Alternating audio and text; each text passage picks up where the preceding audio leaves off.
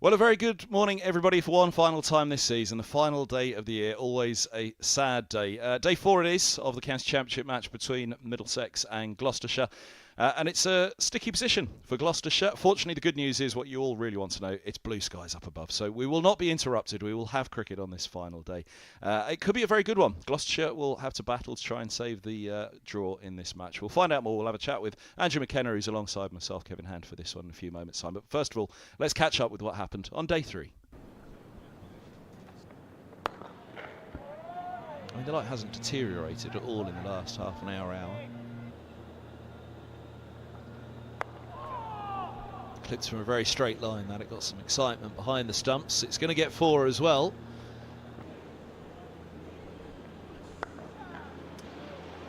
Carved through the covers for 4. It's a lovely shot.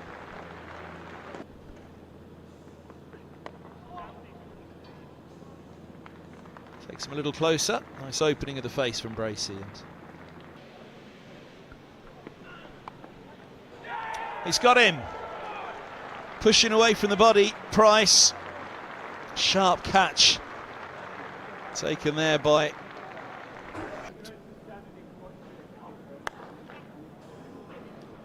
That's a lovely flowing drive.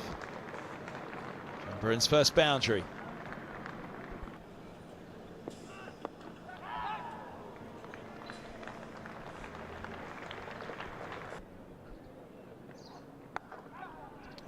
Flowing drive. Lovely offering of the face of the bat from Bracey, and he offers the face of the bat now around the grounds. Lovely, lovely 50. James Bracey here at Lord's. Plays on. And Van Buren playing away from the body. Dragging on from Cornwell, who has a second. Dropped short and punished. Taylor's seen enough. 4 from 4 for the number 7 for Gloucestershire.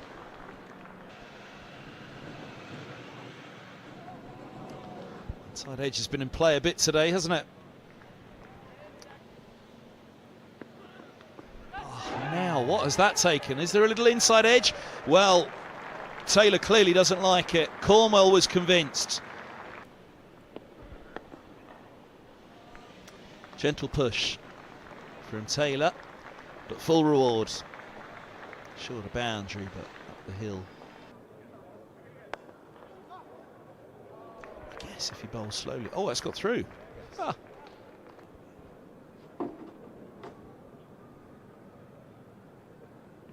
Lovely ball.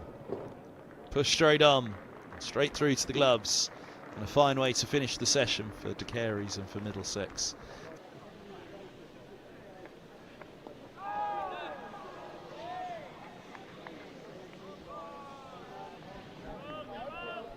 Aggressive players, he could to some extent think about pushing him up.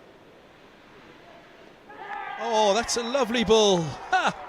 Well, what a dream that is. And there you go, the hand signal from Gohar says it all.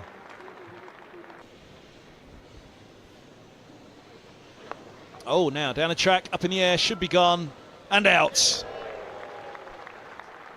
Noah Cornwell with a comfortable catch. Game overseas. And the ground from De Lange. Quite good all of it, but it's got some legs. It's got enough. Oh well. Marchand might upset Holman first. All the way, big boundary that, huge shot. Getting that follow on in. Another swing from Taylor. He's got it in between mid-off and mid-on, down the ground, and it's 4 more. Go. Up in the air it goes. And the case is how long. And another swing. This one does clear mid-off.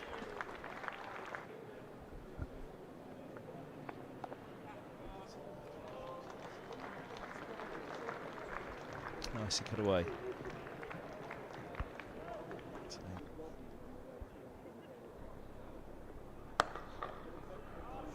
Stroke through.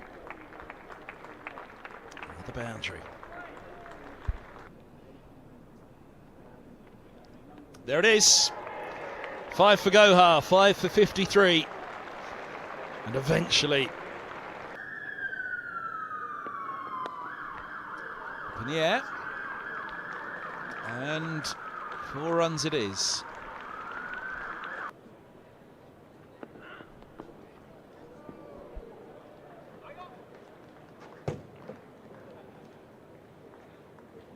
Point is out on the boundary. And long leg is underneath the catch. Morgan holds on. Gloucestershire are done. Cornwell has his best bowling in an innings.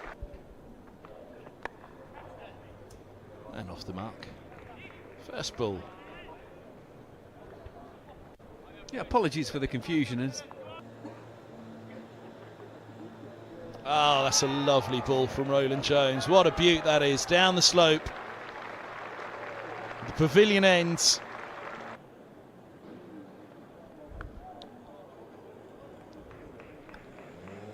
Four more. First boundary for Phillips.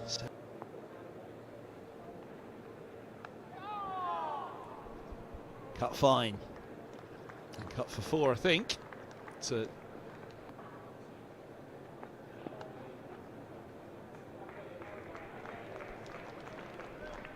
away fine for 4.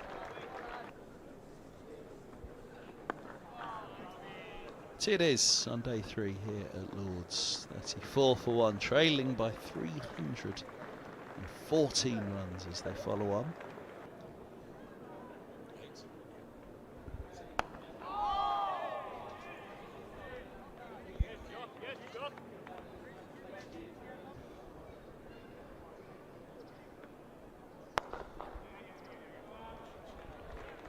Punched away wide of mid-on.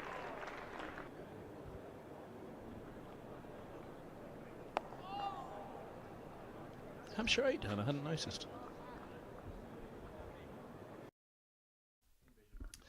So there we go. That was the highlights of day 3. Very nearly ready to go on day 4. Wickets will be the order of the day. There was 5 for them yesterday for Zafar Gohar, and we caught up with him overnight. Zafar Gohar, thanks for your time. Well bowled today. 5 for at Lord's. I'm sure that was a pretty special day. Yeah, first 5 at home, pretty pleasing. How was it out there in the middle? How did you find it today? Yeah, it's a pretty good pitch, to be fair. It's a little bit there for everyone.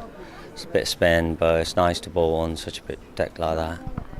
And end of season fair, of course, but I think as Middlesex have shown in this game, it's far from end of season in the performance levels from the home side. It's been pretty impressive, both bat and ball.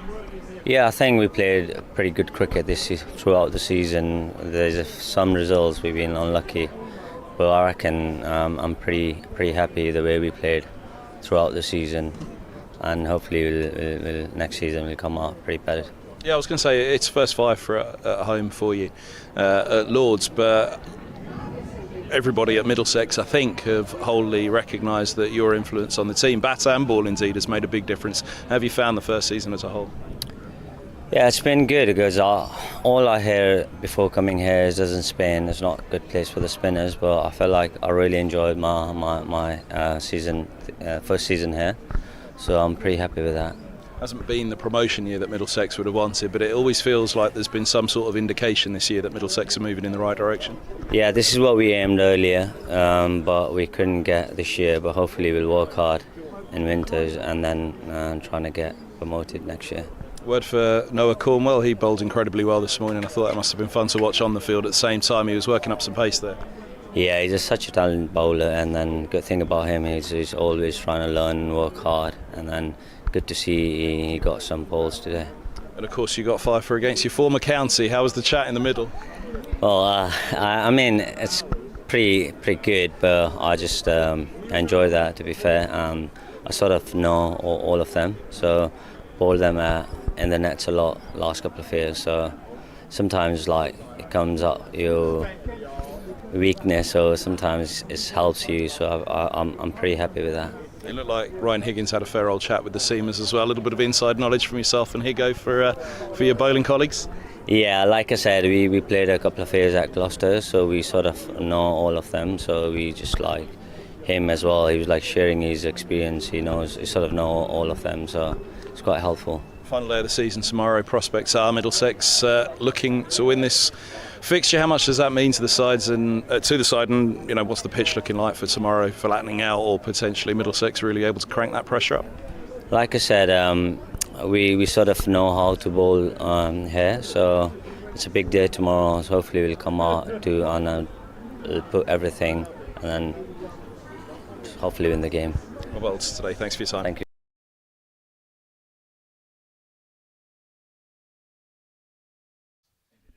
There we go. Zafar Gohar catching up with us last night. Macca, it was a very good day for Middlesex, a very good game. There'll be a little bit of frustration, of course, that it's the final game of the season, and that a performance like this, you know, they're going to have to wait until April 5th to go again on this one.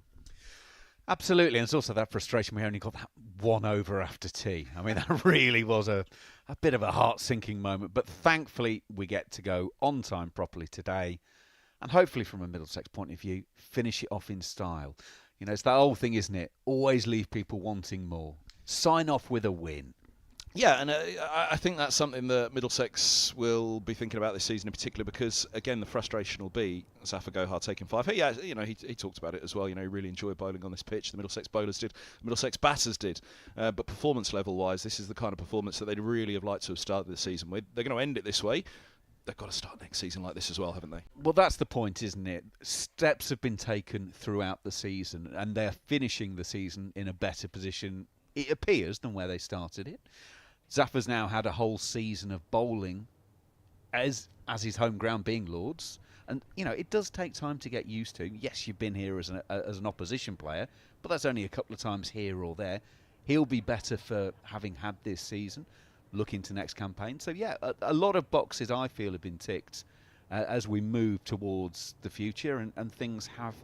There were some natural changes during the course of the season anyway, on and off the pitch. So it feels like maybe some of the admin work's already taken place, and they can now concentrate on taking it through. Yeah, I was going to say, it was nice that Lias Traploy, I think, mentioned Richard Johnson in his interview the other day. We'll have more on the play and matters on the field in a moment, but before we do anything else, though, it's time to turn to the middle. It's a sad day at Lords. The man on the left there, Stephen Fletcher, Director of Communications at Middlesex, is leaving the club, and we wish him the very, very best. He'll be ringing the 5-minute bell this morning. He's already given the team talk as invited, or requested indeed, by the interim head coach, Dane Villas. And he's gone one better with the bell, because he's managed not to cry while ringing the bell. He cried while giving the team talk, and rightly so. So there we go, Stephen Fletcher, a picture for a picture for social media as well, and he's getting the snappers down below him as well, taking a shot also. Lovely to see, lovely moment. And yeah, team talk given this morning, the bell rung, and thank you, Fletcher, at the bottom of the stream, and thank you indeed, because the man behind the stream, the live enhanced stream here at Middlesex, which took it on from the days of the BBC coverage over the top of it, and a static camera as it was, to a dedicated stream service. So well done to Fletch, and hope he enjoys his final day. Should be a good one. I'm sure we may well have a mint tea at the close with Fletch when all is said and done, Macca. Absolutely, yeah. I mean, geez, he's been here so long. I mean, there's not a blade of grass on the pitch that he doesn't know. There's not a member of staff he's probably not worked with at some point or other. He's done. So you're going to say shouted at? Well, there probably is that as well. He's certainly been very good for us, and certainly helped our bank balances for the last few years. So yeah, we owe him a big debt of gratitude as well. But fantastic that to give the team talk this morning. That's a lovely, lovely touch. And then to ring the bell as well. All we've got to make sure now, of course, is that bell is outside the bowler's bar. We've got to make sure we get him back into the media centre. Well, we might let him off on his last day, mightn't we? But yeah, nearly ready to go out in the middle. It gives us a chance to have another little chew over the facts of the season for Middlesex, and indeed the game. Zafar Gohar we spoke to last night, and there you go, 5 for 53 in the Gloucestershire first innings. Roland Jones with the 1 wicket to go so far. Noah Cornwell, his best bowling figures for in first-class cricket. So for Middlesex, the youngster who's come through the ranks, and I think he's been one of the real breakthrough standouts this year. He lost his place in the side for a couple of games, but he's back in now, and very much, I think, you know, a real vision of the future for Middlesex in Cornwell. So Gohar with the 5-foot. Roland Jones with 1 so far in this innings. There's plenty to play for today, and indeed Roland Jones and Higgins are battling for leading wicket taker for Middlesex this season as well, so that's all still to play for. But probably rewind back. Lewis Deploy 263. As I said, it was nice to hear from Deploy as well. He thanked Richard Johnson, who was the head coach for a number of years and replaced midway through this season, but he said how much he enjoyed working with Jono, and now Dane Villas, the interim head coach. Former batter, of course, Jono, former bowler, and Elias said he's worked a lot on his batting and thoughts on batting with Dane as well. And I think his second half of the season, Deploy that again, you know, if you could go back to the start of the season, obviously Deploy would have loved to have racked up these runs then, and it could have been a different season. 'Cause you do look to the main man, and he is the main man, and that's why he's the captain now. Yeah, it feels like he's going to be the man going forward, doesn't it? There's going to be a lot on his plate, but the number 4 position is so vital. But Lewis Deploy, well, he's got it for as long as he wants it, really, hasn't he? Both in terms of playing and captaincy, and he will be leading his team out onto the field in just a moment. The umpires are on the way for the final day of the season. Can it be marked with a win? Rounded off in style. I mean, well, that's gone well, hasn't it? Well, it's good to see they're in good spirits. Come on, one more, we can make it. They had a heavy night last night. Thumbs up to the scorers. They've just signalled their light back to the umpires, so let them know that communication is there. Oh, that's the very important umpires cam, isn't it? It is indeed. Hope he hasn't broken that. You get some good shots from that, don't you, the umpire camera. A moment in the game sometimes, which we're able to bring to you on the stream. 39 for 1 is that resumption score then for Phillips and Price in the background, and here come the Middlesex team for one last time this season. And obviously for a personal note, and here at Middlesex within the club, it was a lovely note this morning with Stephen Fletcher ringing that bell to part in Middlesex today. But on the wider picture, for the cricketing fans, it is the final day of the year, which also is another sad day, isn't it? But for one last time this season, out they go, and as you say, 9 more wickets for Middlesex to try to see through a victory. Gloucestershire will try to see through for a draw. Just how much do Gloucestershire want this draw today? It is final day of the season. That'll be one of the questions, won't it? But it is batting at Lords, isn't it? There's that as well. You've got it's far from a free pass at all, but to some extent the pressure's off the Gloucestershire batters to go out and enjoy their day as well. So that's what Middlesex will be up against. The pressure isn't really there for Gloucestershire. If they do, of course they'll want to avoid defeat today if they can, but it's not a promotion or a relegation hinging on it. There are other teams up and down the country today who've got an awful lot more riding on this, and the heart rate will be just that little bit quicker. Some days could be very quick.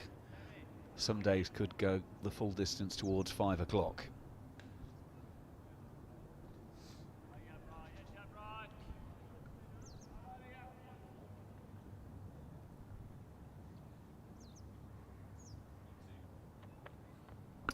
Ryan Higgins with the first ball of the final day of the season here at Lords. Price 17 from 26. Phillips has really dug in for that 38, hasn't he? We've had an hour of cricket on this innings, 16.1 overs. To some extent, they had a bite with it last night, but this is still a very fresh ball, isn't it, that Middlesex are bowling with this morning, so they'll look for a bit of assistance. It is blue skies up above, and a much better picture here at Lords today.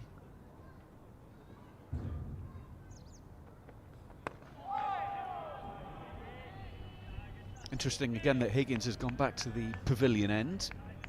He was hooping it around down there yesterday. He and Roland Jones have both had a go from both ends.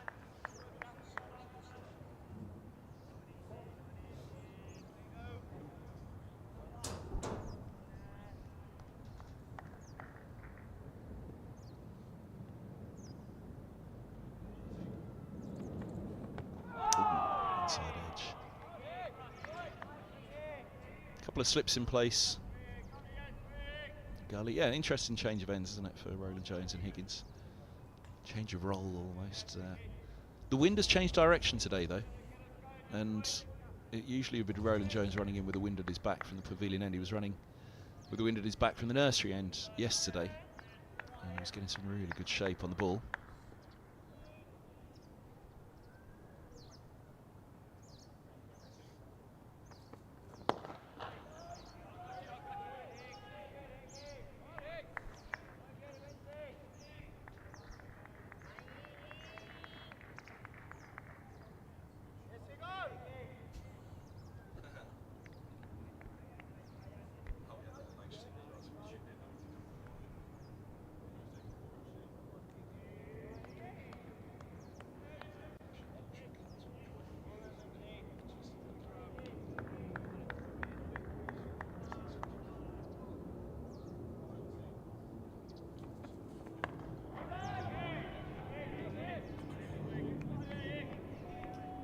That's the man with the 5 to his name. You'd expect he'll be doing an awful lot of bowling today, Zafar Gohar, but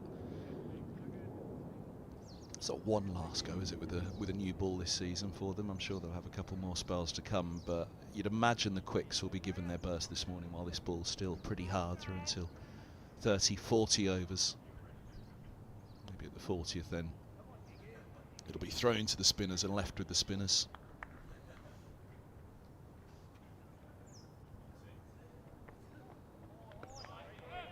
End of the opening over of the final day of the season, 39 for 1.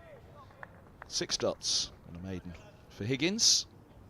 None for 14 from his 6 now and his second maiden. Josh Carey's bowled that 1 over from this end yesterday evening. It's going to be Toby Rowland-Jones. You can see him there scratching away at the crease. And he'll take off his sweater and jumper. Umpire having a good look at him as well. Rowland-Jones not happy. The umpire's keeping a close look there, isn't he? Gorgeous view that is, though. You can see Rowland-Jones with the sweater and the cap off now.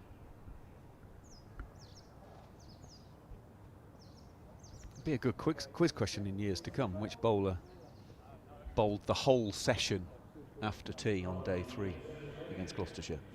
Answer Josh Carey's, because it was the only over.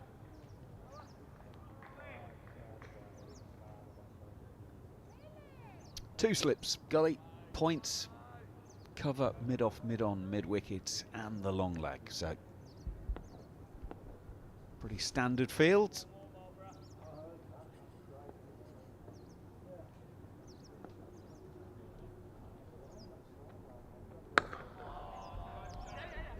On the spot, fraction full just allowed Phillips to sit happily forward and pick up that single.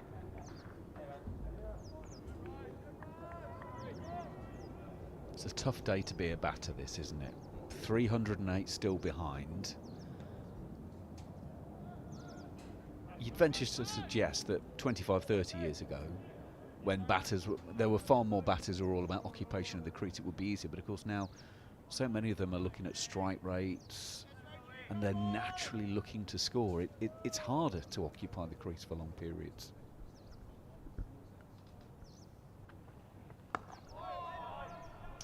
Run away back with a point, and there'll be a couple here, you'd think.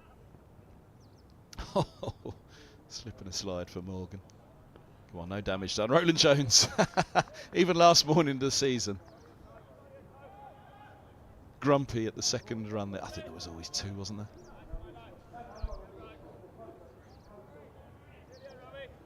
See, it's just ingrained. When you are a fast bowler, you don't like any runs off you, even if the opposition are 300 and plenty behind.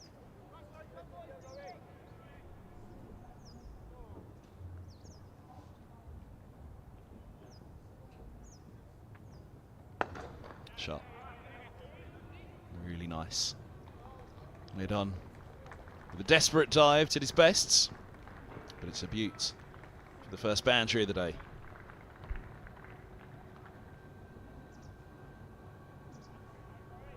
That is a very good looking shot on drive. I don't think there's ever been an ugly on drive. It's just something about them. Difficult shot to play.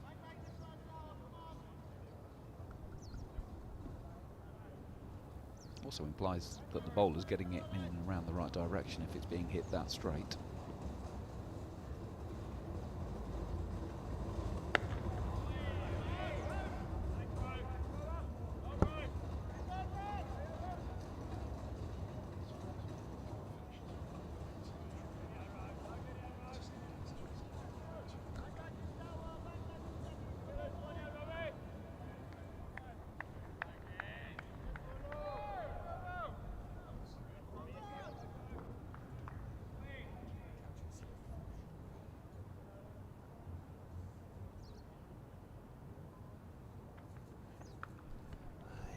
not carry him.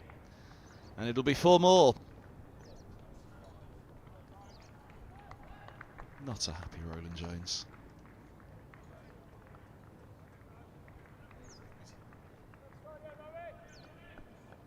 Who's second slip there that just got the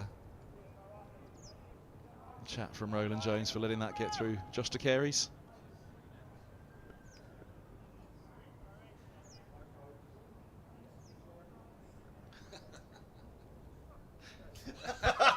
Apologies to all lip readers. I think he said he needed vacuum cleaning being done somewhere.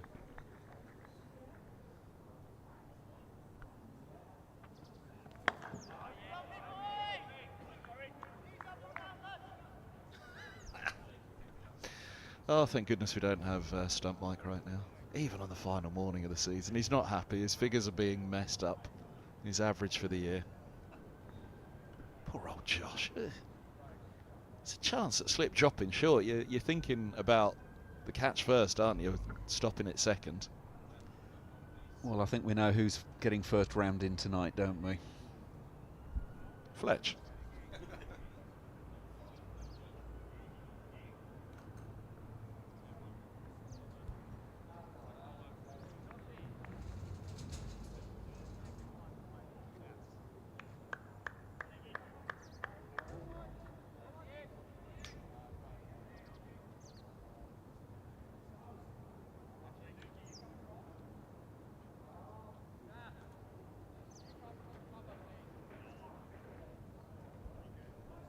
This is a very precise field being set for Phillips.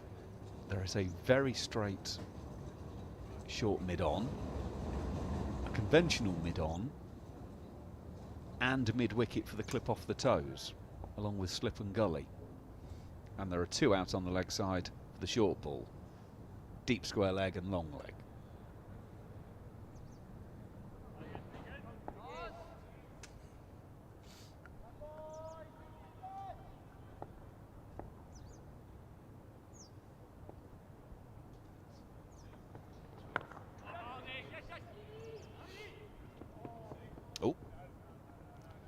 Now Higgins is unhappy.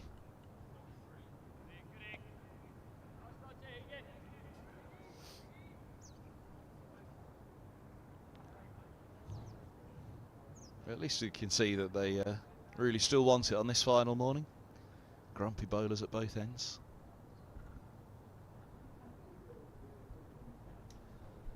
Have we mentioned Southampton yet this morning? We've not. Has Chahar got his 8th wicket yet? He had one that grazed the outside edge but fell short of slip.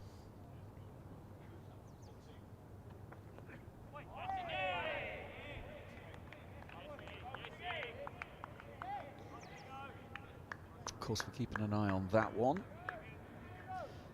because Middlesex, we know, will be in Division 2, but where will they have to go in Division 2 next season? There are still some things to be sorted.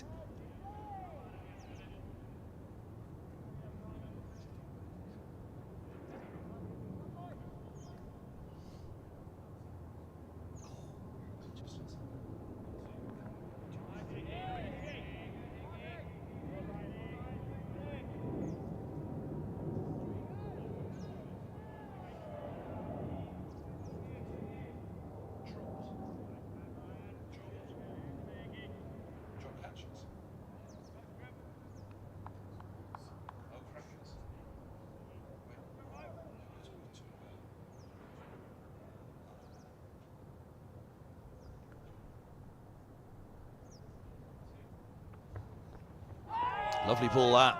Shape up the slope. They're in the mood for it, aren't they? It looks as though they're ready to have some fun today.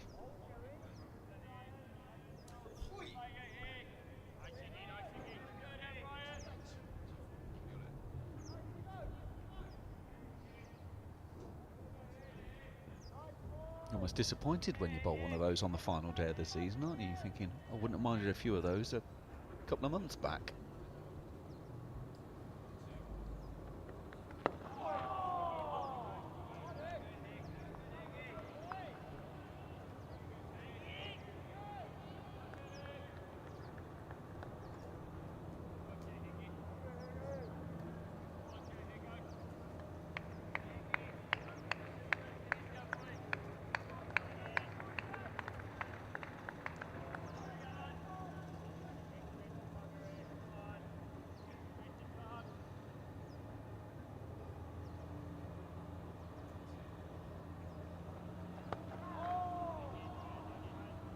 Single to end the over.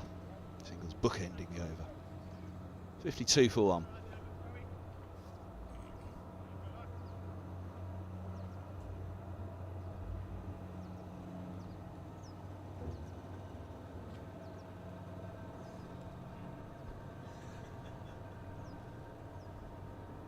So 13 already added to the total this morning.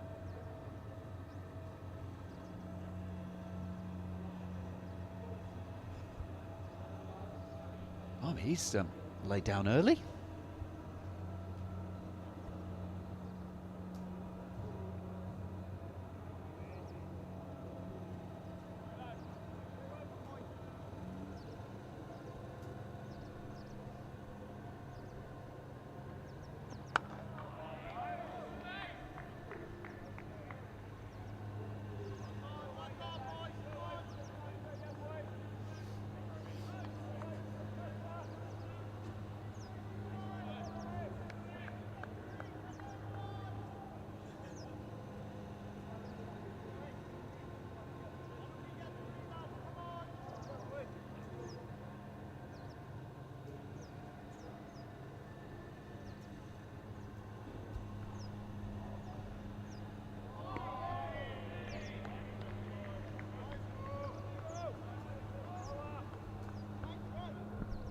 Are they on at Headingley this morning?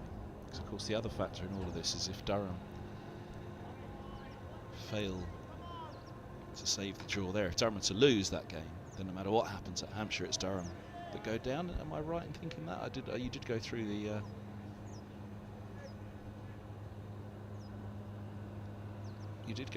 the points yesterday. They are on. Yorkshire 9 down, leading by 129. It's almost a case of don't take that wicket, Durham. Just let them bat, because then you can't lose the game. The worst case scenario for Durham now is that they go out and collapse.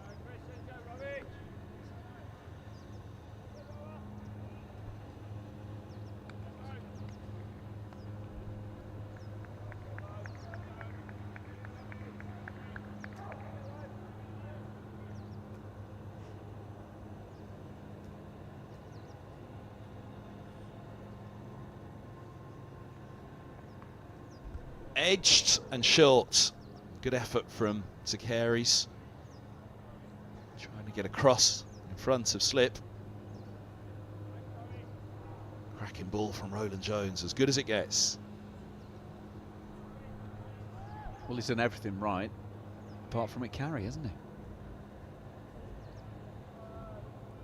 That's unlikely to make his mood any better. The live Division 1 standings have got Durham on 144, Hampshire 145, Yorkshire 152.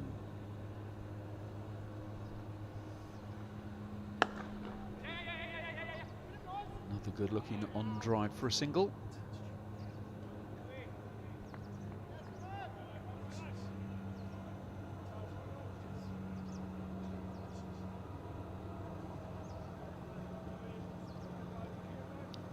So yeah, just to reiterate, Durham on 144, Hampshire 145, Yorkshire 152. The first tiebreaker will be number of wins.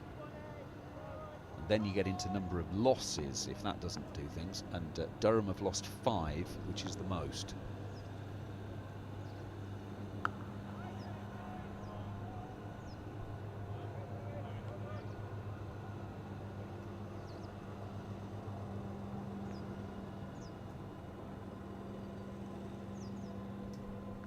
Tony bowled 53 for 1 here.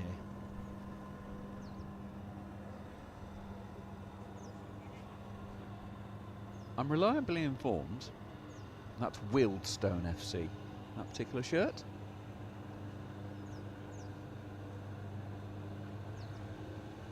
Obviously they've got an away game today, I would assume. The final game of the season, you can't be anywhere else other than Lords.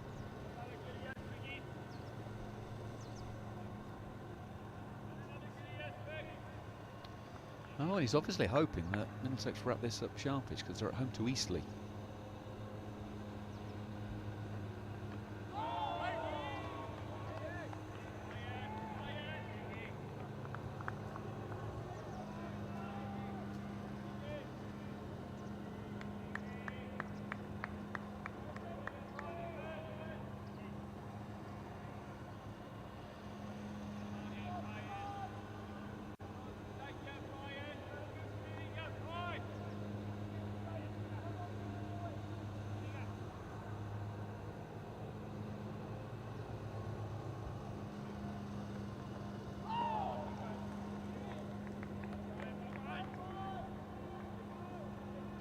Good delivery is met with a grin from the batter.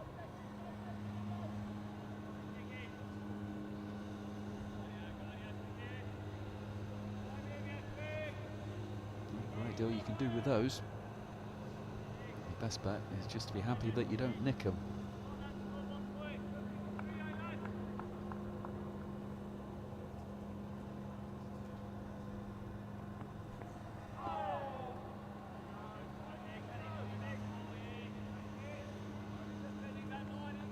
He's giving himself a chance here, isn't he?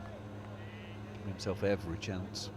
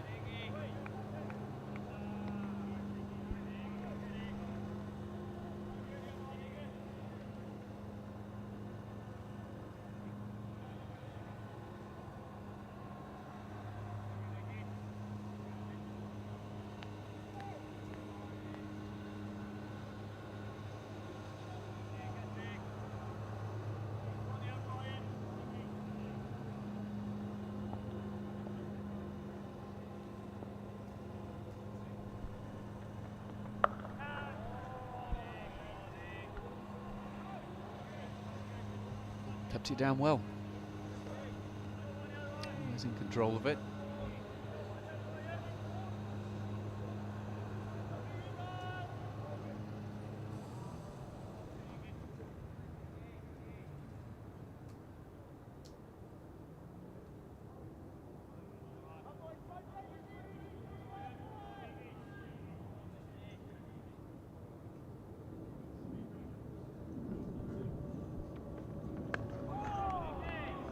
Let's finish. They're on the spot, Middlesex, but Gloucestershire's resolve is quite clear. They're not here to roll over today. 55 for 1.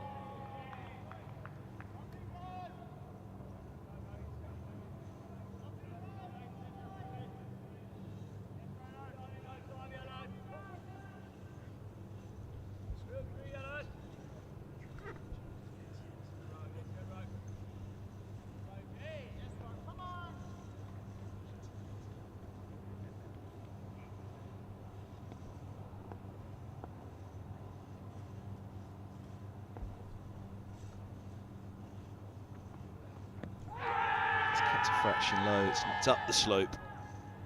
It's missing leg.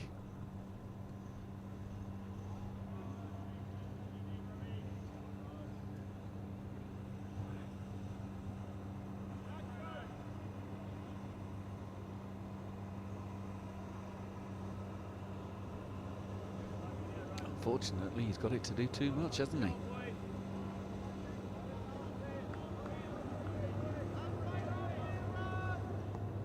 Good delivery.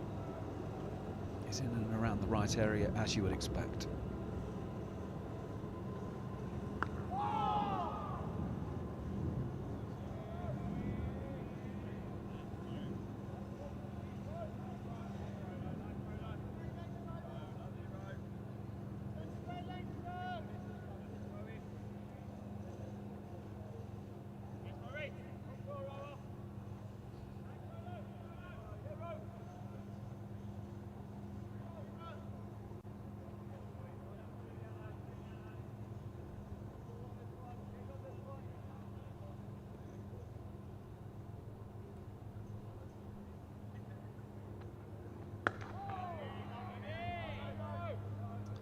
Yeah, Middlesex haven't left the spot really this morning, have they? They've been metronome-like, the pair of them. But Price and Phillips have made it pretty clear that they are not going to let this happen in a rush. Middlesex are really going to have to work for this. And as we were talking about, you know, Middlesex pride and wanting to finish the season well, then obviously the same is true for Gloucestershire, and that means digging in and not giving it away.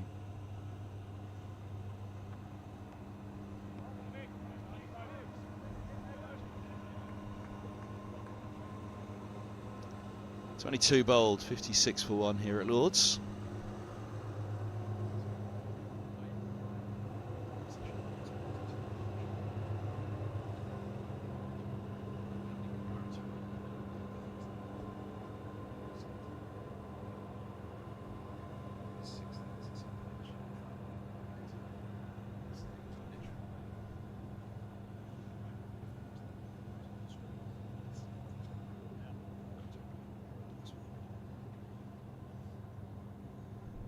To go again, none for 18 from his 8 so far.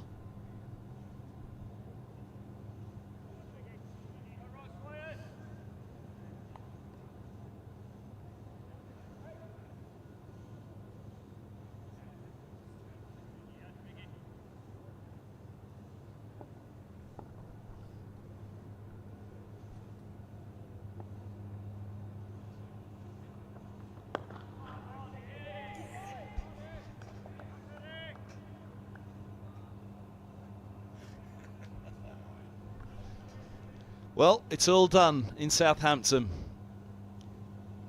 Hampshire have lost. They're not relegated yet. All eyes turn to Headingley. 160 all out. Hampshire. Don't be booking your hotels for Southampton just yet.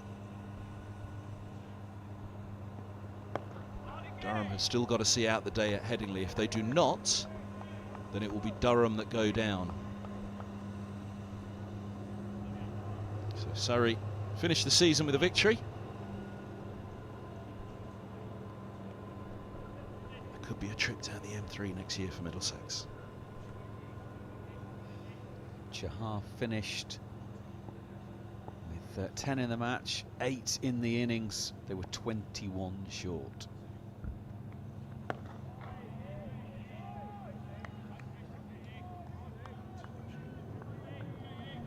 Yorkshire all out. 475 all out, so a lead of 129.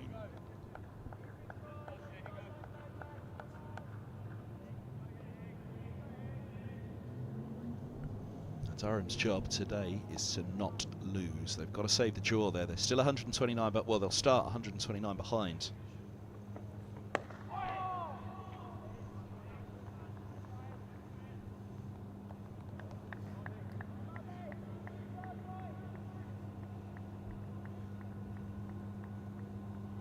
Jordan Thompson was the last man out for Yorkshire, made 50.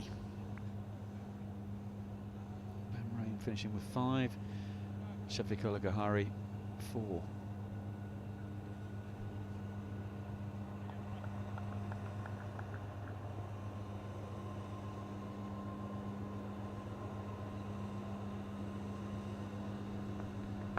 Shape there for Higgins. Look at that. Massive swing coming back in. Quite late as well, for the amount of swing there was. Really goes at the last.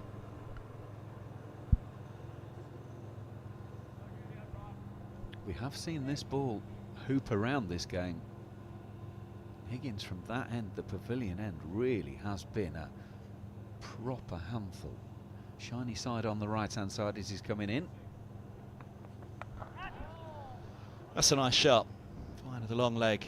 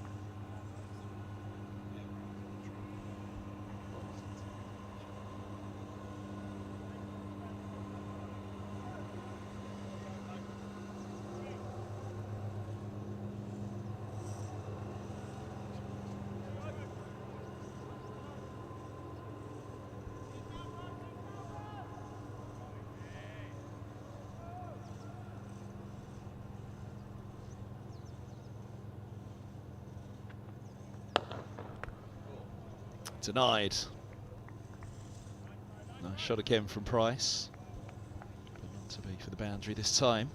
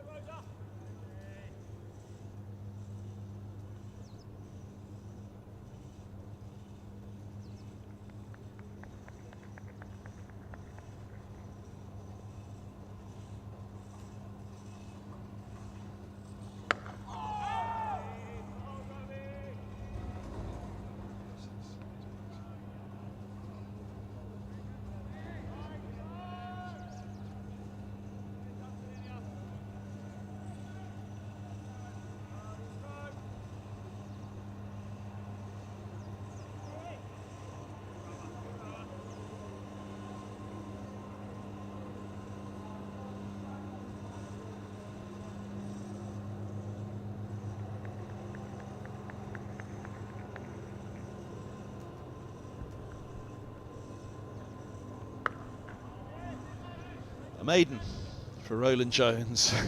he's not getting any happier, is he? Either that or he was thinking he might have a late call up for Wealdstone this afternoon. Yeah, the frustration of the man knows no bounds.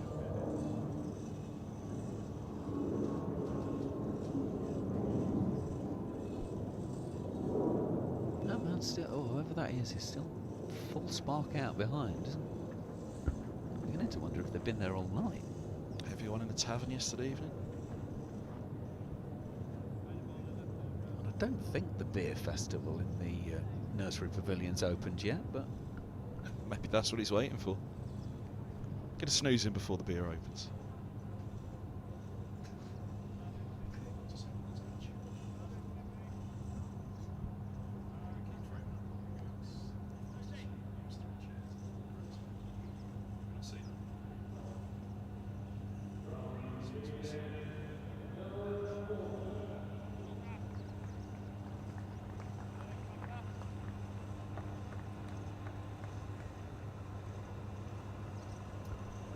Right, best bowling figures for Noah Cornwell in the first innings.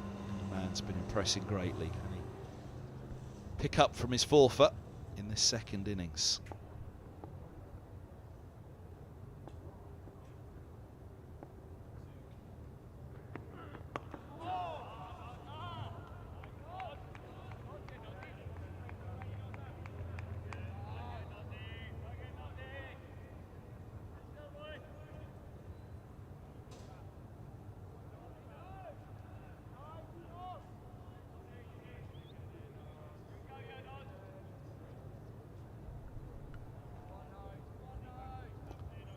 Footsteps of greatness.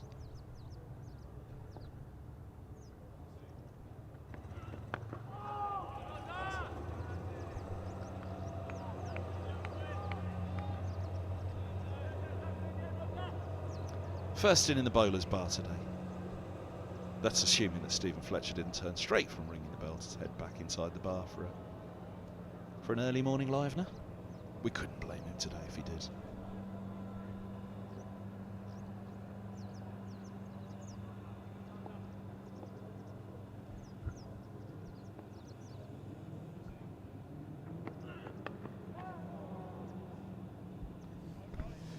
well, he went hard at it.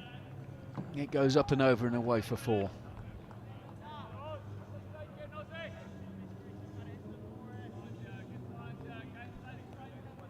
Around the wicket, Cornwell, and just gets that bit of extra bounce and lift. Was noticeable yesterday. There was a zip on the deliveries he was sending down. Really well. Great spell from the pavilion end that led to those wickets.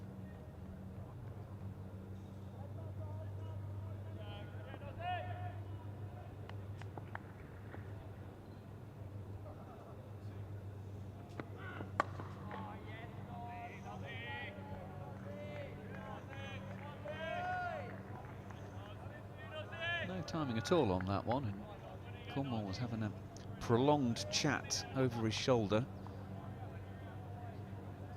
with either the batter or Cracknell behind the stumps, but a long lingering chat with someone.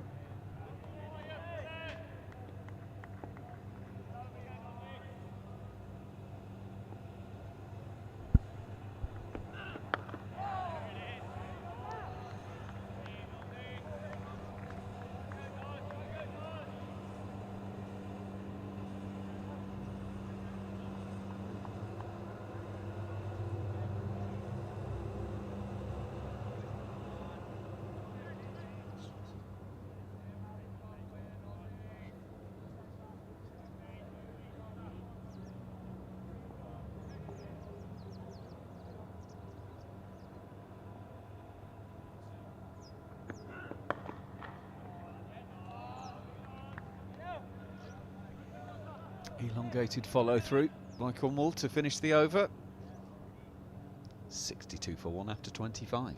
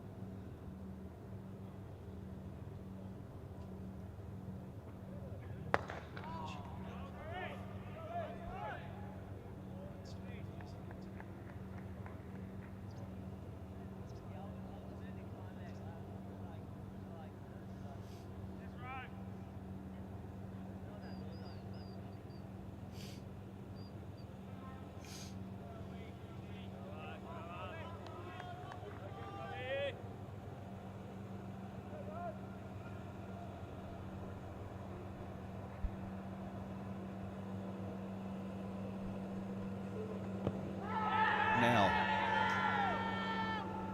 Roland Jones looked extremely interested in that. Leg by a signal, so there was no bat involved.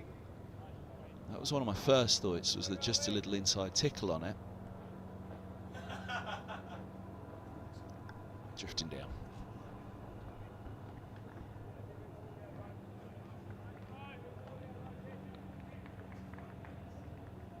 Yeah, unfortunately that one didn't offer to go, did it? It just carried on. Umpire Pratt says no.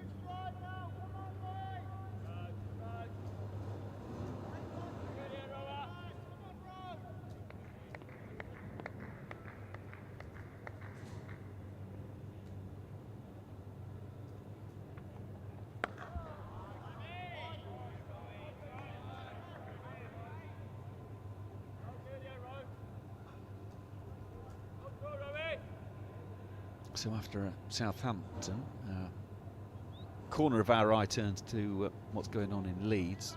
Durham have started their second innings. They're almost at the end of the third over, 6 without loss.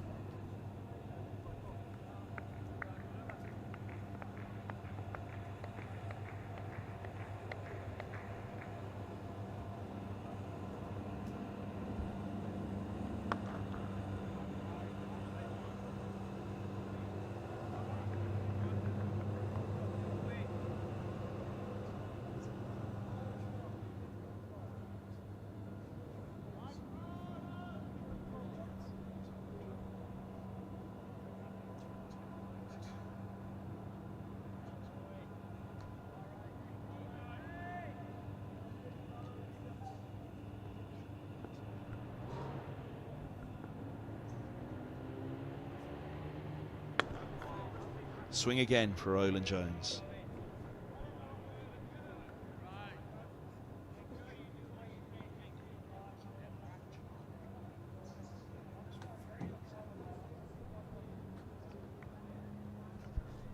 .64 for one. And that over. Roland Jones with a little stint this morning. There's well, the team that are managing Middlesex through the end of the season, and interim head coach on the right there, Dane Villas. Will he be the man appointed permanently to the role? Spike the masseuse on the left. Tim Murtagh second left, and Rory Coots, the club coach, second right. And they've got good company in the pavilion today for the final day of the season.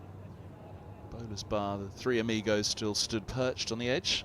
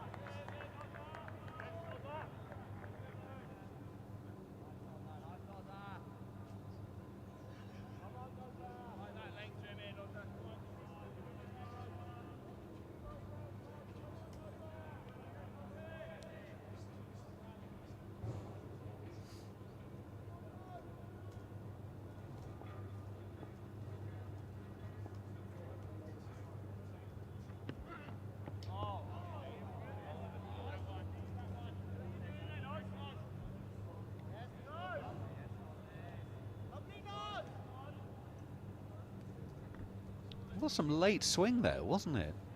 When did go, I mean, about 5 or 6 metres past the stumps, but it then started to shape.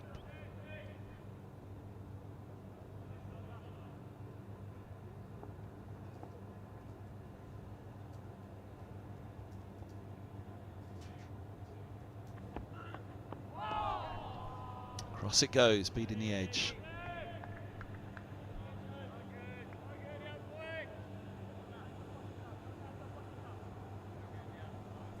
Nothing in the wicket column yet for the Middlesex bowlers this morning. And it's not for the want of trying. In and around that outside edge of the bat, vast majority of the morning. Almost 45 minutes they've been going. And that last delivery is enough to say we will go with a leg slip.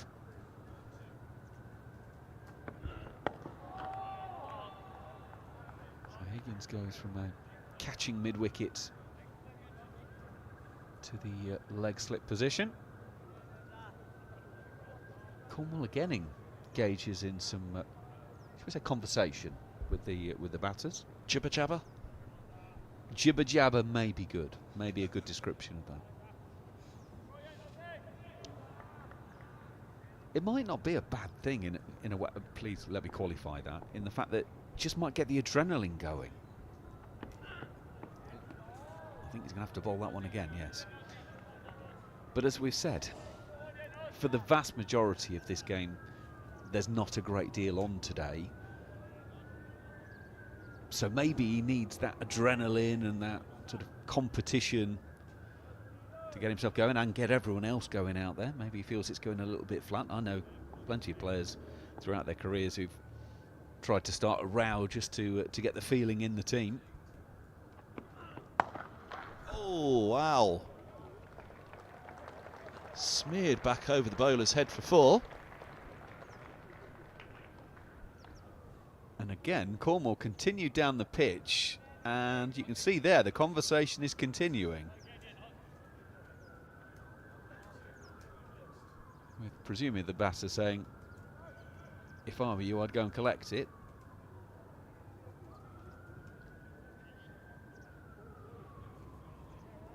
Phillips goes to 24.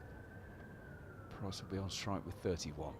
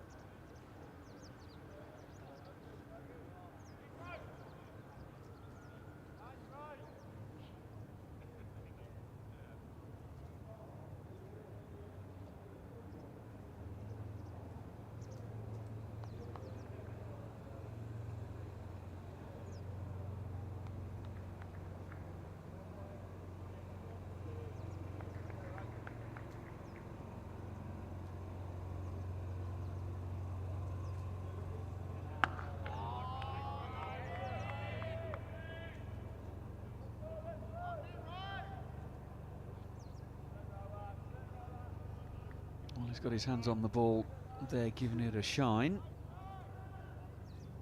Wonder how long it'll be before he gets his hands on the ball to send down some left arm spin.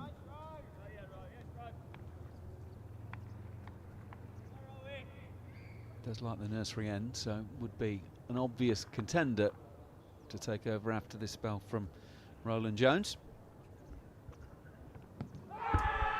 Doing too much, I think.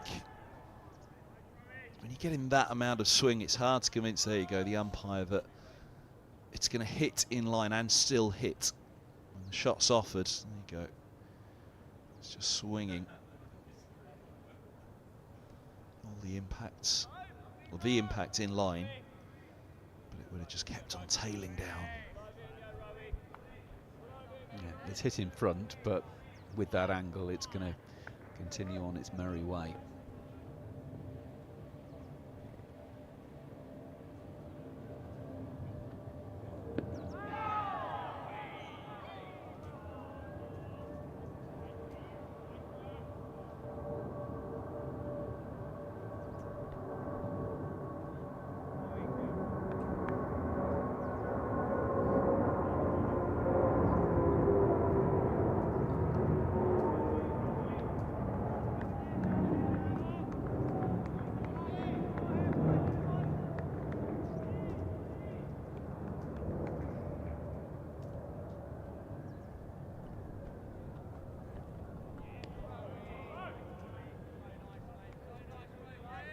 That's probably the inevitable consequence of having a couple nipping down the leg side and doing too much.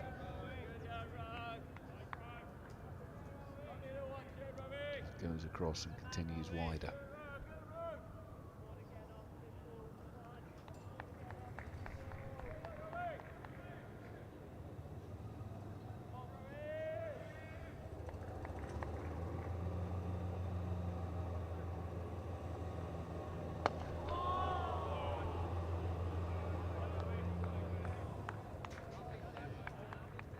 Was aiming straight and ends up at square leg.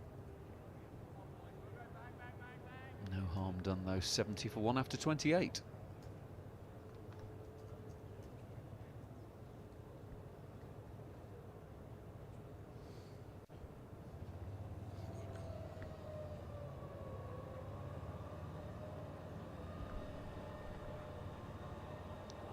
Two conversations going on there. You can see the batters in conversation, and there's also a triumvirate for Middlesex.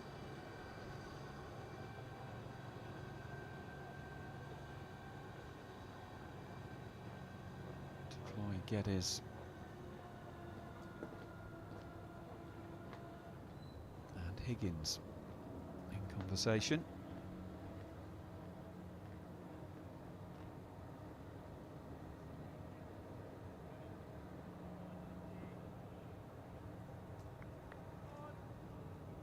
over the wicket now for Cornwall.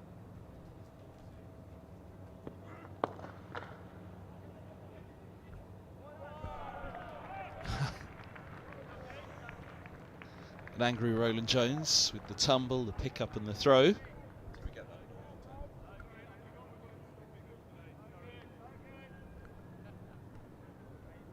See the so Cornwell wrong-footed him with his fingertips, pushing the ball the other way. Did wonder why it was such a late tumble from Roland Jones.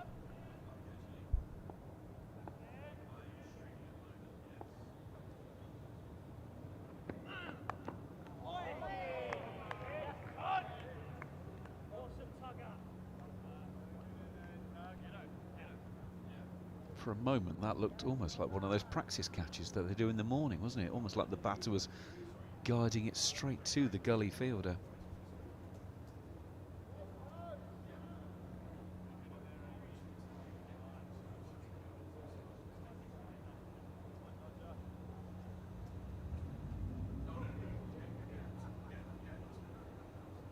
As a result, Middlesex are going to station a second gully. So there's a wide slip, sort of 1.5 bordering on second, 2 gullies and a leg slip.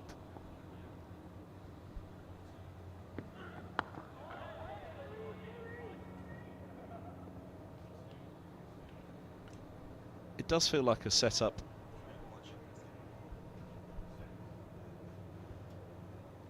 for the ball to fly to every position but where the fielders are standing.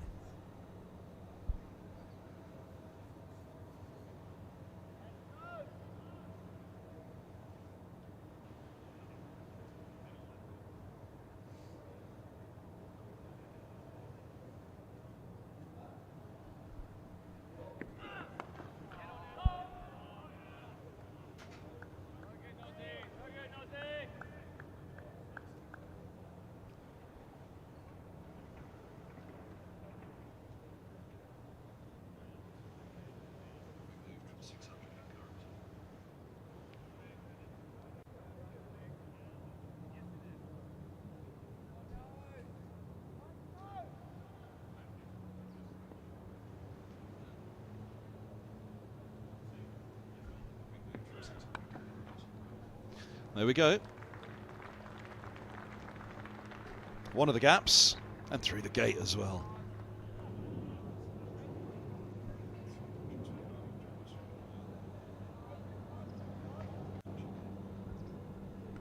And he was looking, it was a run-scoring shot.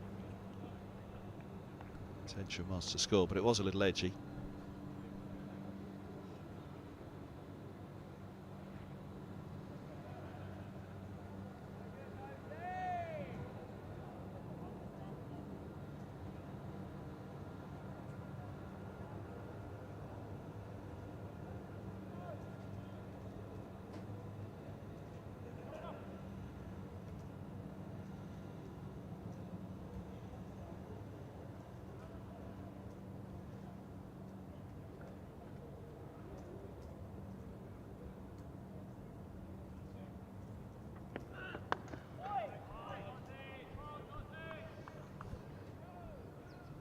Looking around the rest of the games, Kent are in trouble at home to Derbyshire.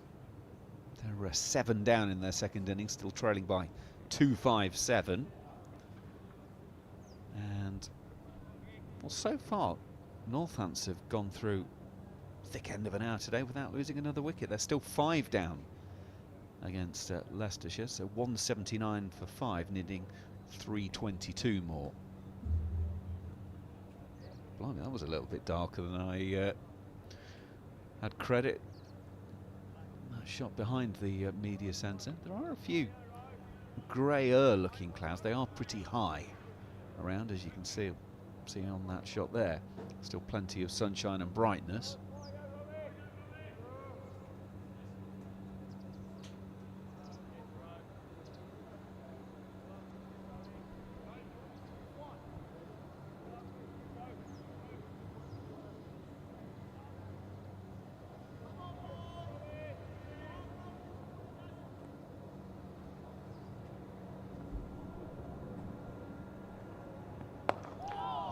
toe end of the bat. Now, we've seen a lot of that the last couple of days. End of season, end of game. There was a hint of it on day 2, just 1 or 2 that kept a little low. But the ball yesterday just seemed to be hitting the toe end of the bat a few more times. Gardening for the batters in the middle at the moment. Plenty of thought for Roland Jones.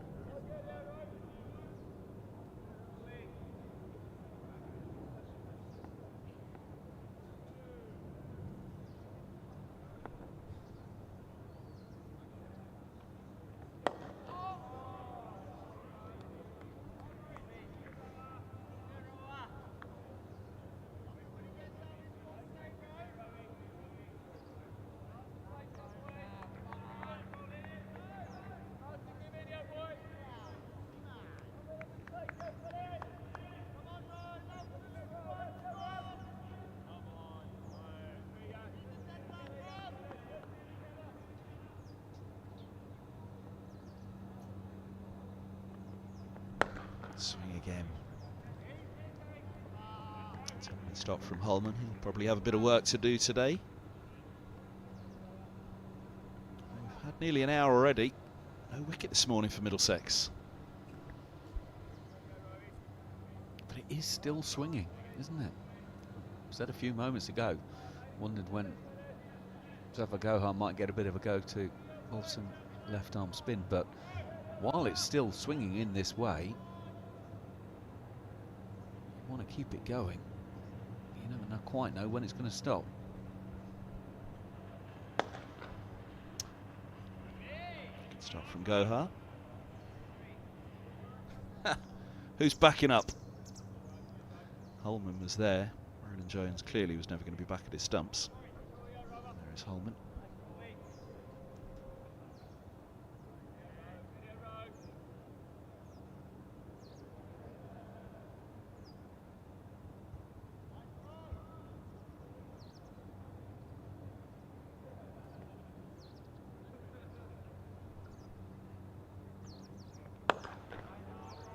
Swinging in again, the last one didn't. Probing still, Roland Jones.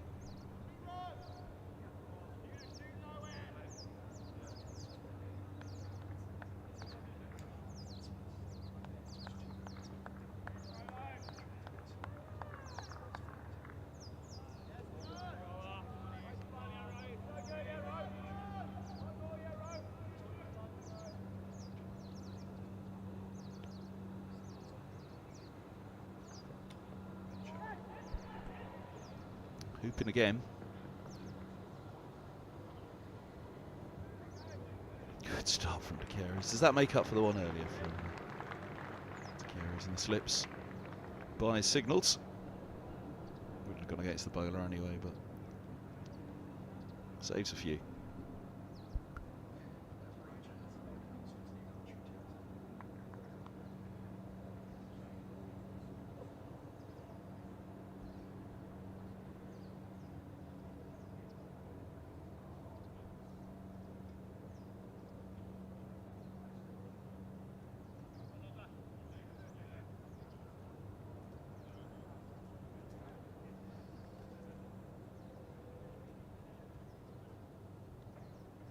Can Cornwall make the breakthrough? An hour of day 4 is in the book.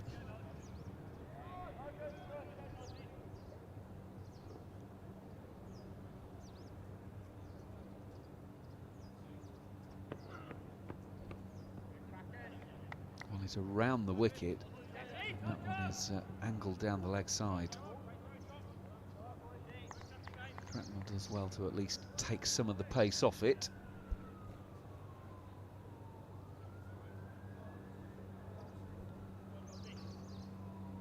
Yeah, just guessing lost some of his wrist position there, judging by the shape that he's making as he walks back to his mark and practices.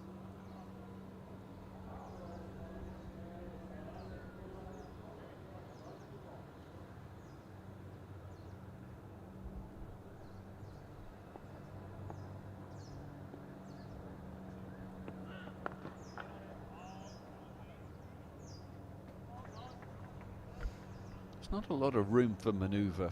When you've got a leg slip in place, it implies you are going to be bowling pretty straight, because otherwise he's just going to be a spectator and nothing will go in that direction. But of course you've got very little room for manoeuvre.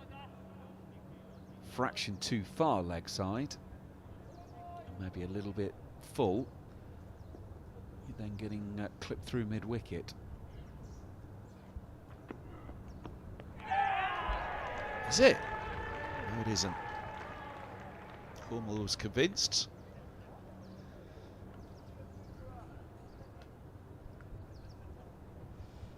Well, that looks genuine disappointment rather than trying to force the issue.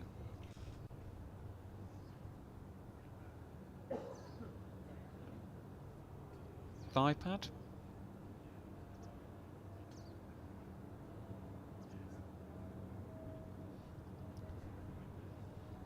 Thigh pad.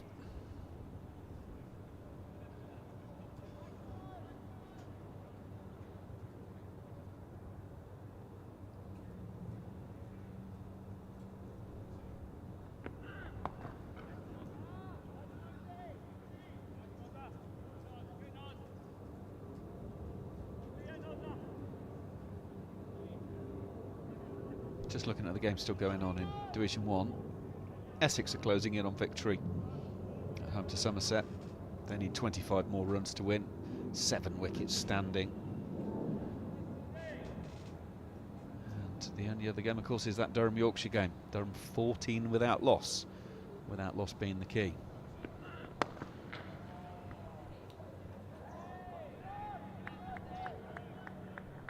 Nervy day in Southampton. How nervy will it be in Headingley? As things stand, it will be Hampshire heading down if Durham hold on for the draw at Headingley.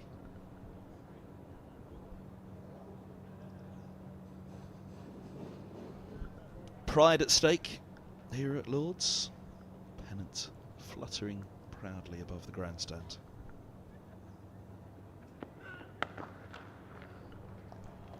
At the moment, it's Gloucestershire who are showing the stronger hand on this final day. He's climbed into that one, hasn't he?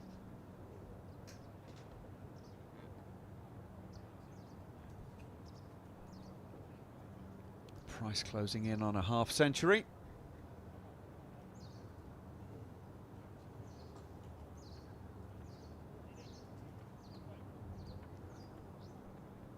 Still a couple of concerning looking clouds, but thankfully, as you can tell by the pennant on top of the grandstand, they're not coming towards us.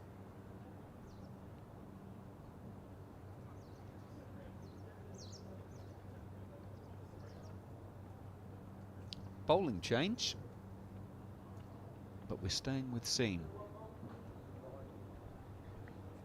Sebastian Morgan to have a go.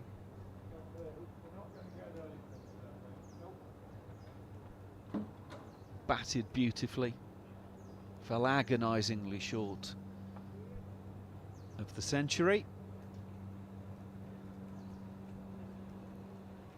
Stumped on the reverse sweep. If anything says more about cricket in 2025 than that, I don't know what is. Looking for a century in the county championship, stumped on the reverse.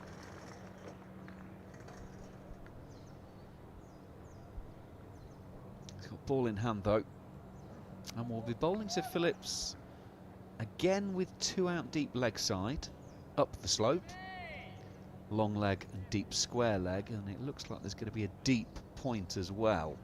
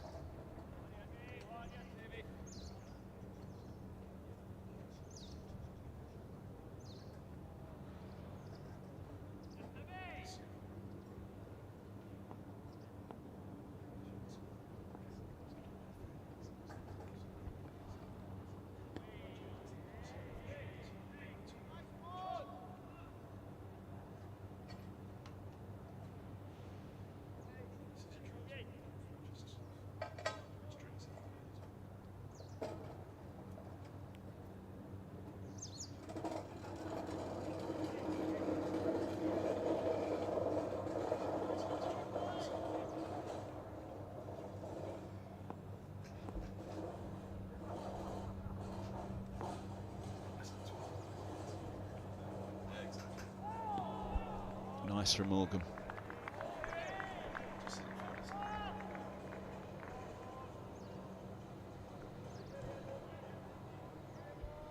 Didn't do a great deal, but he's in and around that off stump and corridor just outside.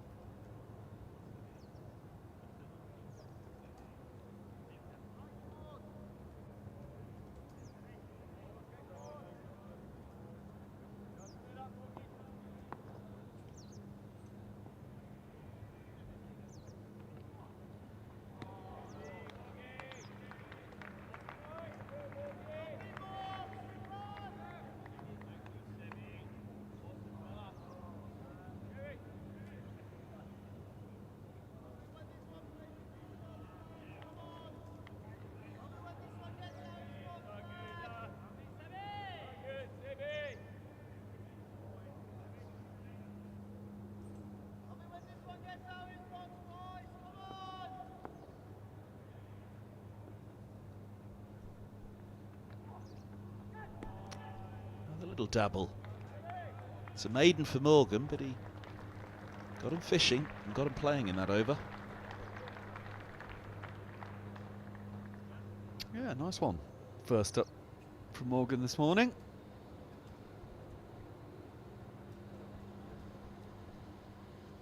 Run rate well under 3.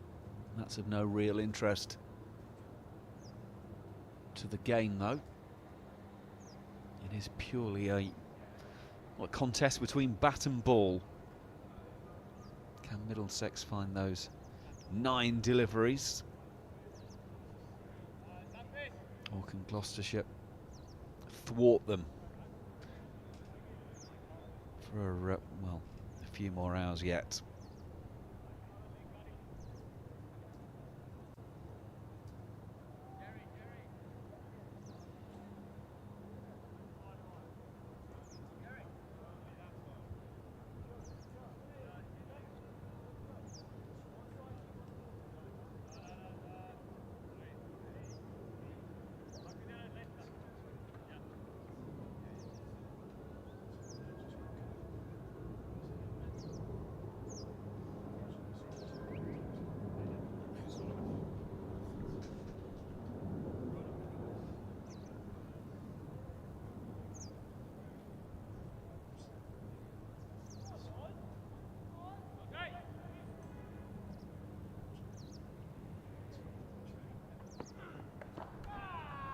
It's fine to Morgan.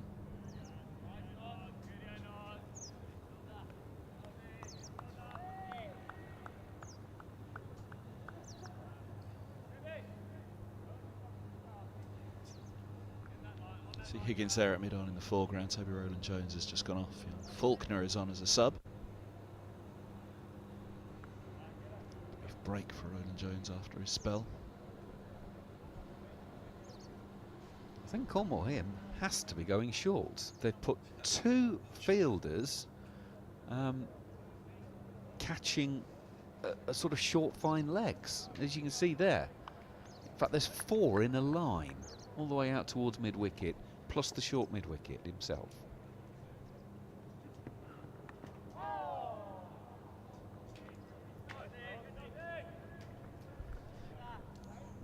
Indication is that the batter is going to need a pogo stick because he's going to be hopping around. Well, I guess it's the last throw of the dice. I said around the 40 over mark they might not flog the seamers, but one last throw at the seamers and say, right, go on, this is your period through to the 40th over. Thereafter, I mean, maybe a quick burst after lunch as well from the seamers, but thereafter it'll be probably spin. So a bit of bumper theory to try and make the breakthrough. We've got 50 minutes until lunch. I'm sure that they won't break Cornwell in making the effort to break this partnership and ask him to continually bang it in for a long time. It'll probably be a short, sharp spell this now. Then it'll be over to the tweakers.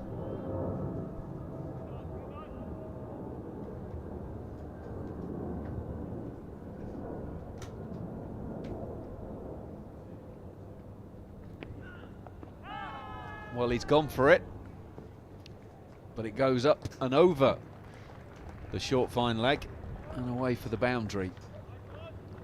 As if to say, well, look, I know you're going to bowl it there. I'm happy to take it on. The price goes to 46.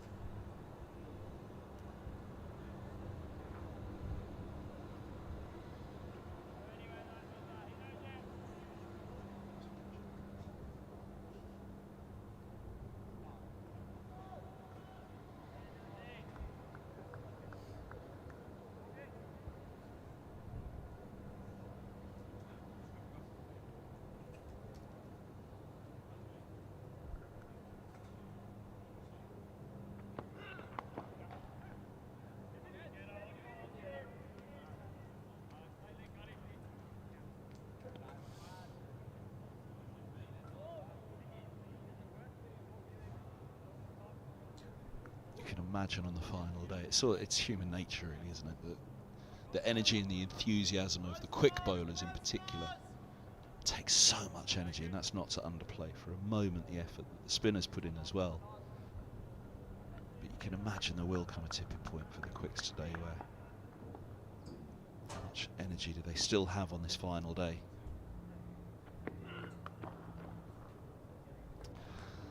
Well, the more the ball races away off the bat against the quicks, I'd imagine the quicker that energy and enthusiasm will drain. Even with all of those fielders out on the leg side, none of them got close to that one. Well played little flick away. 97 for 1.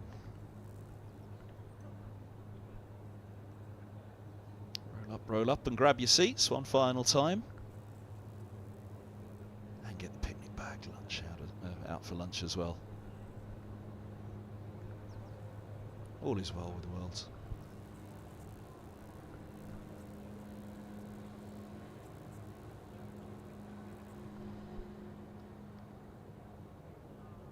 It'll be all the more well next April 5th when the county championship resumes, of course. It's a long old wait, isn't it? It's a long old winter.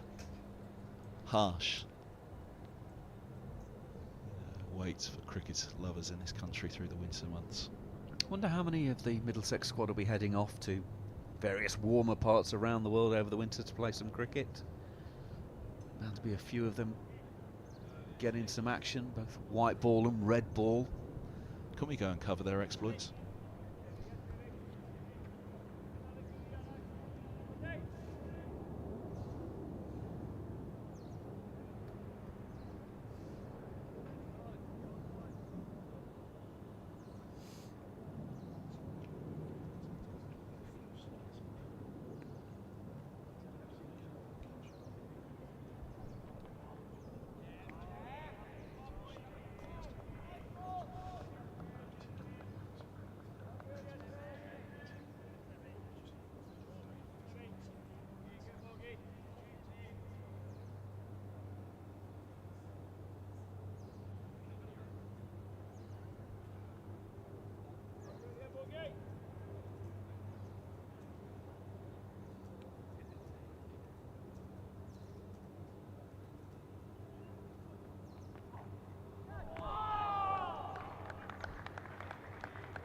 Good areas, I believe, is the current jargon.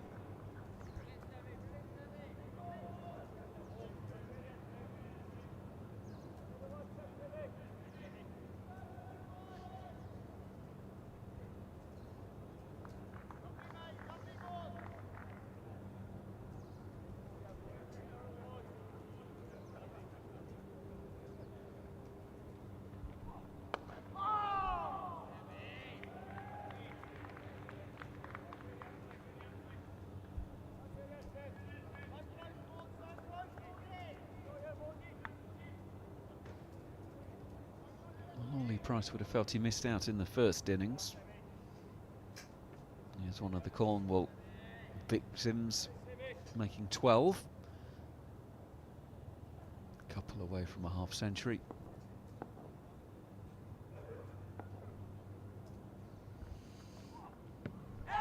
That's not a bad shout from the nursery end. The slope will naturally straighten the ball now, unless it's deviated up the slope off the seam or swung late. Let's watch that front pad. It pitches in line. And I tell you what, if they'd have gone upstairs for it, I reckon that is at very least clipping.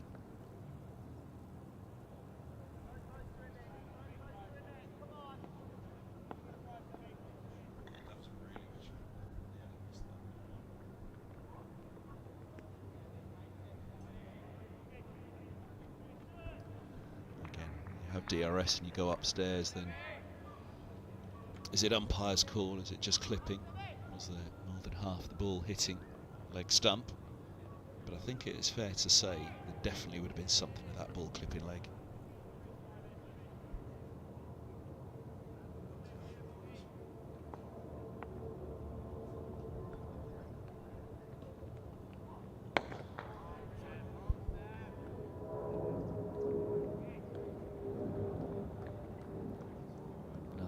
Complete, 34 gone, 98 for 1.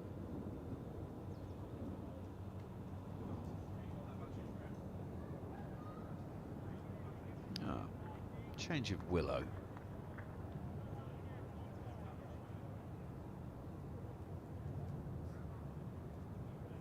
Well, the one that Price has been using has been working pretty well.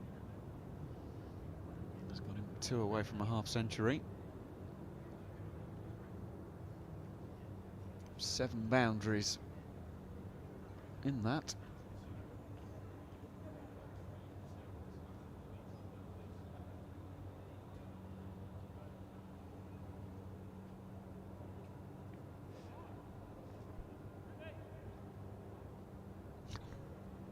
Looks like they're about to do YMCA.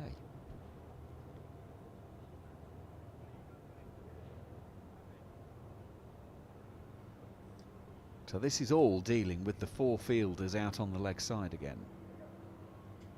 So square leg is now 5 metres off the rope.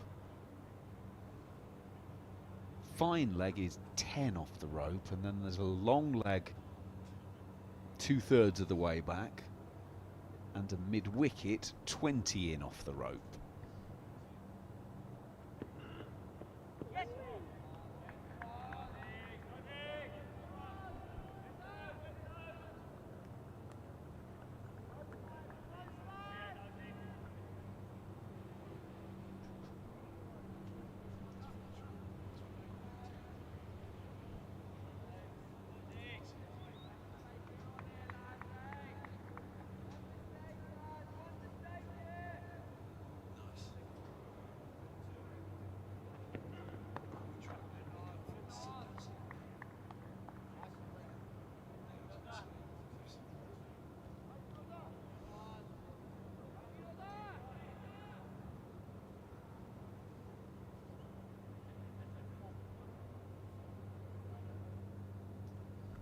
That's Bob, the media steward. He's not going anywhere.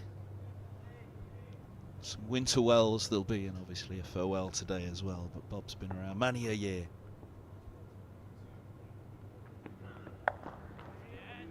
As one of the stewards, one of the most recognisable faces at Lord's, Bob.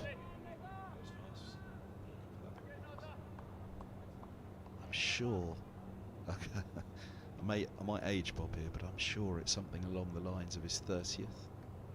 Maybe not quite 30th, 27th season this year.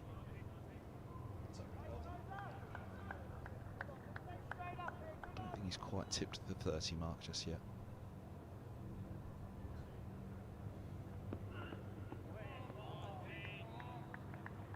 Who's going to last longer, me or Bob?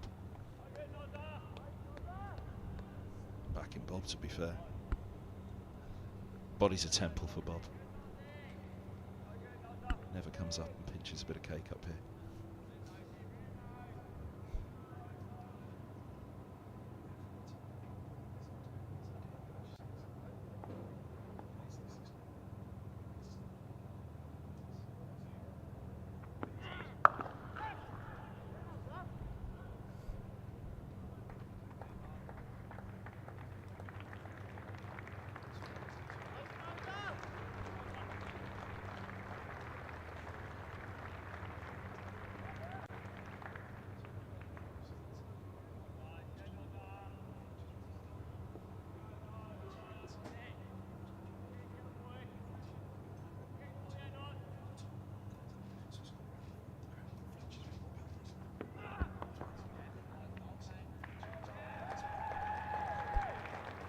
There's a half century for Price. 91 balls with those 7 fours. And he's basically got half of the total as well. It is only part of the job done though. The deficit is under 250, but there's still work to be done.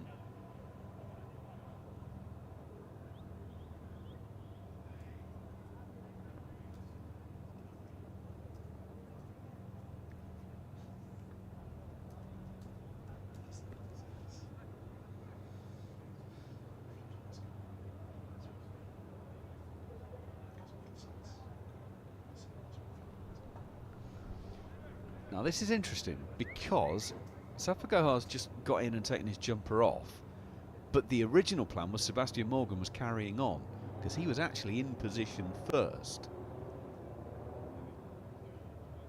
So this is a late change of plan.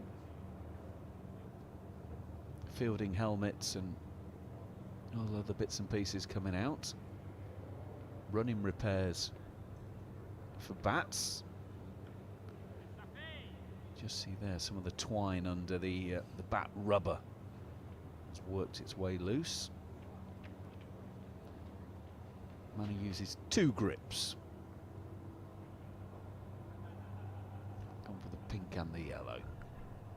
I'm going to fully leave you to commentate on this, Macca. Good luck.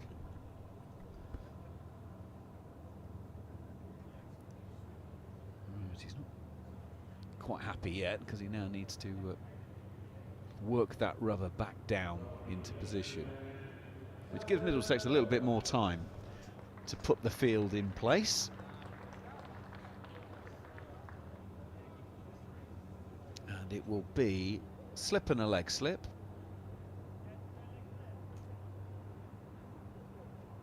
One sweeper out either side square.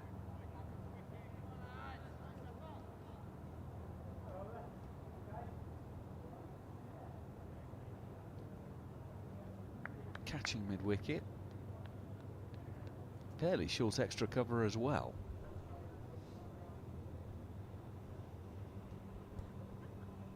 Got a bag of 5 in the first innings.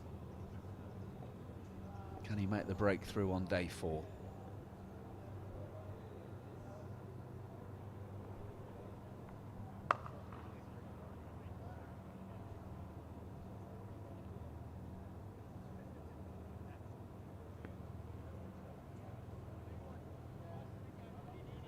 Graham Van Buren got one to absolutely explode out of the rough, didn't he, earlier in the game on day 1.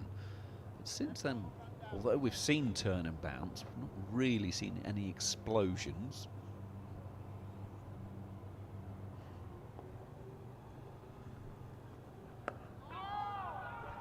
Oh, no.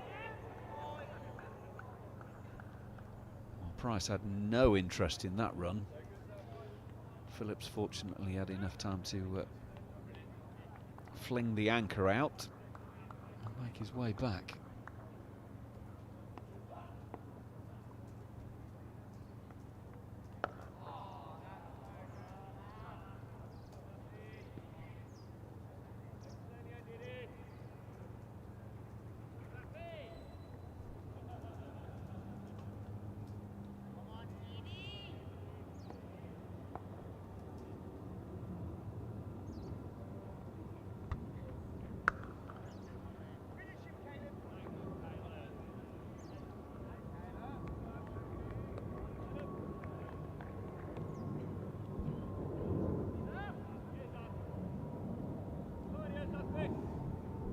Essex have won their game down at Chelmsford against Somerset. They've done that by 7 wickets. So this final round of fixtures continues to draw to a close.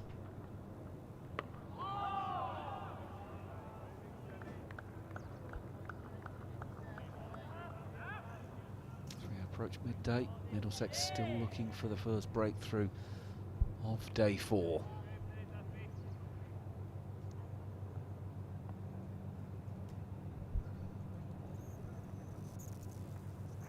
I haven't seen one that's really gripped just yet from Gohar, have we? Even though he took that fire for it with skill and perseverance. It's in one rag.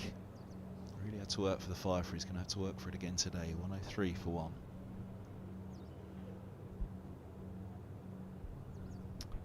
There's a man working for his supper. One of the tour guides taking some punters around, filling them in on the ins and outs of Lords.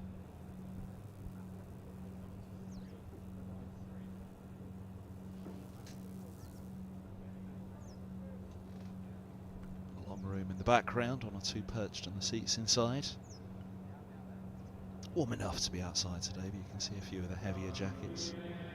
Outer jackets wrapped around. Today for snuggling, Macca. You better watch yourself.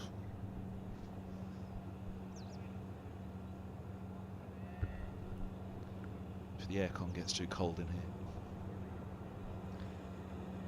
So it's a change of ends for Sebastian Morgan. Going to come down from the pavilion end. Back to 2 fielders out on the leg side deep now.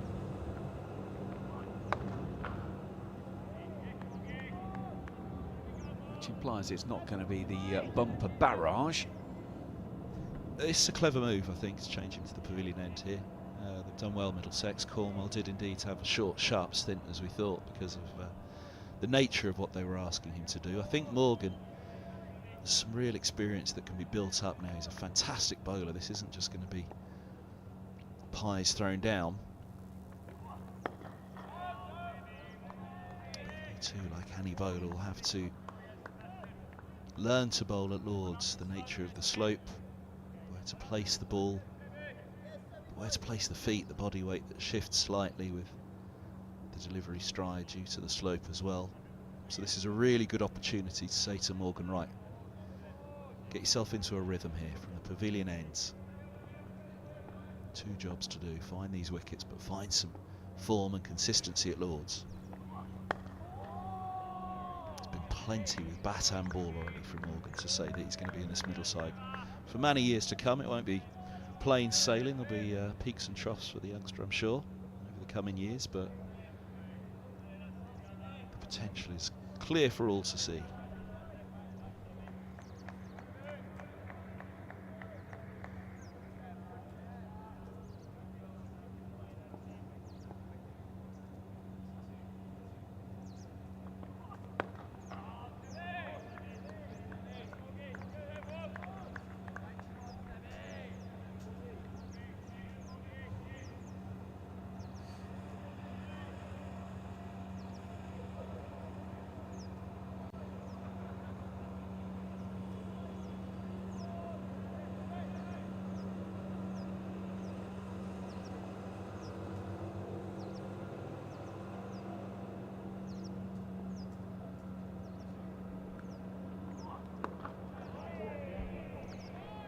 Another maiden.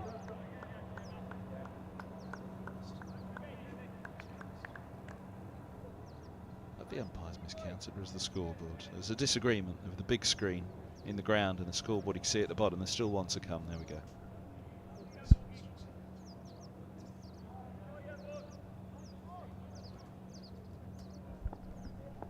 Rarely beats missed in there.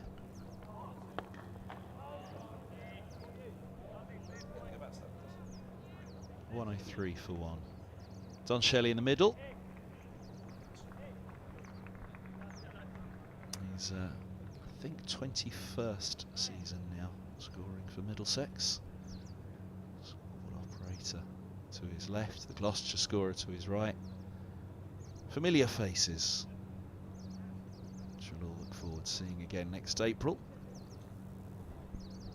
And we will see with these two in Division 2, will they be joined by Hampshire or Durham? Durham are 1 down at Headingley now. 25 for 1, trailing by 104 in their second innings. Remember, a Yorkshire victory will see Durham relegated.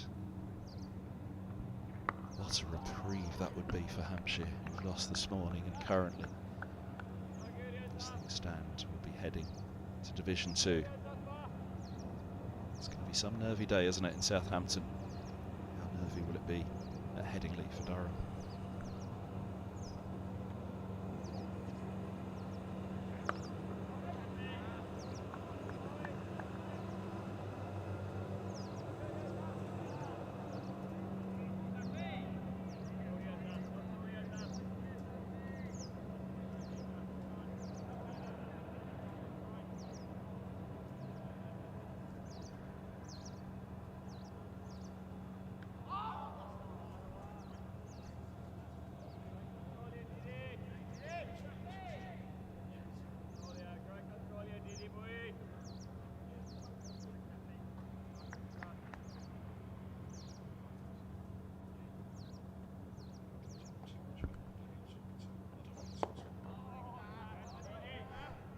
Nice loop on that one.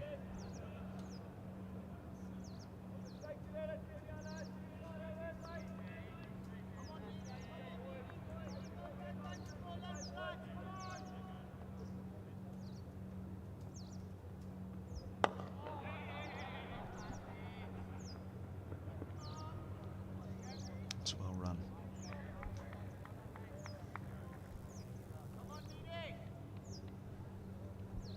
These two doing a really good job for Gloucestershire this morning. And if there was any doubt that Gloucestershire would fight for this draw on the final day of the season and not roll over, well, I think we've put that long to bed now. Middlesex are going to have to work very hard if they want to get off the field early today.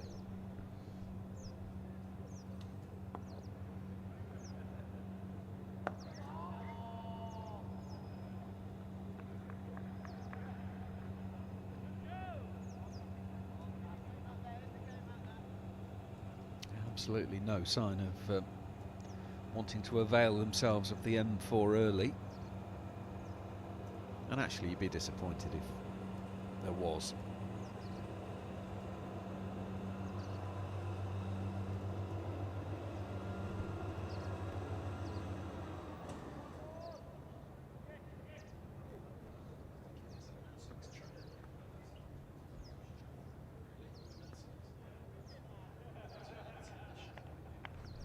Sunrisers bucket hat in the background there in a former T20 limited edition shirt for Middlesex, the Ruth Strauss Foundation T20 shirt.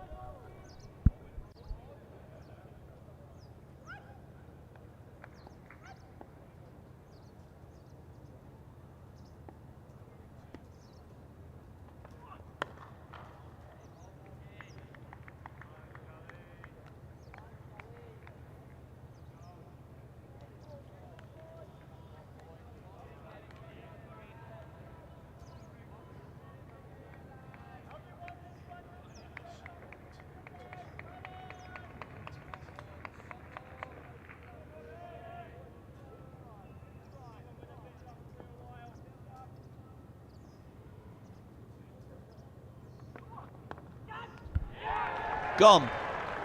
Robson positioned at gully. Holds on, and Morgan has his wicket at Lords. 105 for 2.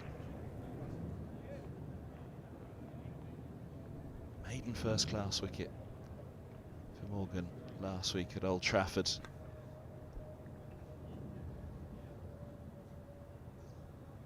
Feel good, I'm sure, to be adding to those runs that he scored by ticking up the tally at Lords in the wickets column. 36 for Phillips in the first innings, 35 in the second. But more importantly, a breakthrough for Middlesex. Taken over 90 minutes. But the door has been opened slightly. An obdurate innings so far. But Morgan is underway for the second innings. Middlesex underway for the day.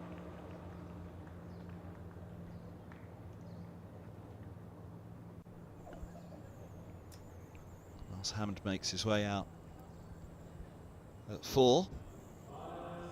Had a lot to do. Whether Shamid will bat in the second innings, the follow-on, we'll have to wait and see.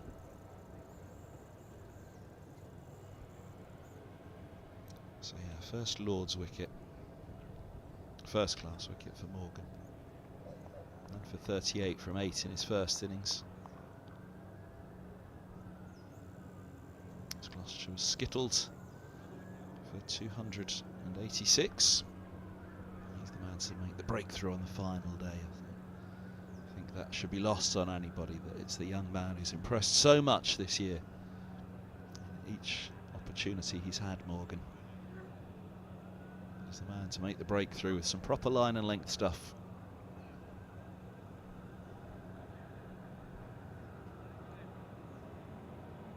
We use the word reward a lot in sport, maybe overly at times, but actually that wicket is reward for a lot of good work in this game. And his fourth over, only conceding a single, and now he's got something in the wicket column as well. And it'll be 2 slips and a gully behind Hammond.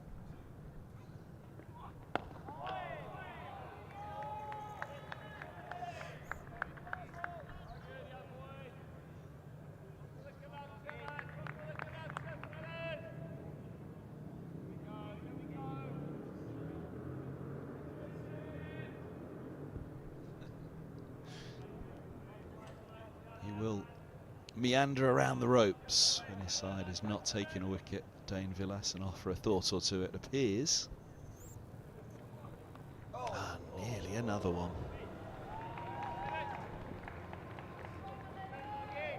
Straight down, unfortunately, from the edge.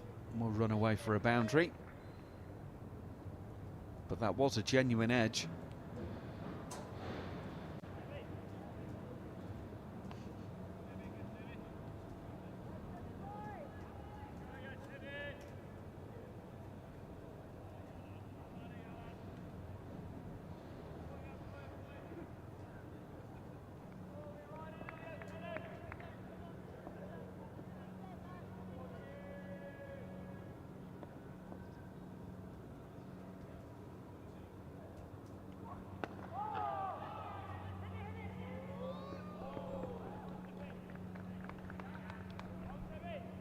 Cracknell was asking the question from behind the stumps. Batters then go charging through. And wasn't picked up cleanly for the shy at the non-striker's end in the end.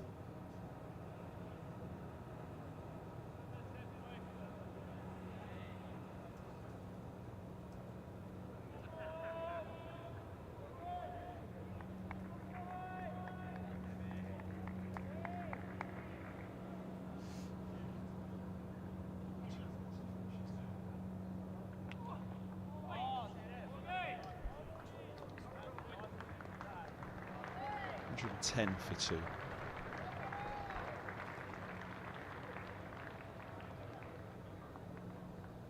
Few low fives. Well deserved.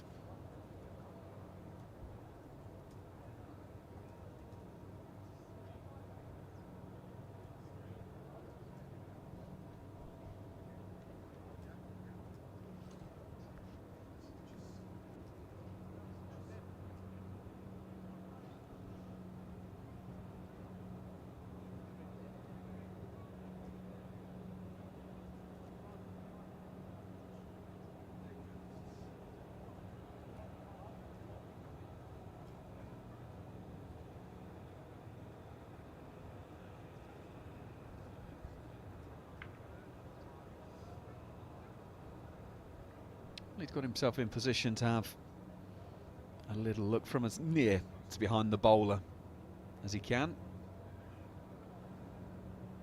He's sort of over mid-on at the moment, down beneath us.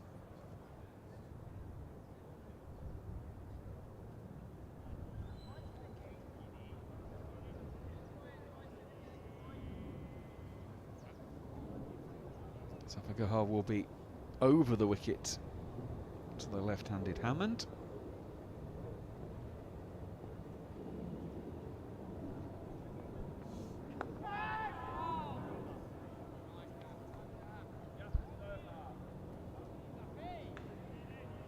Got the slope, of course, to aid This coming back into the left-hander. And then, of course, it's got that one that just carries on straight and brings slip into play.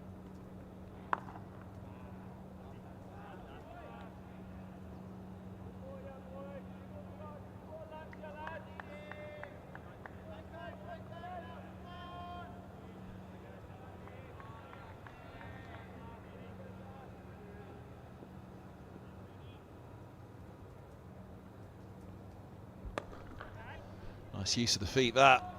Up and over. Ball plugs in the ocean of green. Down below the mound stands. Percentage shot from Hammond. Although not picking up the boundary and the ball falling short of the ropes. It's a massive, massive onside for Hammond to hit into, and a vast amount of space in between mid-on and deep square.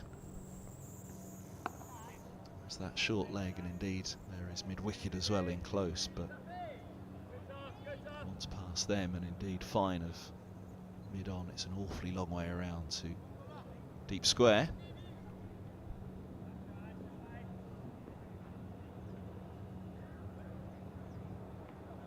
The use of the feet, just the single this time. Deploy may have given himself a few yards at mid-on.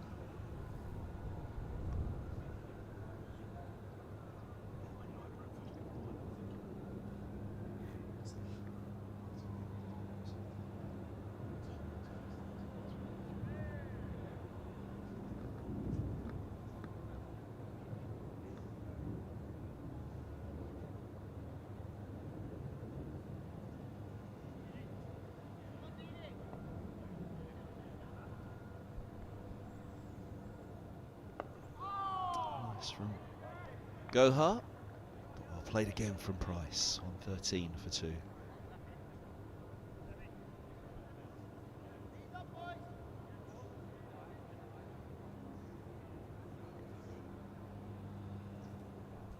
Chipping away Gloucestershire, 235 now the deficit.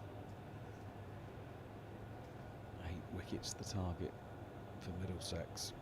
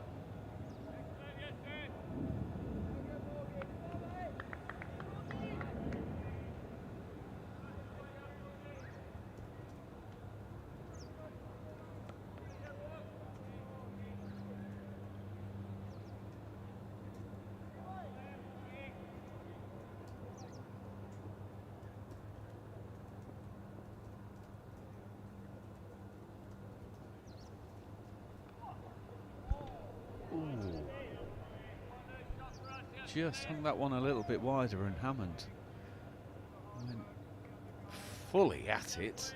It was kitchen sink, washing machine and tumble dryer.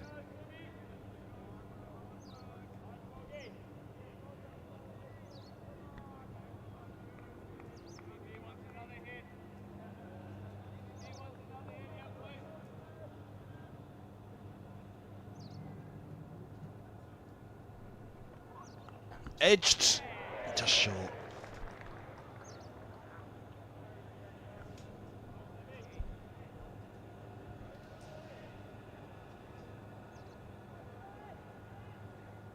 It's another full-blooded drive, and that one is centimetres short of De Carey's.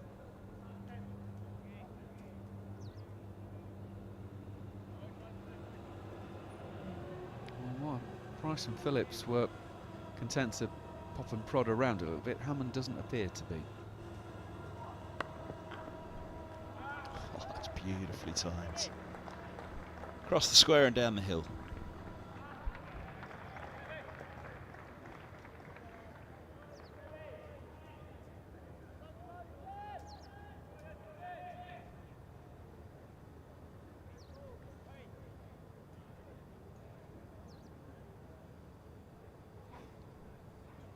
Those practice strips really aren't the friend of a fielder in that situation.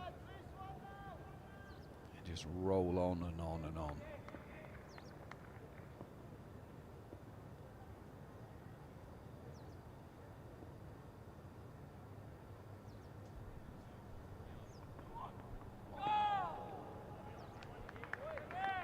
It's amazing what a wicket can do to a game of cricket. It suddenly feels a different game now.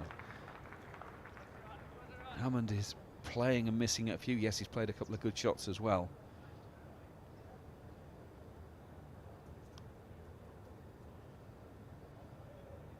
But all of a sudden, and maybe it's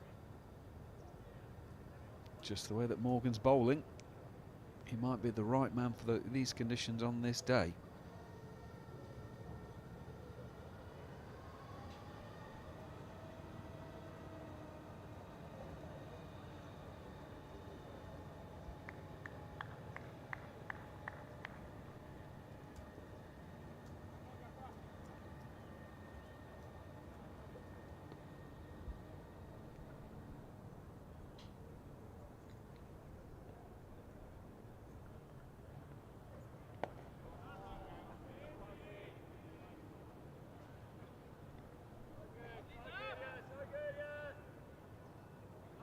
There's a little bit of drift through the air for Gohar.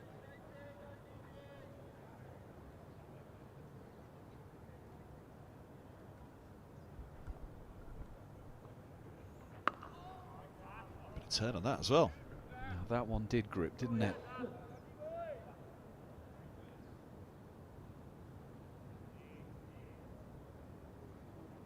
Look where that's heading, and then all of a sudden, no, it's not.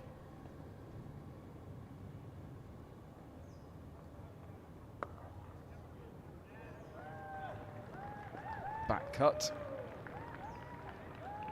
and the ball will win.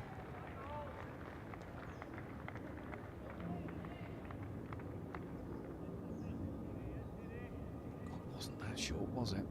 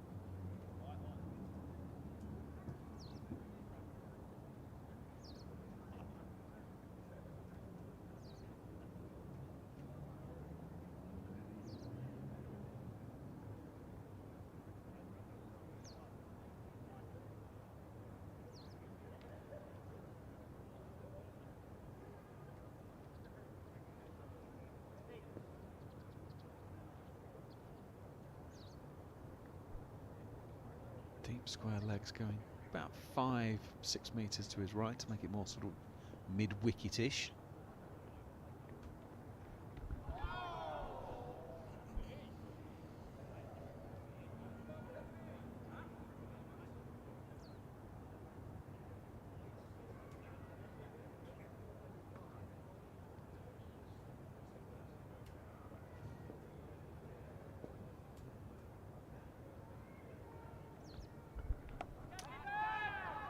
was up, but it's fine with the fielder.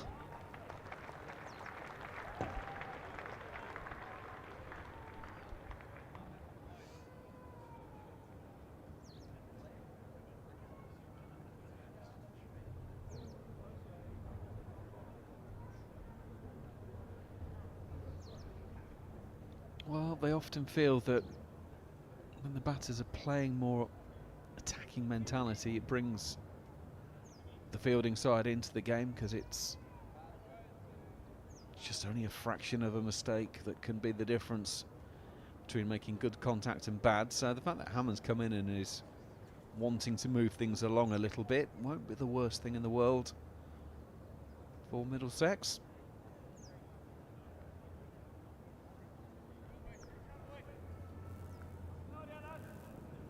Alanis Morissette t-shirt.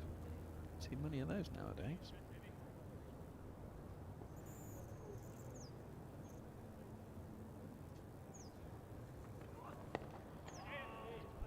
Or was that just ironic?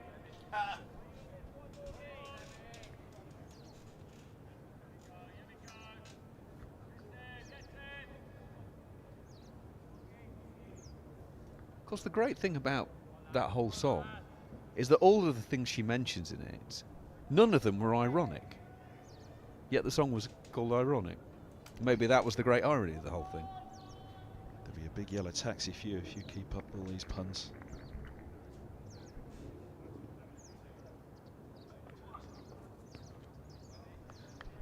And Kev's just fallen in his own hole, because the version he was thinking about was done by Amy Grant, but was originally Joni Mitchell, not Alanis Morissette. Shot with your own gun, mate. The 90s was a long way back, wasn't it?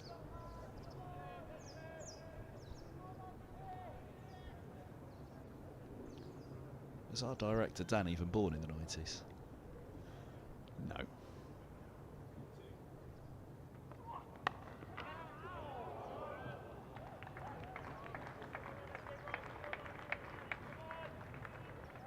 Good hands.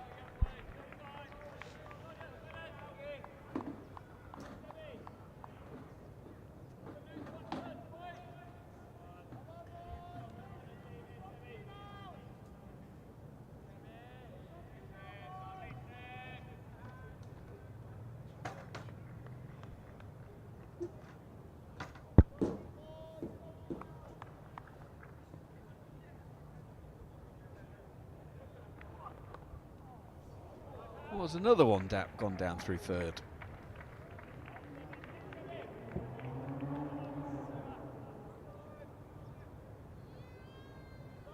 Well, it suddenly looks like Hammond wants to get these knocked off, although a few of them are coming more off the edge portion of the willow rather than the middle, but it's moved on to 25 from 18 already.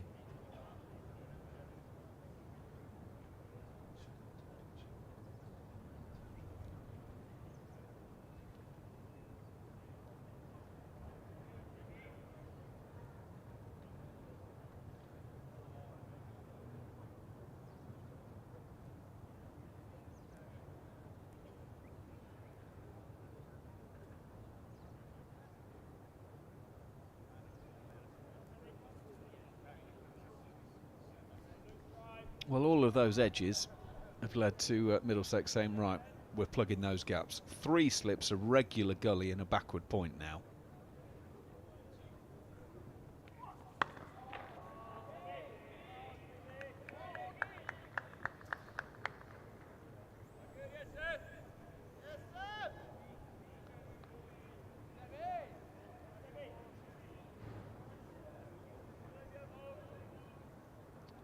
About to hit lunch. There'll be one more over after this.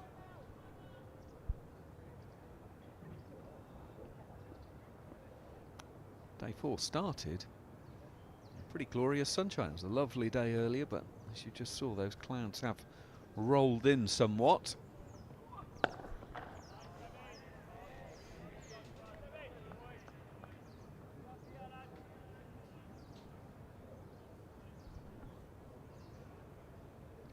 .43 in the innings bowled. 37 for 2.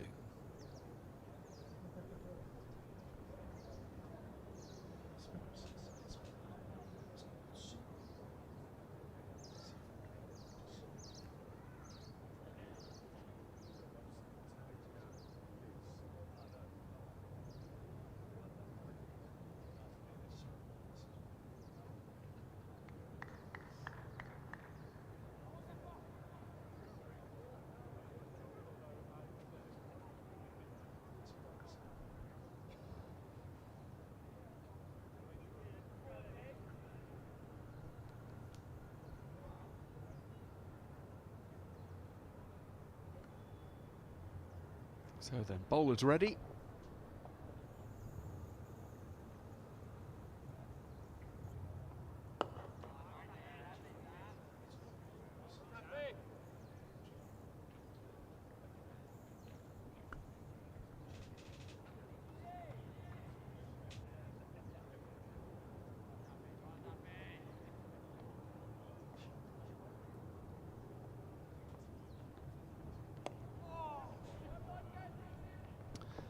I think 2, and back they come. Good hustle from Price. He was the one going to the danger end. Said to Hammond, yep, come on, let's do it.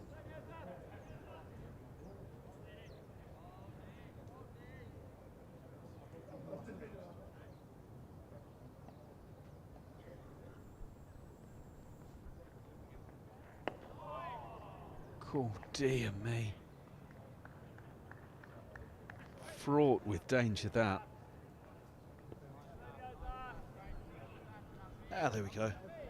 Stephen Fletcher, Director of Communications. And Media Centre, Bob.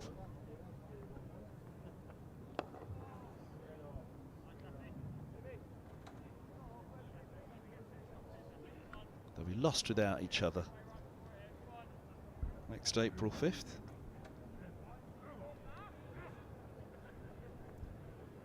There's a few years' worth of experience at the home of cricket there between them, isn't there? That's a polite way of saying they're both olds.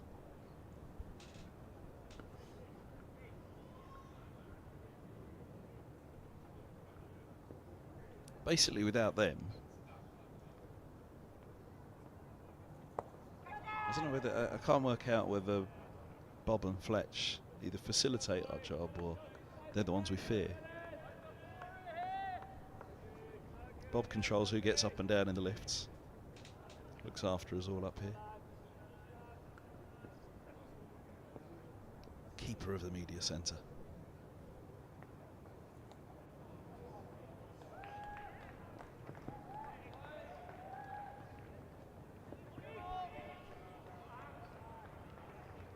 Oh! Big throw coming in from the boundary there. They keep us in check, let's put it that way. Those two. 142 for 2. Middlesex being kept in check here by Gloucestershire. As we said, are not going to roll over on this final day. Just 1 wicket in the morning session. Middlesex have a bit of work to do this afternoon if they want to end the season with a win, because Gloucestershire certainly have their eyes on the points for the draw to take back down the M4 with them. Andrew McKenna and myself, Kevin Hunt, will head off and grab some lunch at Lord's to join us back in just under 40 minutes for the afternoon session on this final day of the season. A live stream from Middlesex, brought to you in association with DafaNews.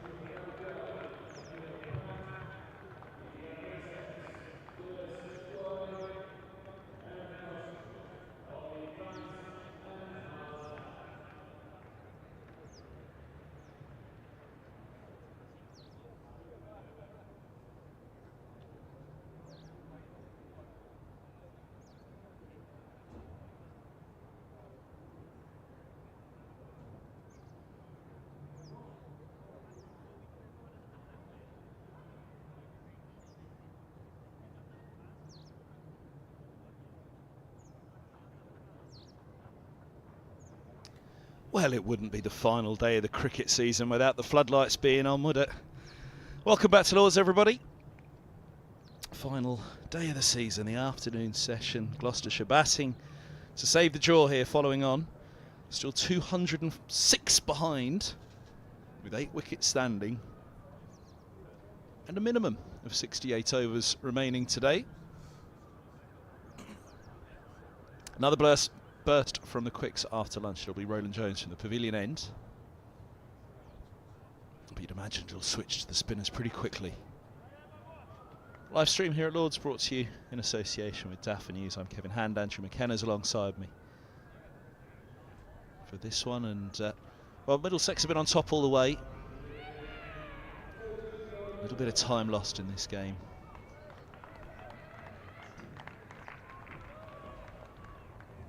But you'd fancy there should be enough in it for Middlesex to claim those 8 wickets.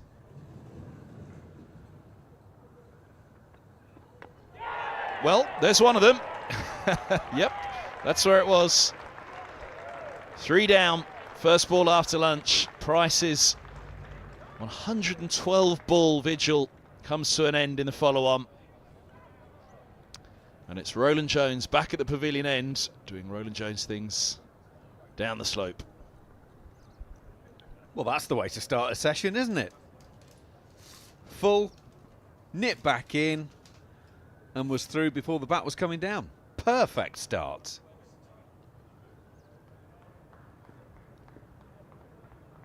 Wow. Great opportunity for Middlesex now. You mentioned that the lights were on. They went on very late before the resumption. I wonder if the umpires got sort of out there and said, no, actually, we need a little bit of extra light. Whatever it is, we're up and running, and what a way to get going. By the way, it is a cold day. I was talking to Graham, one of our camera operators, during the lunch break, who said for the first time this season, my feet are cold. Which gives you an idea of how cold it is out there. It is a chilly one. Can Middlesex get some zip into it and get it over? Now, the umpires were just having a conversation there while we're waiting for Bracey to come out. Don't think it's anything untoward in terms of holding play up.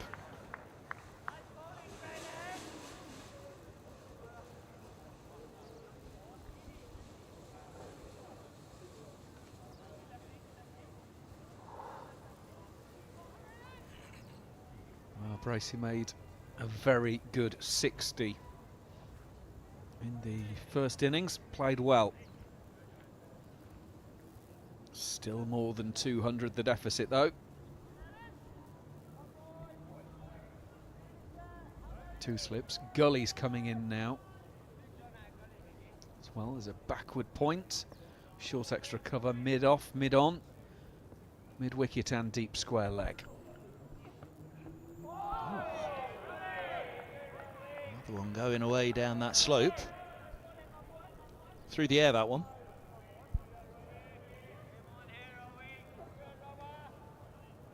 I know there are scientists who talk about why balls swing and move and whatever, but there is still an element of the vagaries of the whole thing.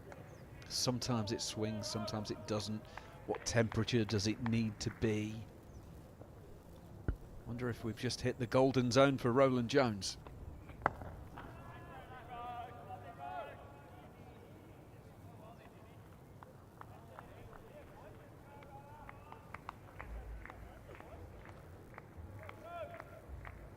don't know if I've told you this theory or not before, Kev, but my dear old father-in-law was a fast bowler back in his day, was absolutely convinced when cricket trousers changed from being made from flannel to the more man-made substances, was convinced it made the ball swing differently. Just on the basis that it was a different material, effectively, you were rubbing it up against, and therefore it had a sort of a different effect on the leather and on the resin on the ball. I don't know if that was ever proven or just one of his theories. But the question that springs straight to mind is, which county was he from? he was in Nottinghamshire. Oh, okay. Yeah. The north side of the county.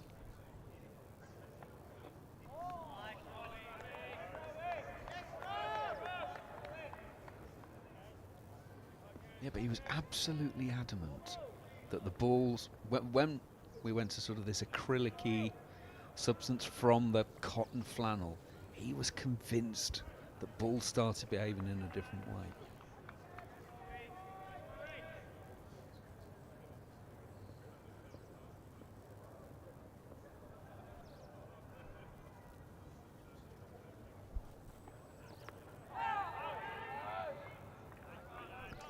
Oh, he's getting it to swing. That around the wicket will have a chance on the LBW, but that one didn't do anything through the air. Wicket maiden for Roland Jones, and that is his 4th maiden, 2 for 27 from his 16.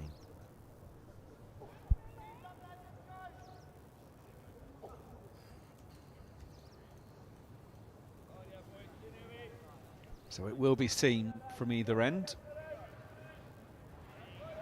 Roland Jones and Higgins swapping ends.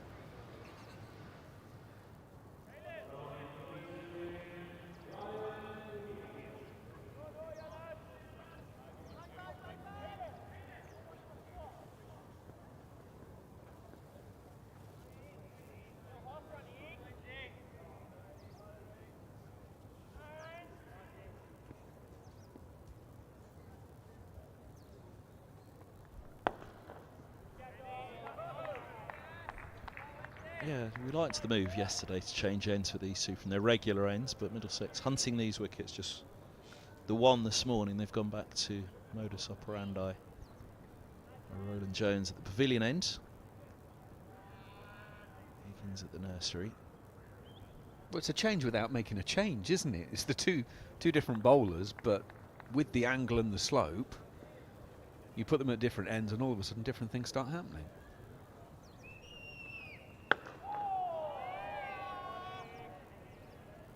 Two, as you can see there, close catching mid-wickets. That flick off the toes. It's also a slightly deeper square leg as well.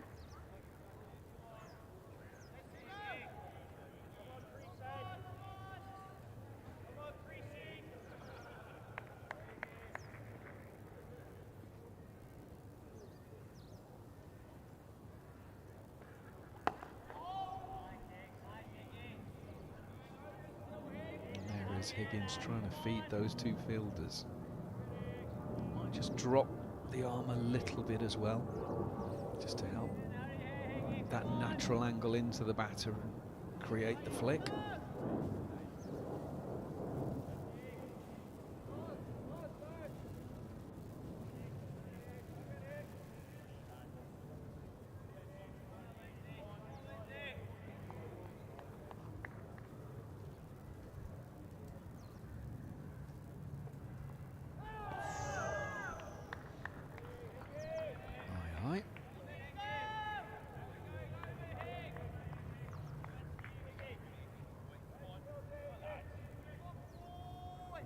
Just holds its line, doesn't it? Maybe even nips up a little bit. There's news from Durham, by the way, from Headingley. Durham now 2 down, 29 for 2. Dom Bess with the 2nd wicket. You'd have thought too much to happen in the course of a day, but you never know. It's the pressure, isn't it? And this is why you almost thought, Durham, whatever you do not take that final Yorkshire wicket, because it opened up the possibility of the Durham defeat today. Pressing to finish off the Yorkshire innings, just bat it out to the draw, for goodness sake. Well, let Yorkshire bat it out and let it be a draw, but in taking that wicket, it's so difficult really, isn't it? The integrity of the game, of course, which the umpires will and the match referee will have to keep a check on. Yorkshire's job today is to try and win a game of cricket out there. Durham's job now is to try not to lose it, and there's only one team that can lose it, and we all know what pressure that brings. Alex Lees is the man to have gone for 18, so 29 for 2 when he was out. It's now 30 for 2. David Bedingham, arguably Durham's best player, he is now in the middle. They've got 63 and a half overs to go, trailing by 99. So as I say, shouldn't happen, but there are a lot of things in this world that shouldn't happen that still do.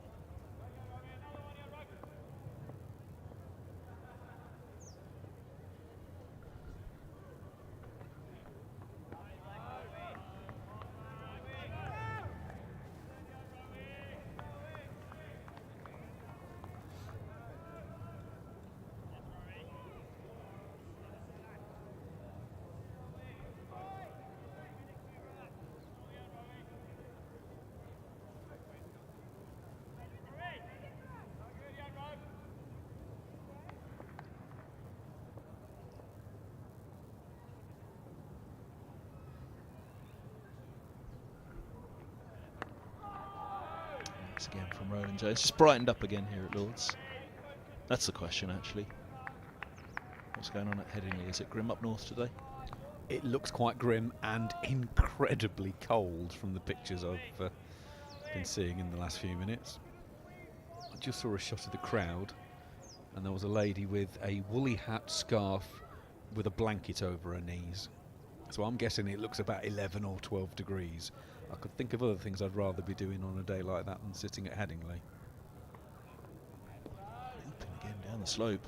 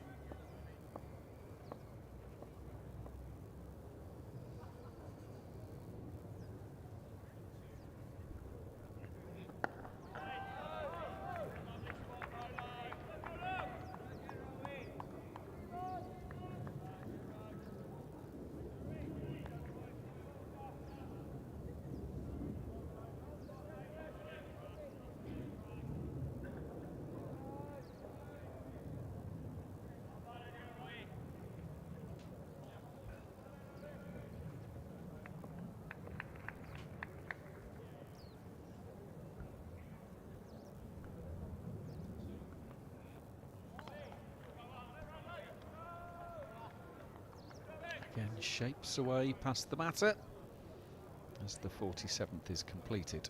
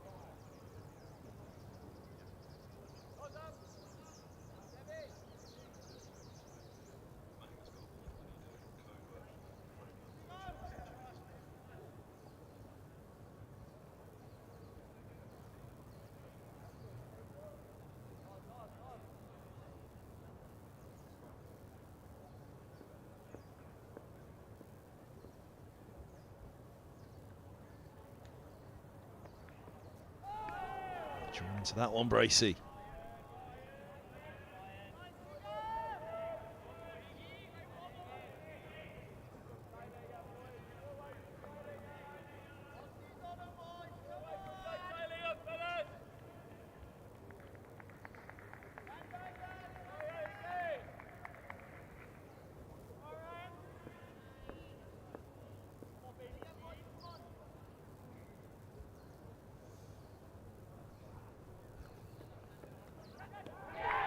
Is it? It is!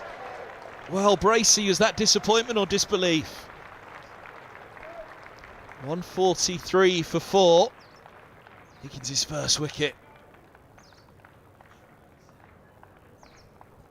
Not sure that Bracey enjoyed that. Well, I know he didn't, but why?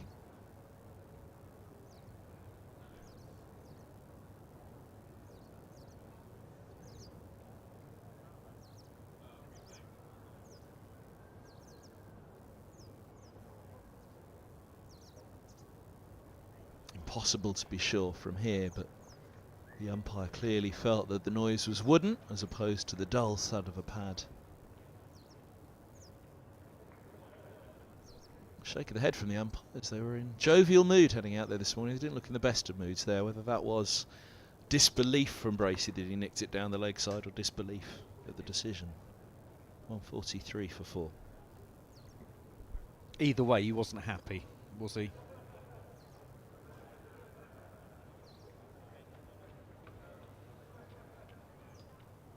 Well, it's 3 in the day now, and the first one took a while. So things are starting to move.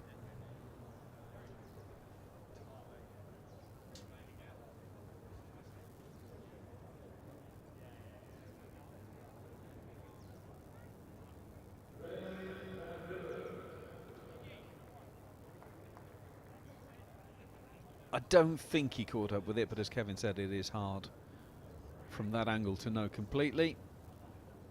The way that Bracey reacted would give the impression that he wasn't enamoured with the decision. But anyway, Van Buren's turn now.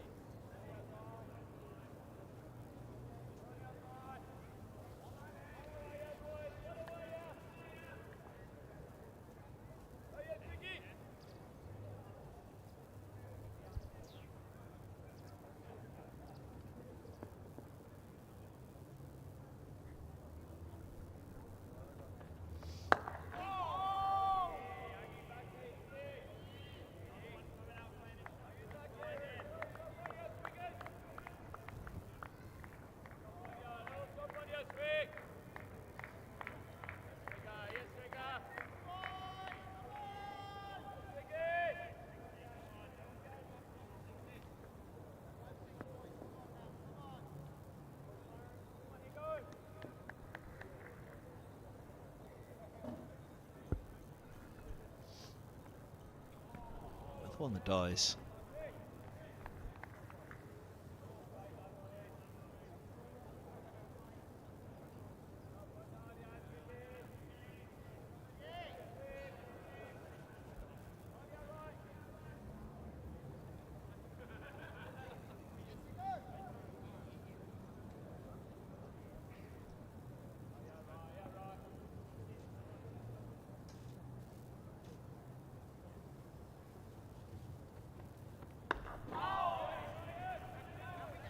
Swings away and dies down the slope. The other one nip him back up with the movement through the air. 143 for 4. 48 bowled in the follow-on. It's a minimum of 64 to go today.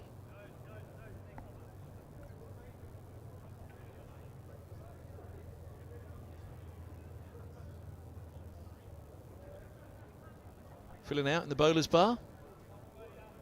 A few fill-ups needed by the looks of it as well.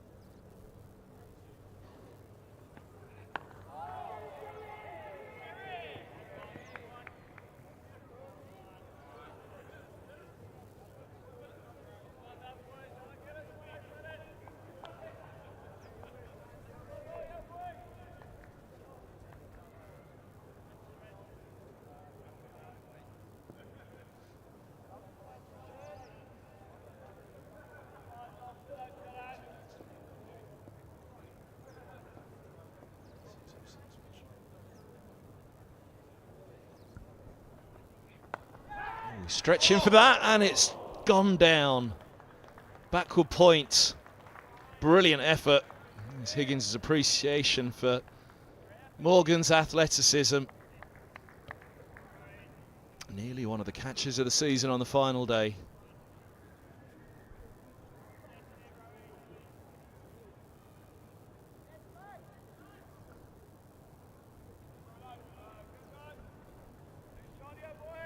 He is a proper triple threat as a cricketer, isn't he? Batting, bowling and fielding. What a grab that would have been.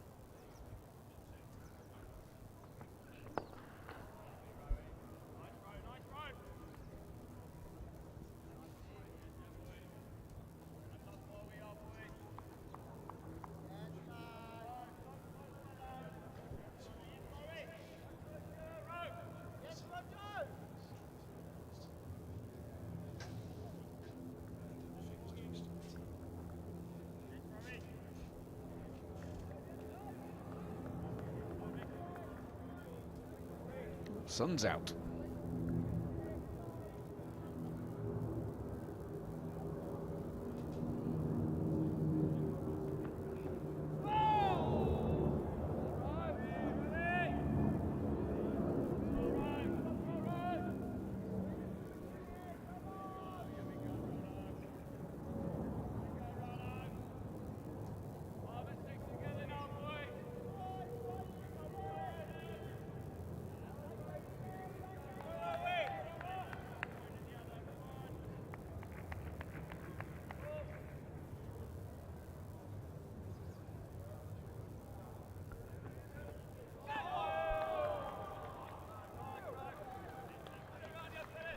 Another good over.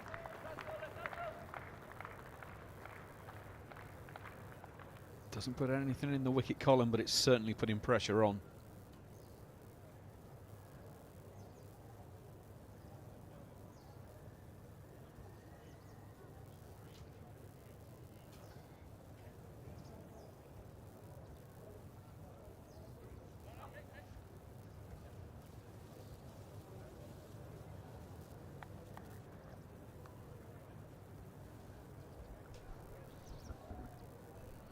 Two at mid-wicket catching for the ball from around the wicket. Just the one slip in place. Fly slipped nearly a gully at that.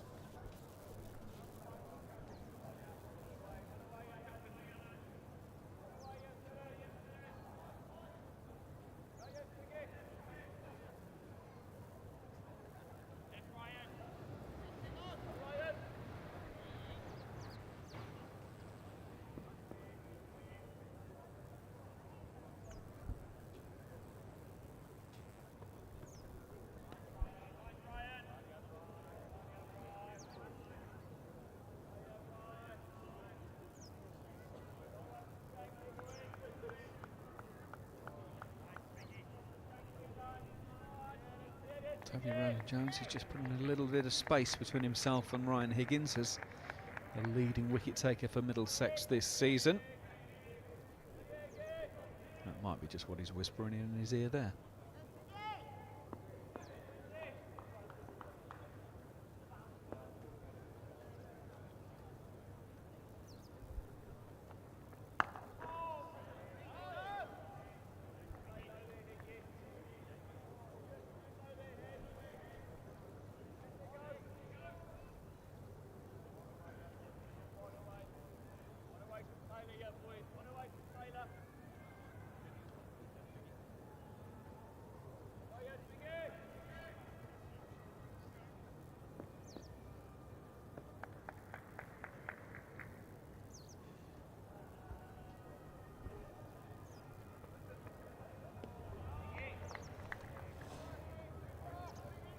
Definitely running low on the number of live games now, because Kent have been bowled out for 198 in their second innings against Derbyshire. So Derbyshire win by an innings and 229.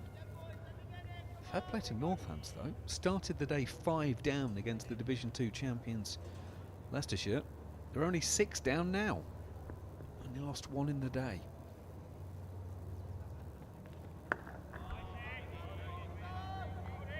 274 for 6 Northampton, so 227 needed with 4 wickets standing for a, shall we say, a surprising victory, but possibility.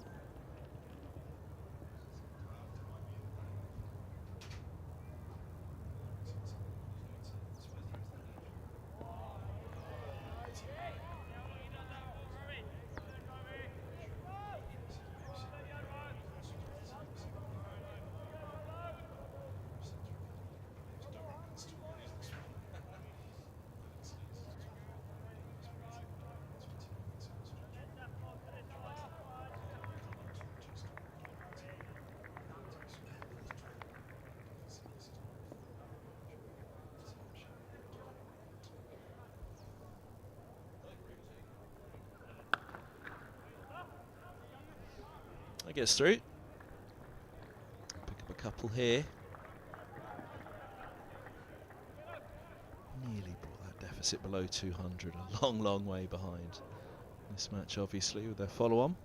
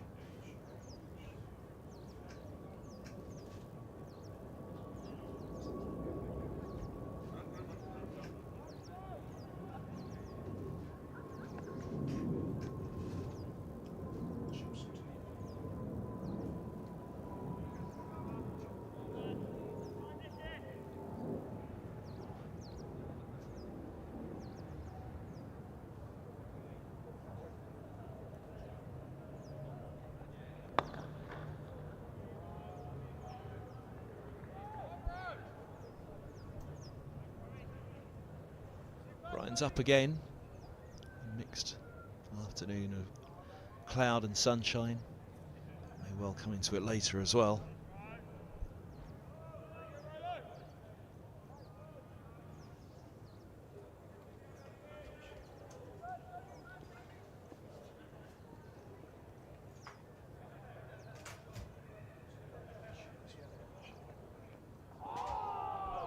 Very good leave, that one. He's still standing there now.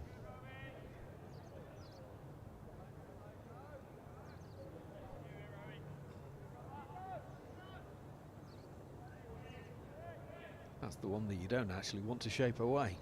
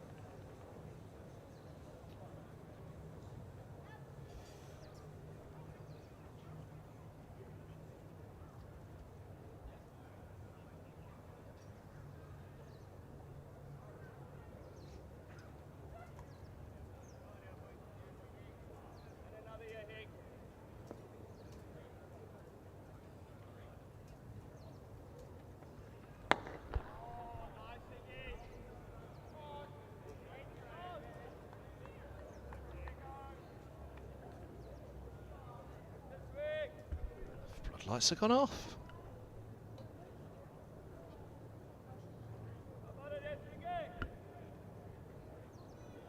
It has indeed brightened up.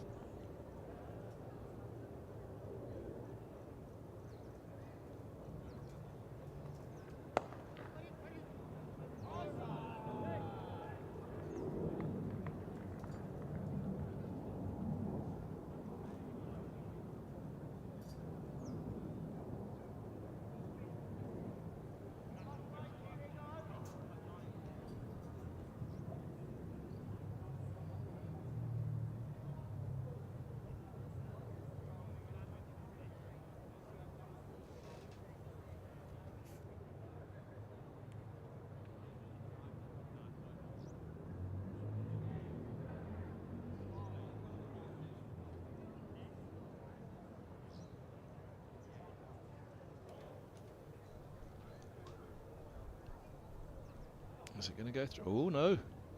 No, new ball, please. Oh. Not even close. But unless it's triangular, would you want to change it, bearing in mind how much it's doing at the moment? We've all seen games that you get a similar ball. Yes, it might be slightly harder, but it might not do as much. I mean, unless it was horrendously out of shape, I think I might be wanting to hang on to this one. Well, I told you about the Glamorgan match earlier this season, didn't I? And it was doing all sorts. Made a good new one and it did nothing. But the bowlers protested in their defence that the ball was so badly out of shape they just couldn't use it anymore, but it was doing heaps. And the replacement one did nothing. Well, those are the options. We're looking for something around about the 50 over mark. That one's got a few bumps and bruises on it. That's the one that Ian Blackwell has selected.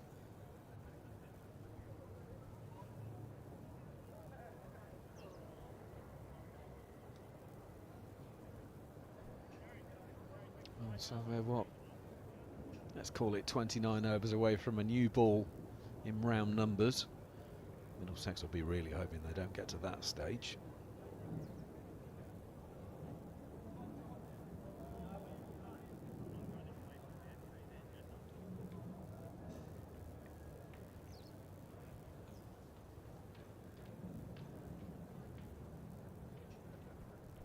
Well, umpire Pratt has just walked down with that ball.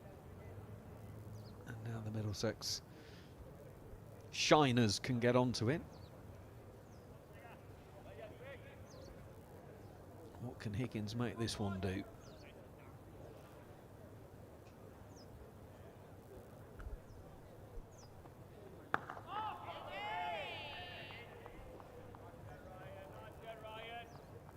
Well, that didn't misbehave too much.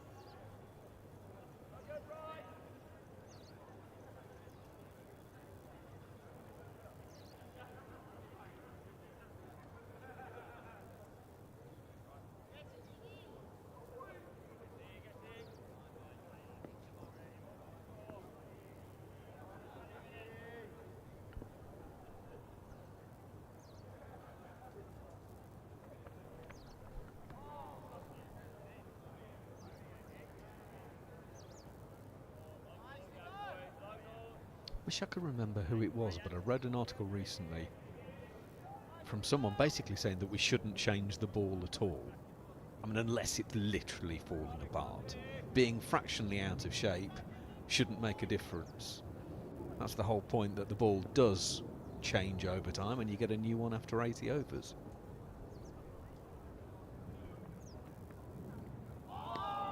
So I wish I could remember who that was. Memory probably says it's probably a batter who's come up with that theory, but it's an interesting one. You know, the condition of the ball is supposed to deteriorate and change. So unless it looks like something you'd give to your Labrador to chase around a park, get on with it. It's an interesting thought.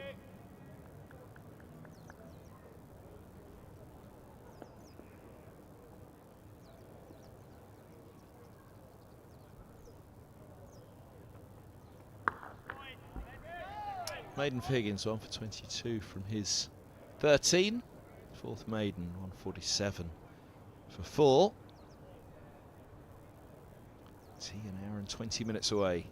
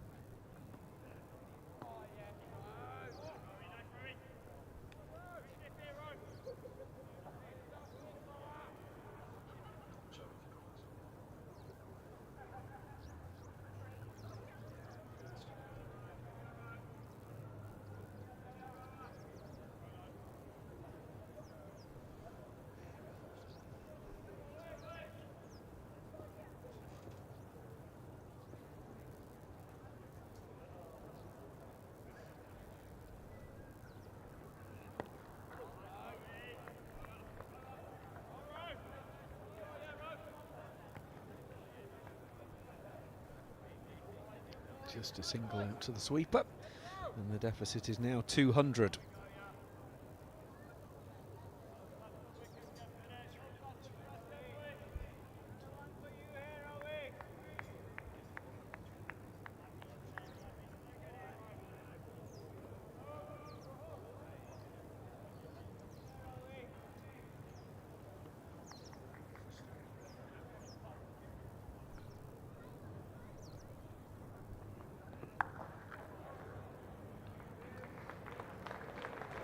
That's nicely done, but Burns off the mark.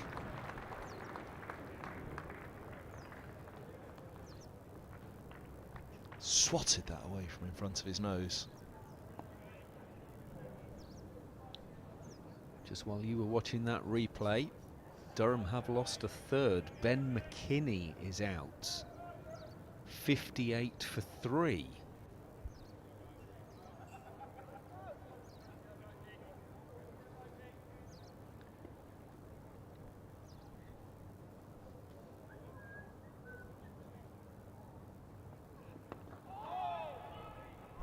So Durham are 71 behind, 3 wickets down. Could be a bit of a squeaker.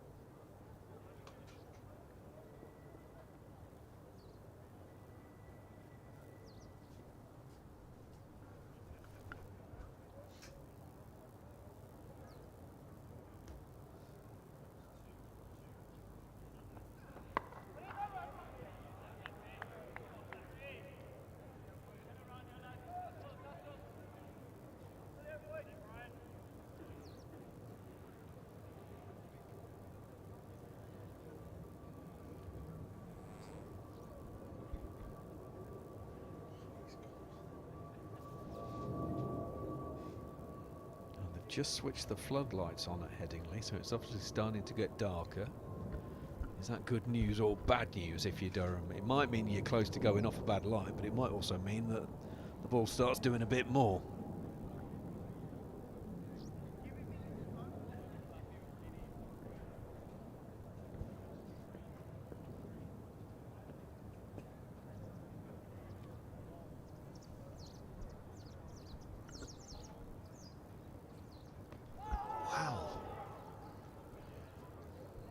from Higgins. Defying belief that it didn't pick up the wicket. Well, I'm glad we're playing a replay, because I have to watch this the same as you. Off the pads of the keeper. Goes past the outside edge, which just didn't look possible.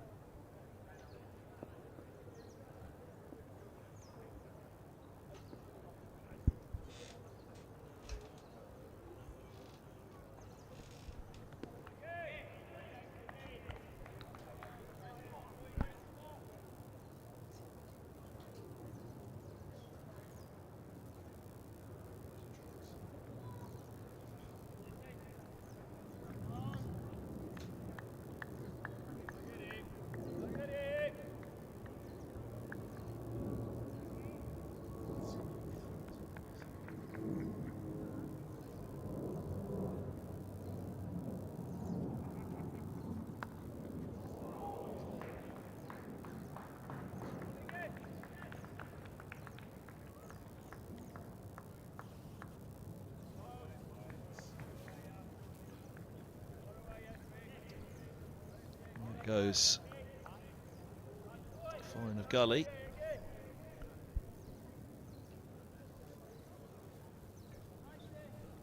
Durham have just lost a fourth, and it's David Beddingham.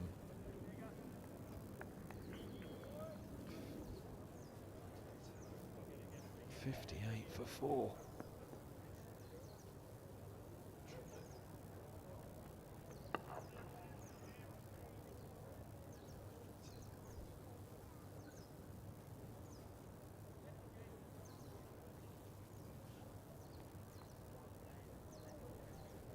So 62 for 4 now, Durham.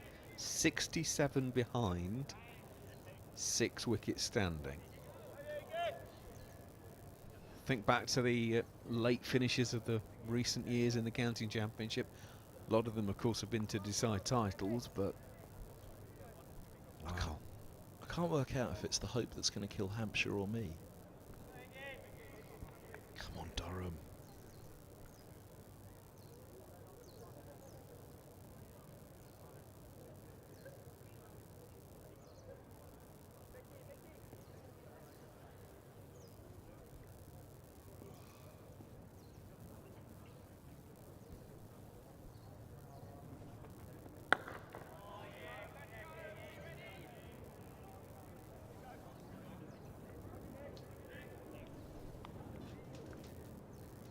On 58 for 4.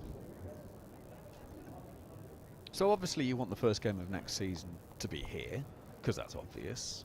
First away game of the season then, Kev. Where do you want to go first that you're looking forward to? Or more to the point, where do you want to get knocked off and sorted out pretty early doors and get it out the way? Southampton. Because that means you don't have to go to Durham.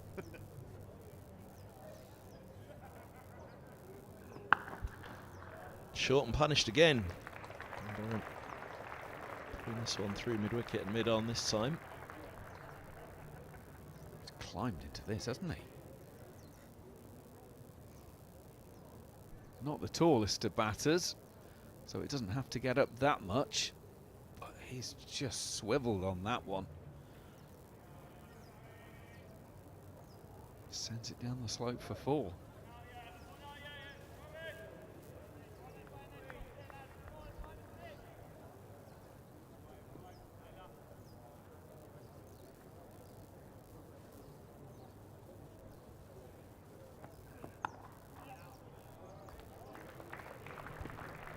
Jabs that one through. And another boundary.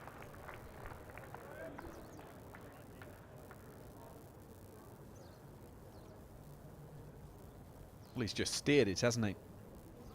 Literally just puts the blade of the bat there and deflects it away.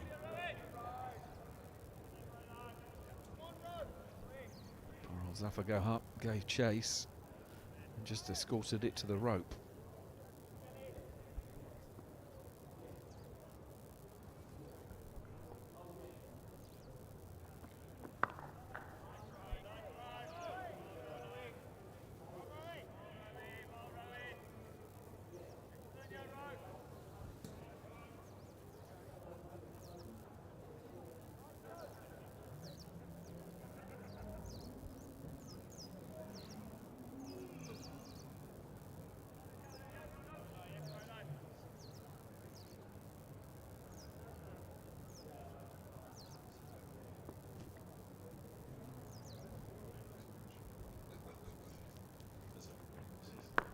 That swing.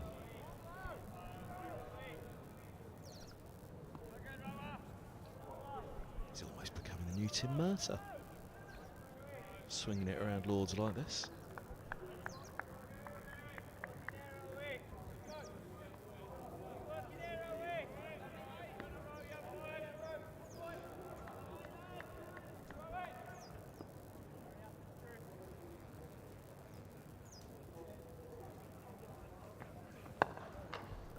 Beautiful. That one swinging onto the middle of the bat. Third boundary of the over.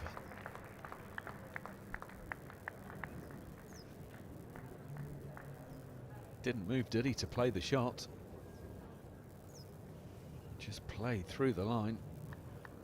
Swung in and driven through extra cover for 4.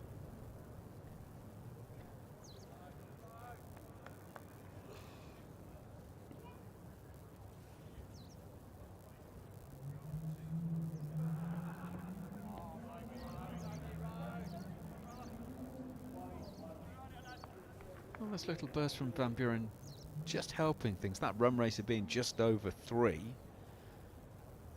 And essentially, if they stayed at that for the remaining overs, they'd still be in deficit. So Van Buren just helping things out, moving it along.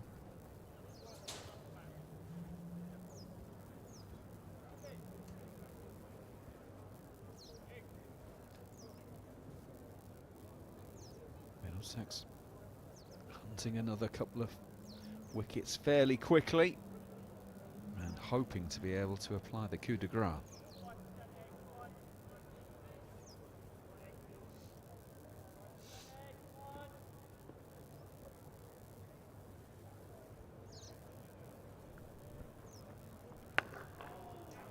Good start. It's a nice square drive from Hammond. They rattled away these two, haven't they? 21 from 29, Van Buren, Hammond 33 from 46. It's a dig in to save the game, but they're not slowing right up.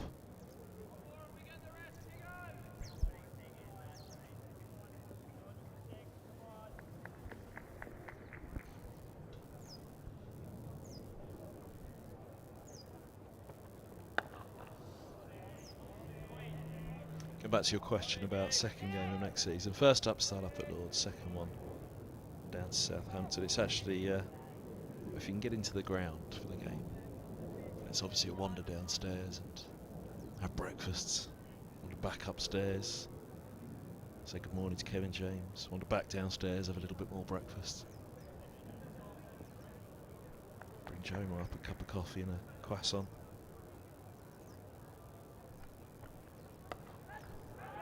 And gone.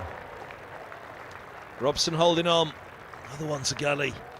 Oh, Robson's been pushed wide. And he's back to his bucket hands bests. The end of Hammond's. Higgins picks him up.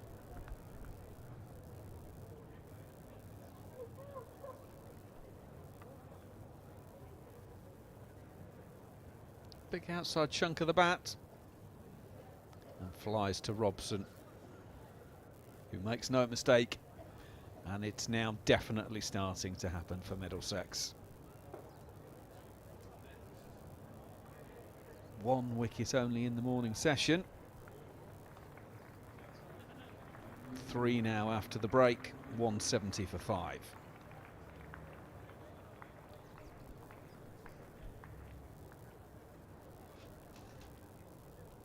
It was the change of ball what done it? Trying to think whether it was between the 3rd and 4th or the 4th and 5th now, though, the change of ball. It's about 51, 52 overs, wasn't it?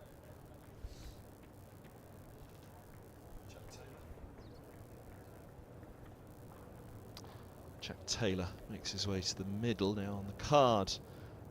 As per the first innings, Ahmed would be due to come in next, but we know he has that side strain.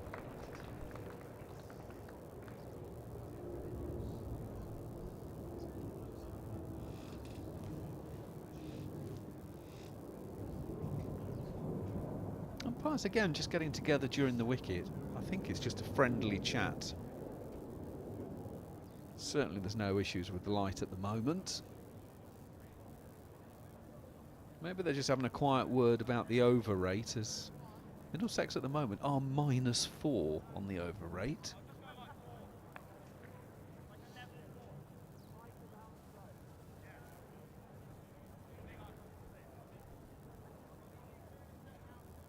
To which I assume the response would be, well, we're trying to bowl them out, so why would we want to go slowly?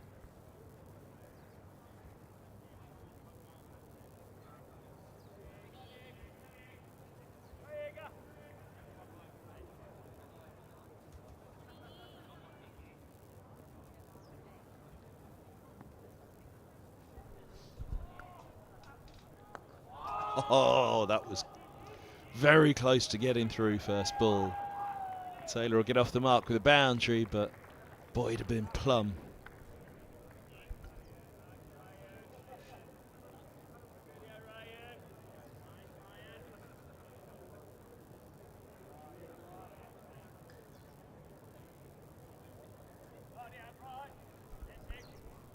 Well, the tail wag for Gloucestershire. What would it be for Durham at Headingley?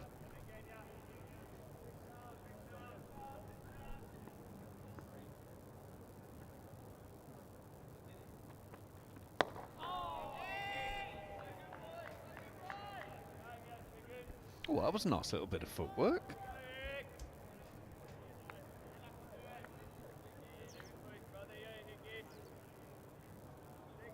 Now watch this. Way! Apparently the best footballer in the team, Toby Rowland-Jones. According to Toby Rowland-Jones, would that be? Yes.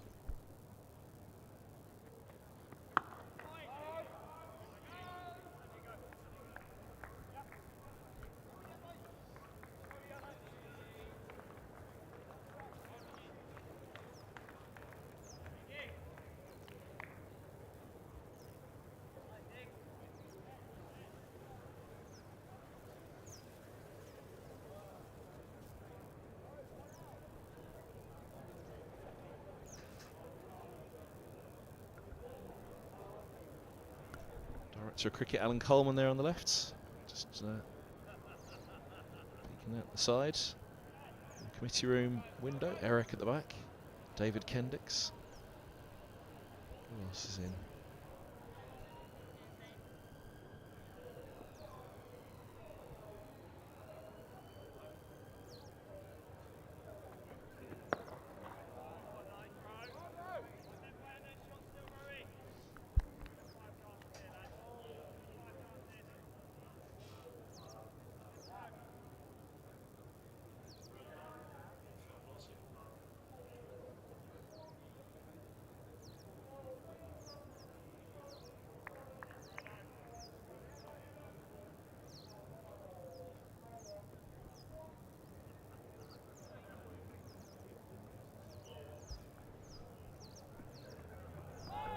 All that.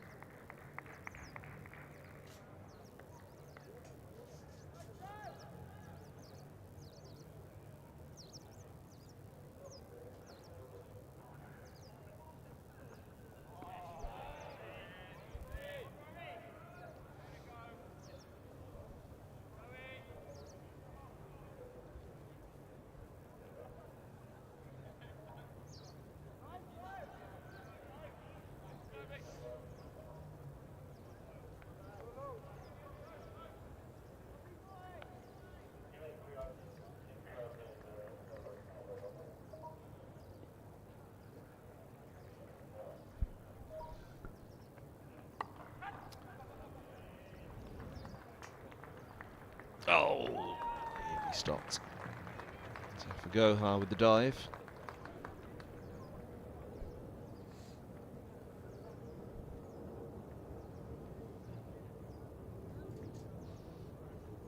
Just a little bit short and wide, wasn't it? Gohar did his best to help out his mate.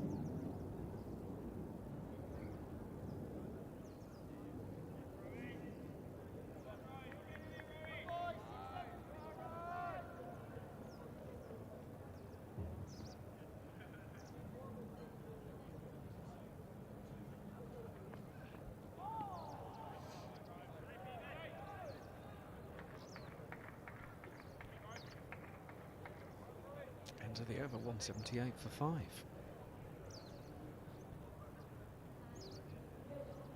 So Gloucestershire have gone past the halfway mark.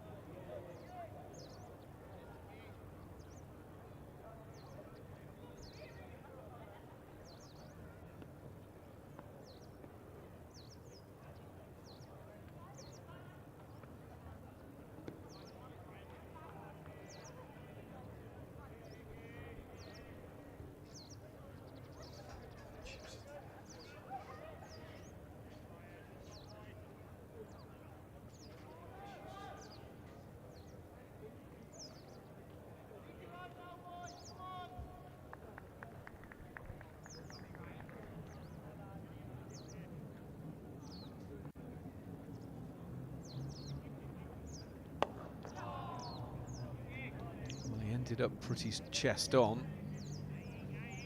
Still able to push it back down the pitch though.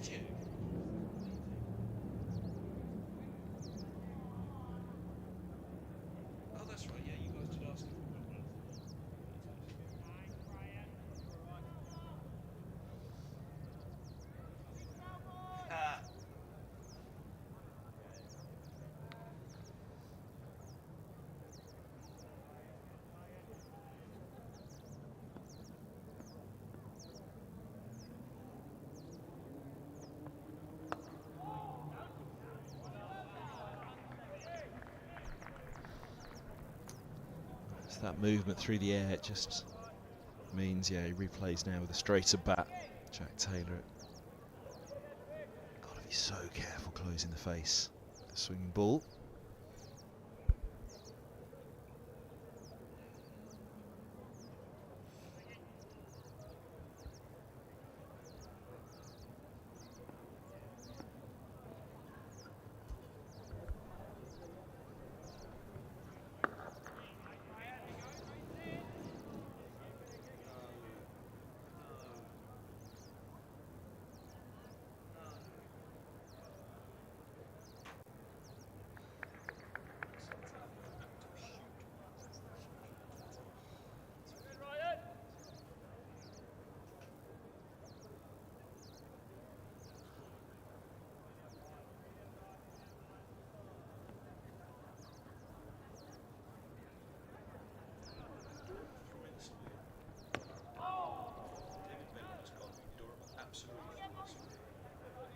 If you are a Hampshire fan, strap yourself in for the next hour or so. Durham have just lost a fifth, 74 for 5, trailing by 55 runs.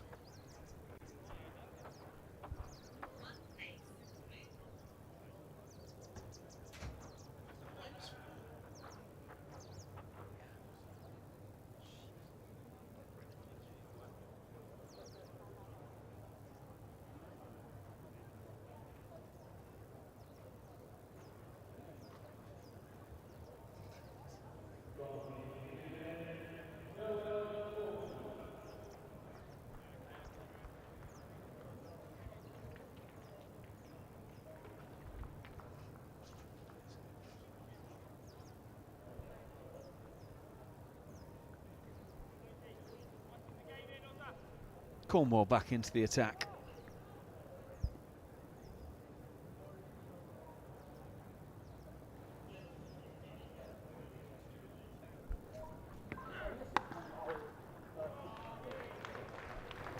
And welcome back into the attacking style.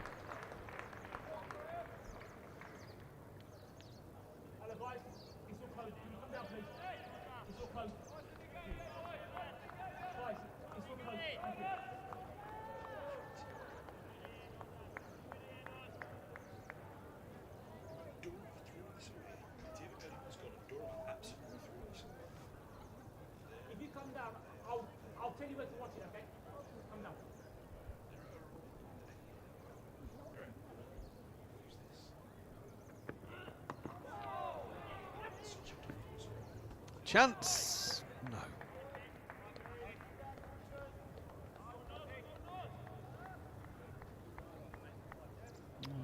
Runs in nicely down the slope onto his hands.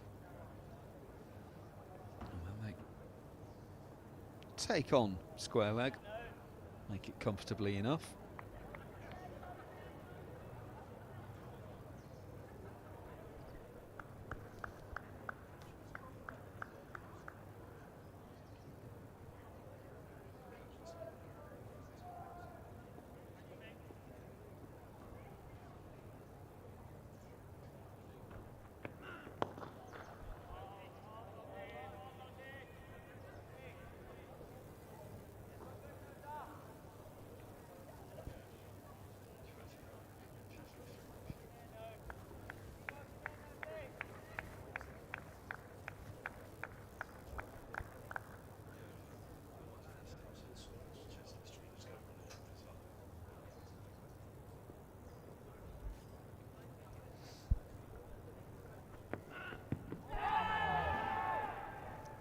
Drifting down.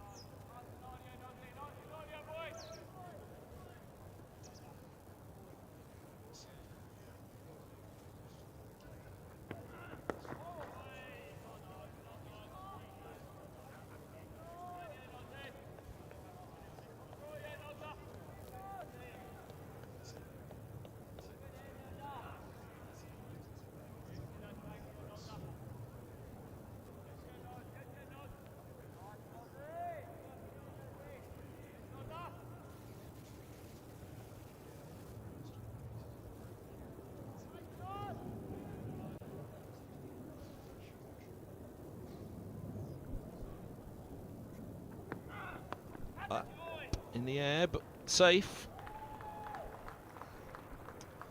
Another boundary. Trail by 161 now.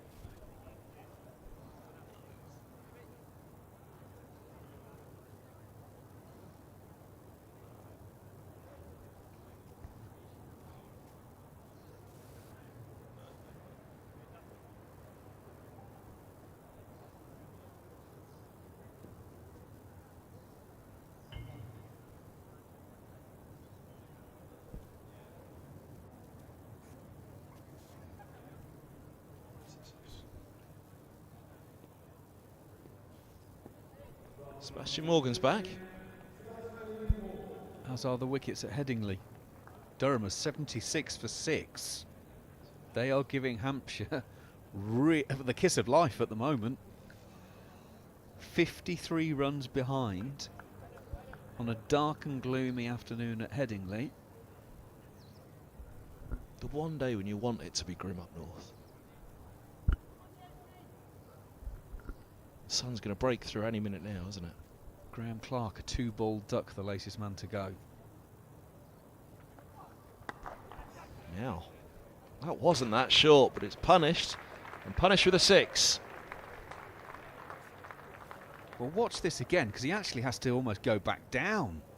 He's played that knee height. Wow.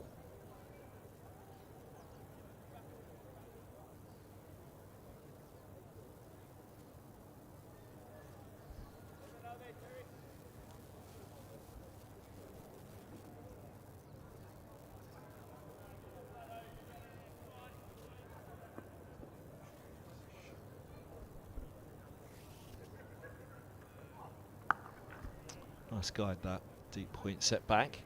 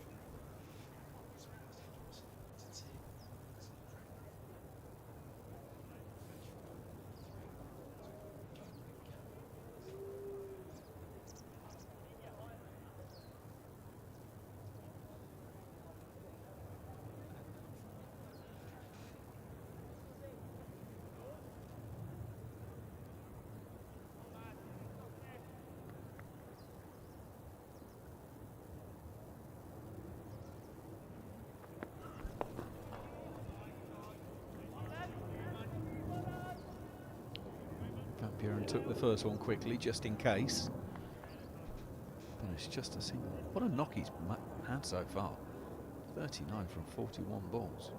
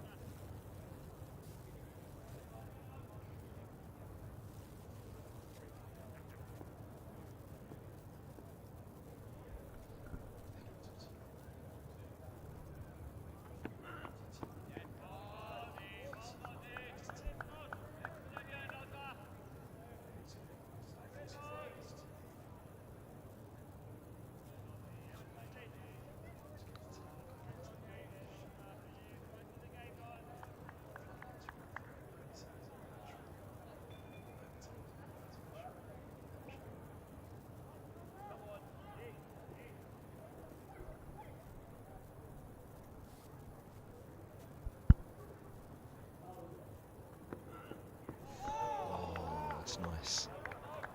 Around the wicket. Batter's got to feel that that's coming back to the off stump.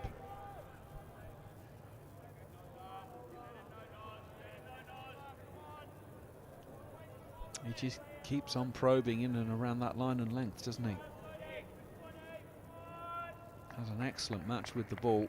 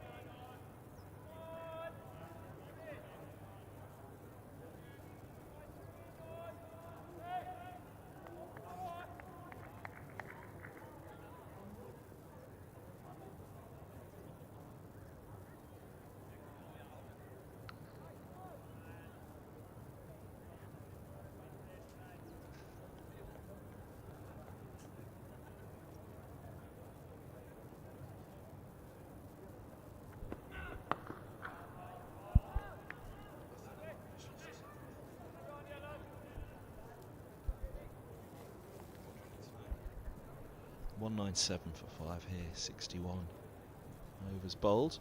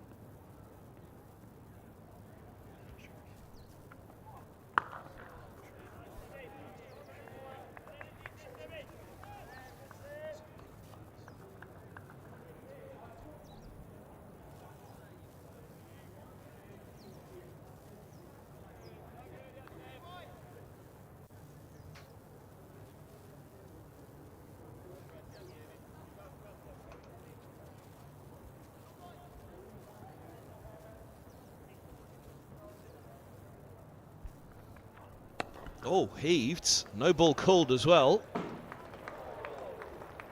And 6 runs it is. No ball.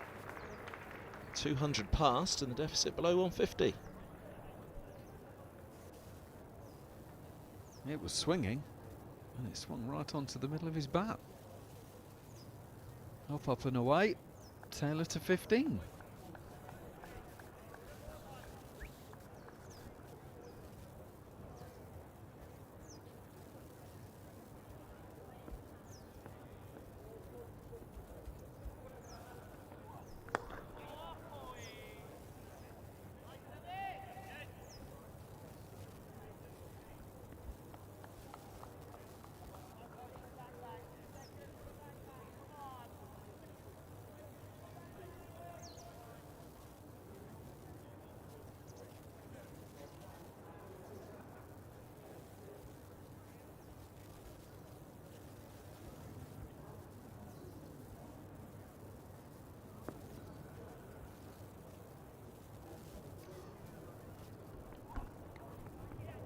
Oh, hops out of the hands. I didn't think there was any bat involved.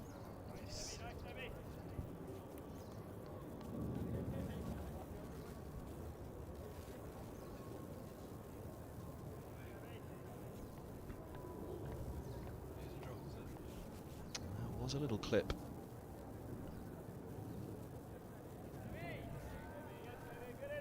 Swung a fair bit after it. There you go, swung back into his chest there. He was going for it. to take it towards his left hip, but then a little bit of swing brought it back to the chest.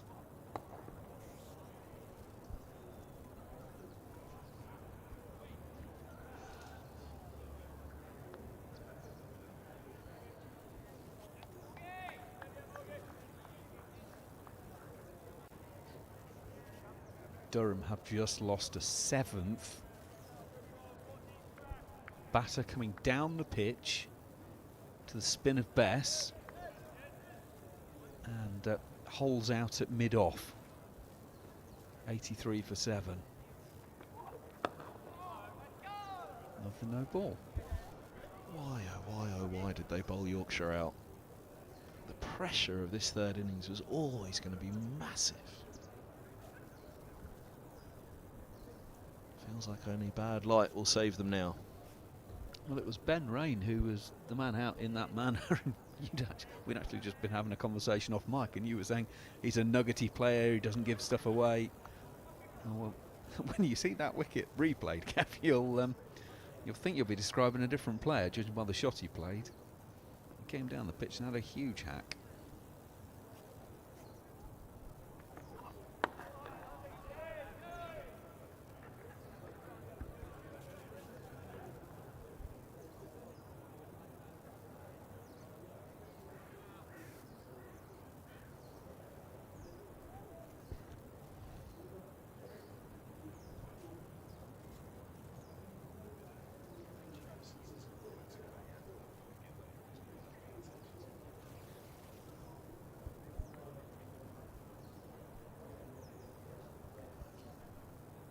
Spot to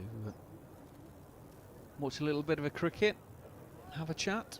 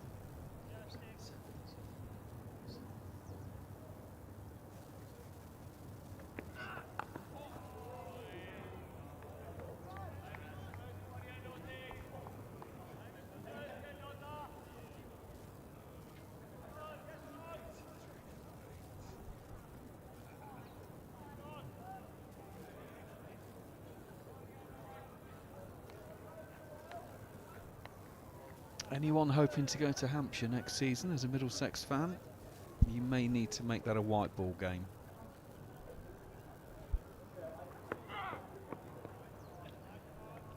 Durham are now 83 for 8. Matthew Potts has been caught at short leg off the bowling of Bess.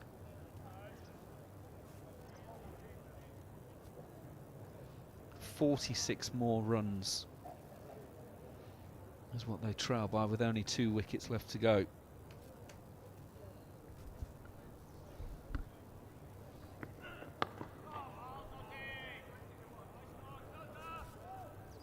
Has anyone got Guy Swindle's number? Is he available to go to Chesley Street next year?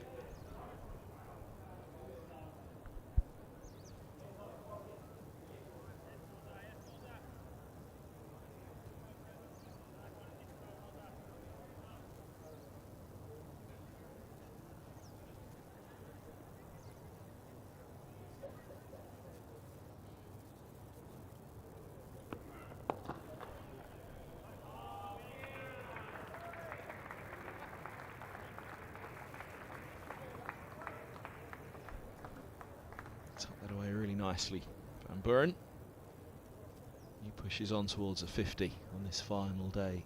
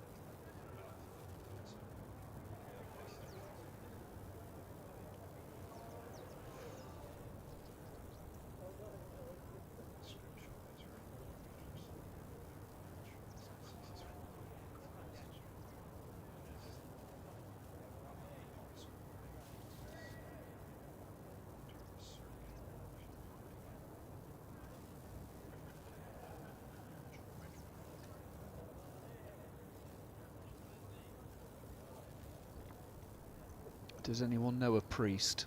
Someone needs to administer the last rites to Durham. 83 for 9.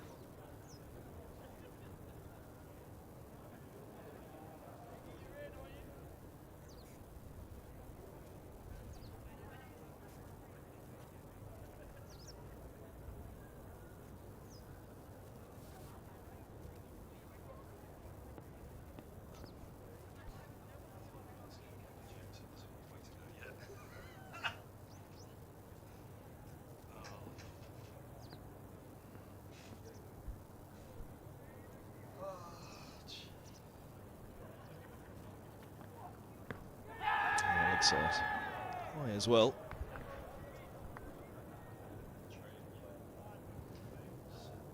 Four, 46 behind. Durham 9 wickets down. They've gone from 57 for 2 to 85 for 9.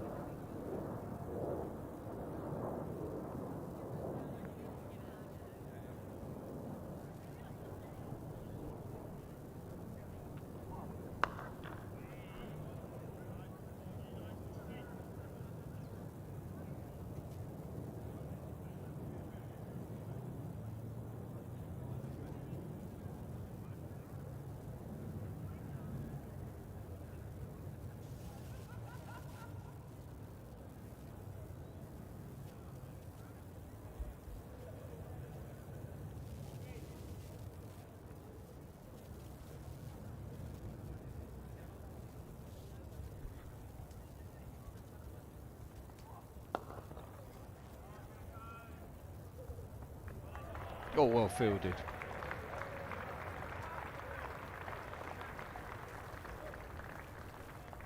He's been at the heart of the action a lot of the day. Noah Cornwell. Now he's helping out his mate by keeping that one on the dance floor.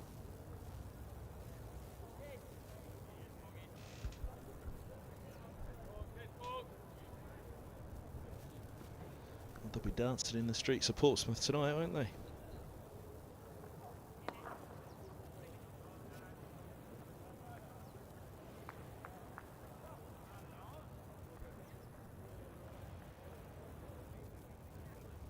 Steve Harmison, Mark Wood, your boys took one hell of a beating. Dear me, where has this come from?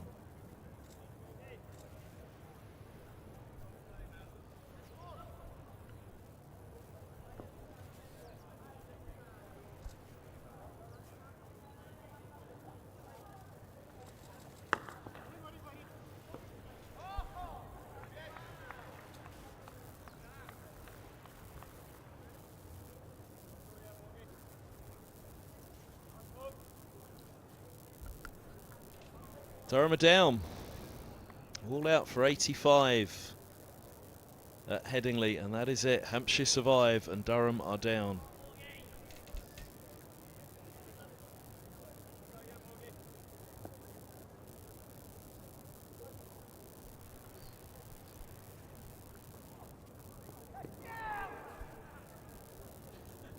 Oh, Cracknell thinks he heard something there. As no one else is joining him, he'll simply change ends for the new over.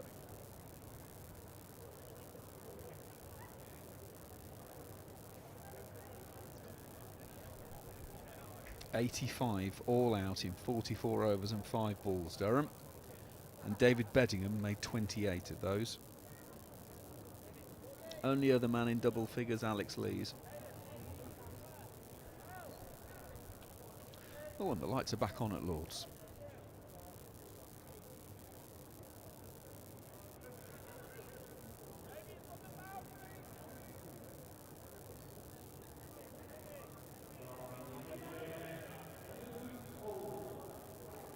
Time for some Luke Holman wrist spin.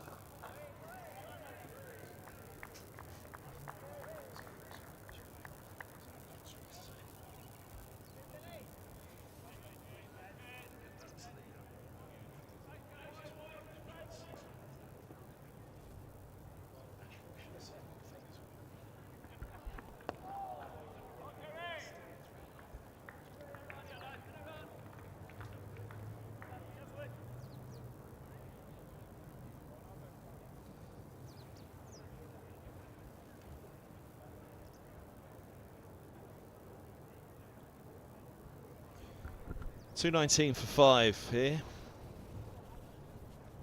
The events of Chesterley Street are sinking in this commentary box. And around the country, I'm sure, and no doubt in Southampton as well. Where they can prepare for a title challenge again next year.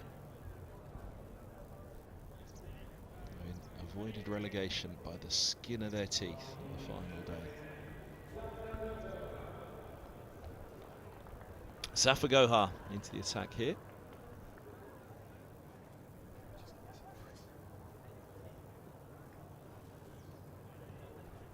Well, I think that means we're now at one of 2 games still playing, because they're still going at Northants. Oh! What a catch! What a catch!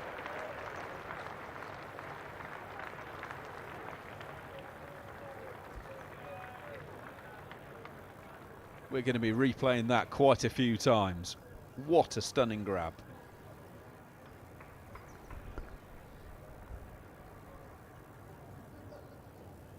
Oh, fingertips.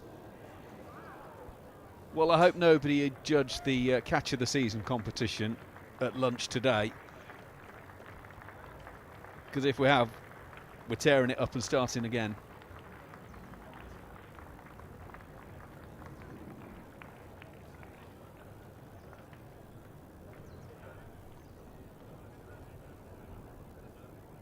I mean, he's almost taken it off the floor, hasn't he? Lady in the background, Newt.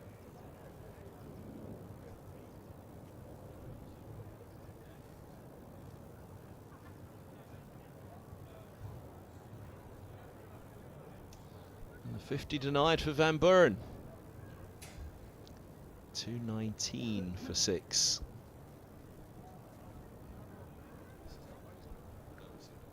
Well, it had to be said, it was a good knock from Van Buren, 46 from 54. But it took something truly special to get shot of him.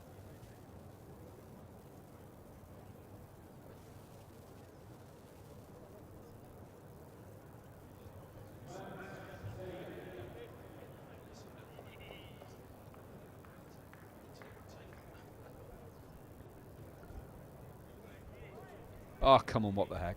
Let's go for it again.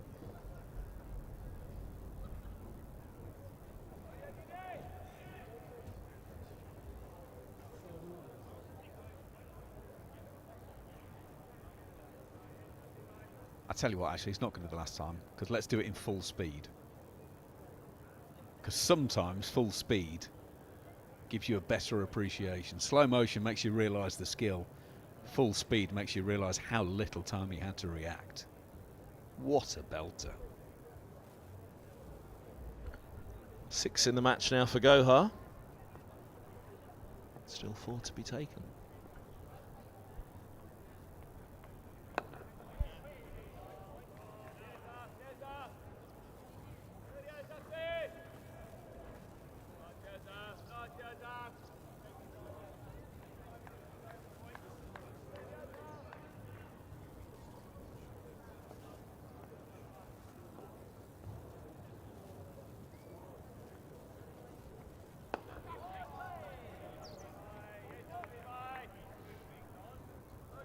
Well, it's a race to the finish between ourselves and Northampton Leicestershire.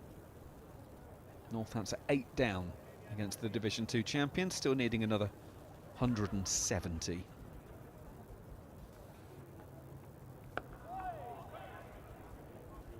Nice.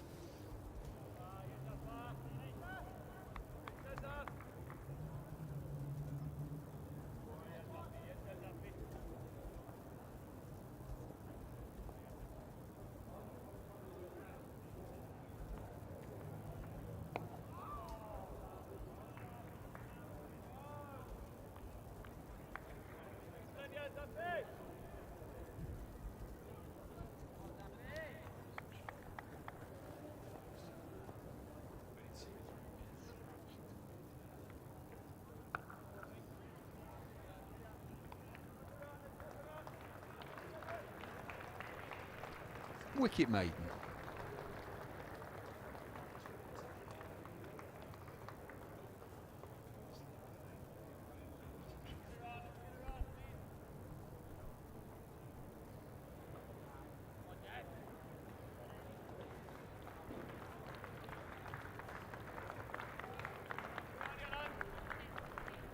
He doesn't think he hit it.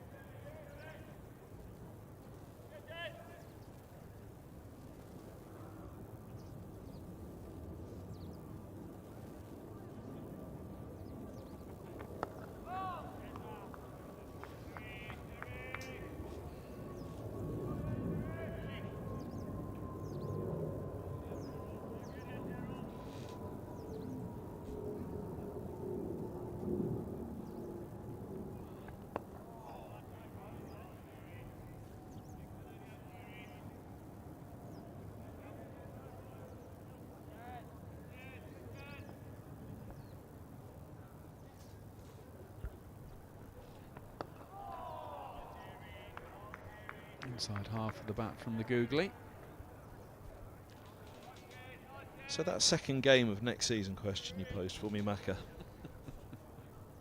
Do you want Chester Street out of the way early or not? Hell no. April 12th in Chesterley Street. I wouldn't even do that to Swindles.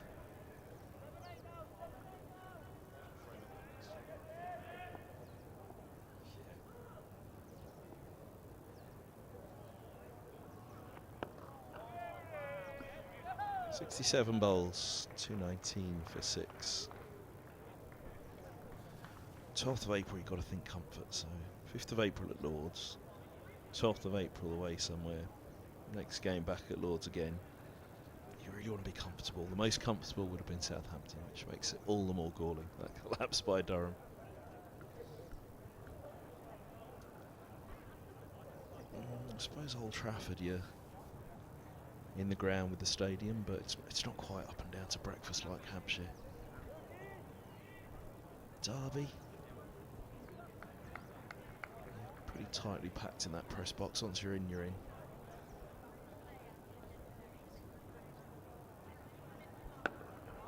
The places you don't want to be on April 12th away next year: Chesterley Street, Wantage Road, Grace Road. Oh no, Grace Road, they're up. New Road. It's a bit windy in that press box at New Road. Well, New Road might be underwater at that time of the year, of course.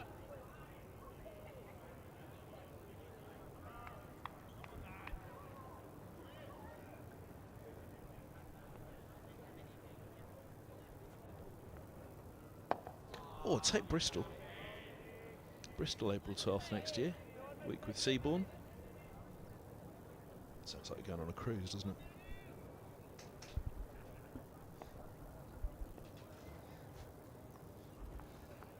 Oh dear me, there's going to be some oohs and ahs with these right back in front of all three.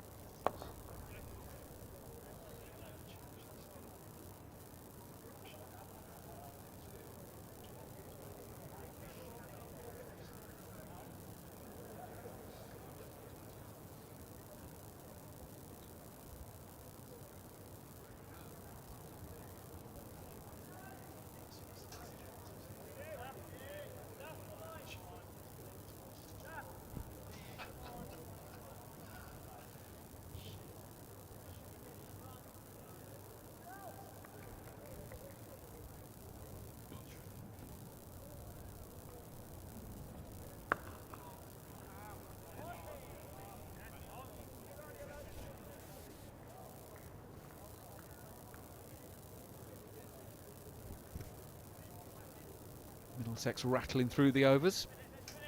68 now.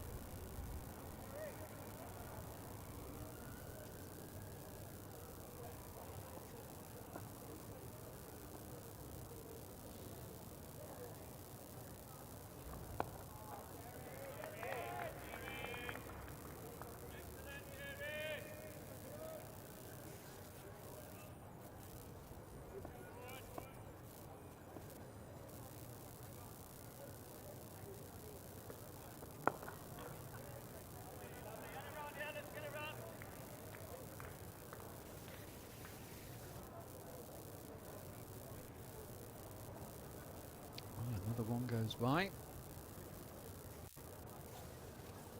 2:20 for 6 it remains as we approach 3 o'clock.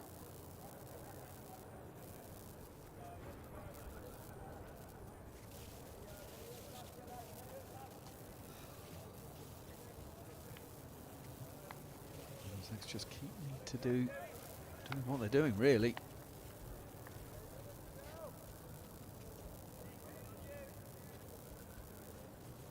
Another one now would be really handy, particularly the set man Taylor.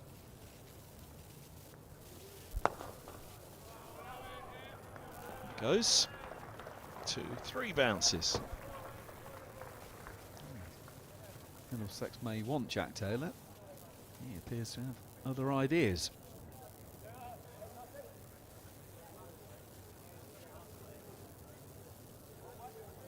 Well, there was no move, they just stood and swing of the bat.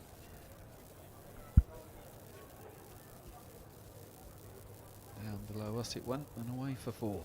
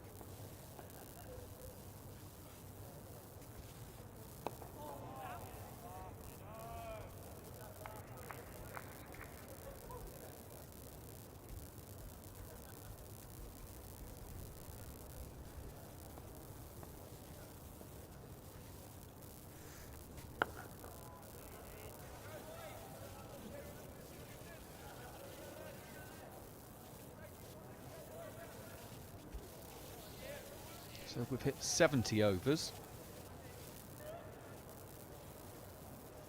10 overs till a new ball. 10 minutes until tea. So that's what? 3 overs, potentially more. So about 7 after the resumption, the new ball will be available.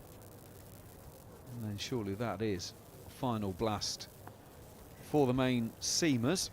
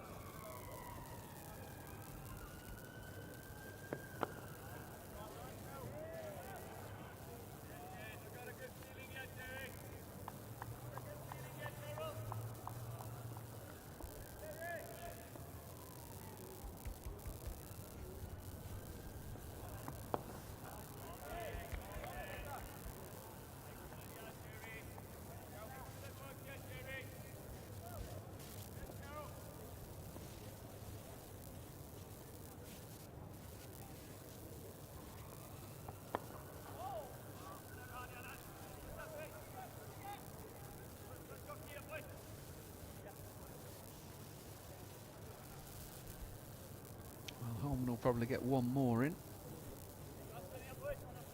before the break as Middlesex rattle through these.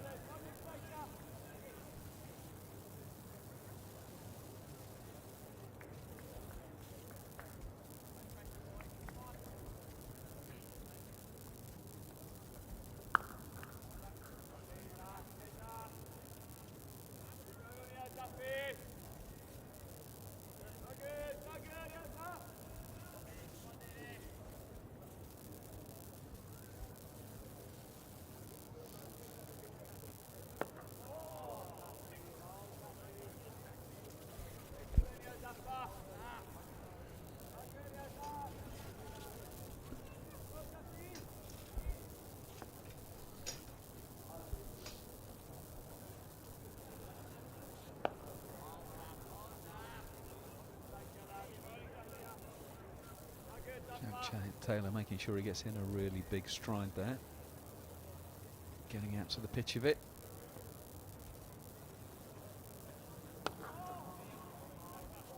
That time stays deep. Turns it away to mid-wicket for a single.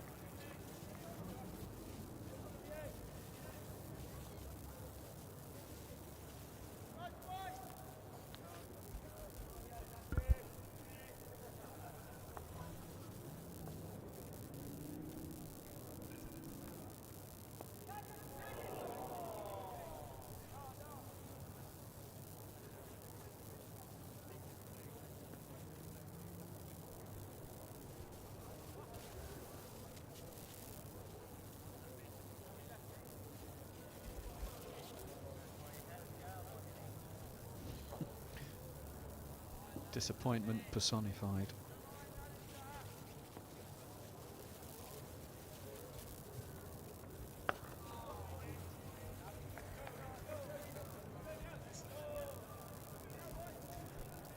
Well, we've been talking about the Yorkshire win over Durham and the effects it's had on Hampshire. Just looking at social media, Yorkshire posted, Yorkshire win, 4 wickets apiece for Hill and Bess. Durham 85 all out.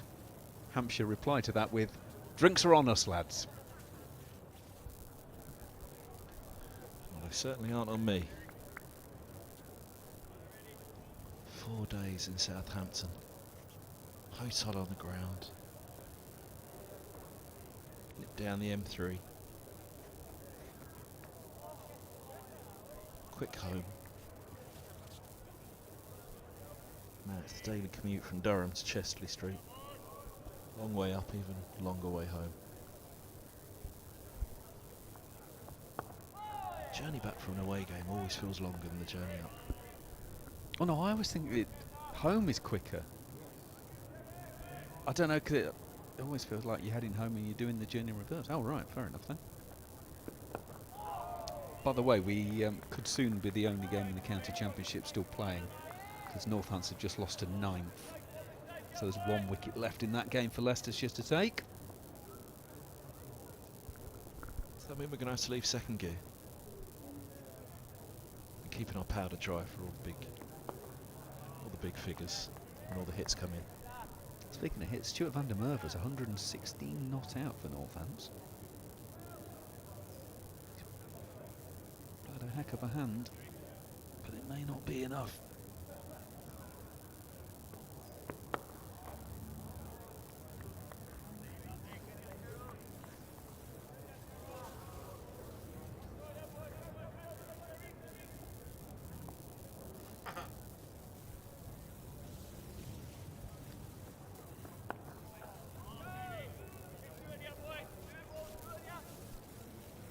Well, we'll definitely get 1 more in before the break. And with the rate that Zafar Gohar bowls, it's possible too, and that might be why that bat handle needs adjusting. Just to slow it down a touch.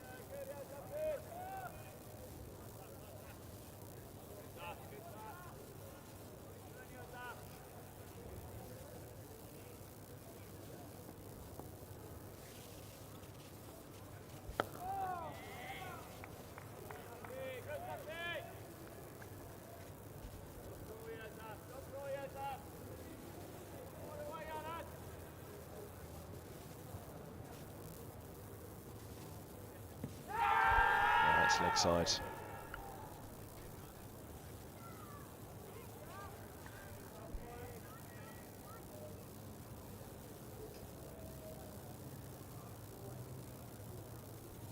Yeah, it was going on with the arm, wasn't it?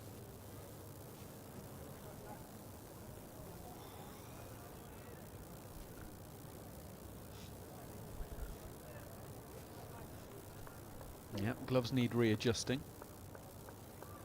Because the rate that Gohar bowls, he could bowl these 3 balls in about 90 seconds, which will give us another over.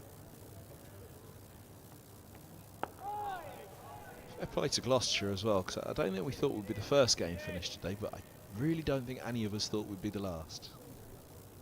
Might not be still. We are. Northampton now all out.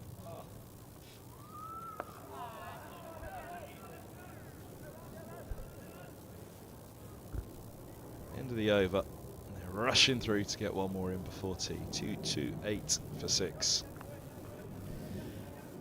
Yeah, Northants 333 all out. Van der Merwe, the last man, for 116. So we are the final game playing in the County Championship of 2025.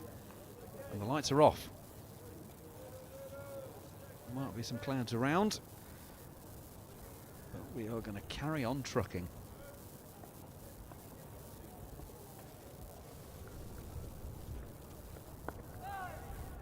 Which was one of the later films without Kenneth Williams in it.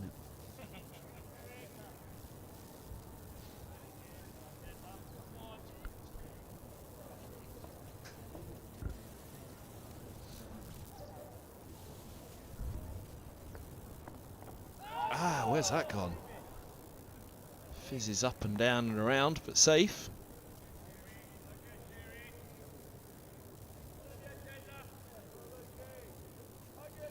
Like a pinball machine for a minute there.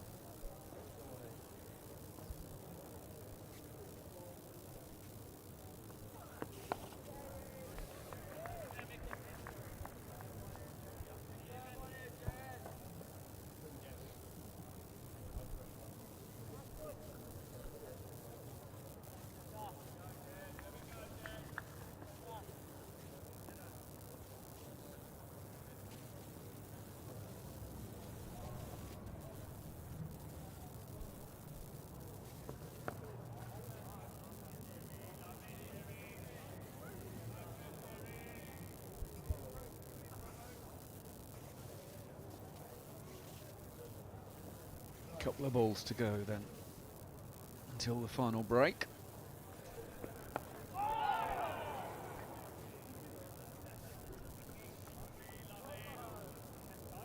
We talked about Sebastian Morgan having a chance to get some overs under his belt at Lords. Similarly for Holman, you'd have thought after tea. Get a couple more. Second new ball just around the corner.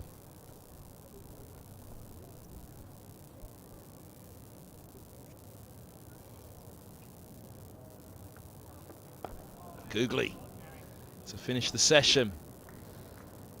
5 down in the day. Gloucestershire 1 down overnight. Taylor 27. Taylor 2. 2-2-8 for 6. The last standing championship game of the summer. Got one more session to go. Can Gloucestershire hold on and save the draw as they follow on here at Lords, or will they capitulate Durham-esque in the passage after the tea interval? Do join us back after tea. Andrew McKenna and myself, Kevin Hand, bring you this one. We'll be back in just under 20 minutes. The live stream from here at Lords, brought to you in association with DafaNews.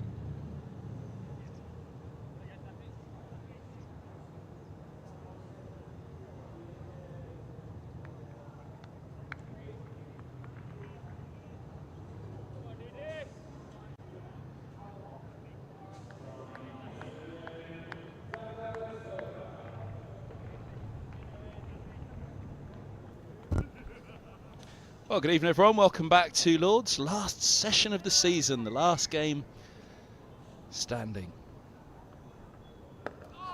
And following on, Gloucestershire 228 for 6, trailing by 120, a minimum of 36.5 overs remaining of the summer.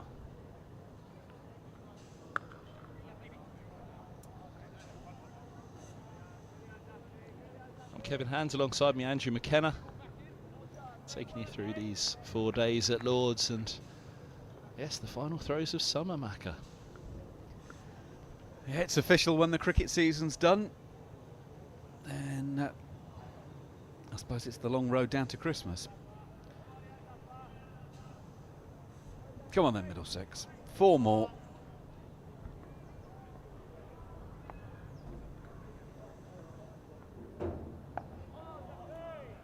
Oh, we have it. A nail-biting finish, 9 down with an over or 2 to go. Will the season go to the wire?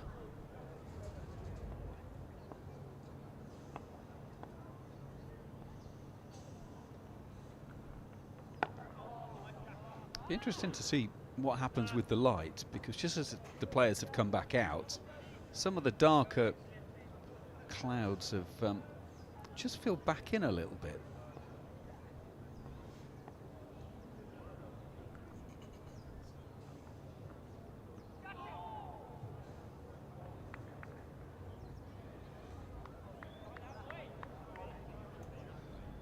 Well, it would be very cricket for the season to end with bad light here at Lord's, wouldn't it?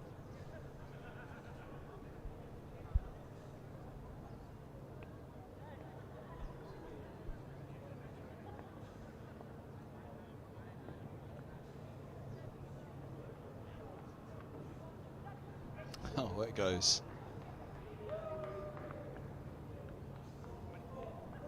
Chasing hard, not going to get there. I suppose there is a situation that Middlesex could be batting this evening. 115 the deficit now, 36 overs. I suppose we could get to a couple of overs to go, and Gloucestershire are bowled out, but with a slight lead. Middlesex had to go out and have a quick thrash for 10 or 20 runs. The overs ticking down. Potentially the bad light kicking in.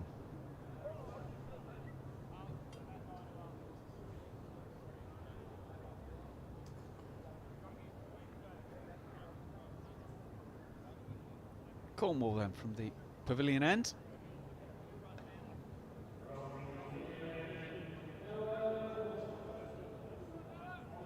And we're going back to the multiple fielders out on the leg side option. Oh no, in fact, deep backward square is coming in 10 or 15. So it's 2 properly out. They're working on the basis that Jack Taylor may not make completely clean contact.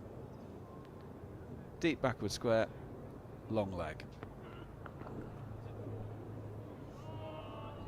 Well, that's some placement, isn't it?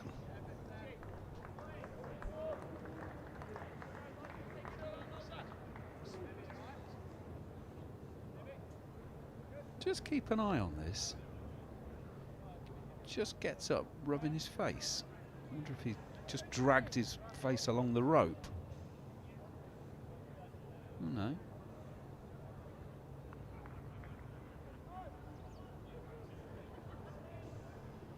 Well, he's had a heck of a game. I hope he's not going to finish it like that.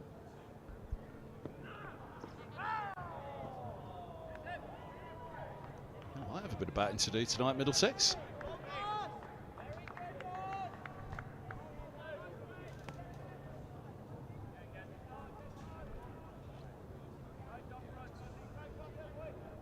I mean, I don't think Middlesex will do a Durham, but might just have to mind their work when they go out there later, if they go out there later.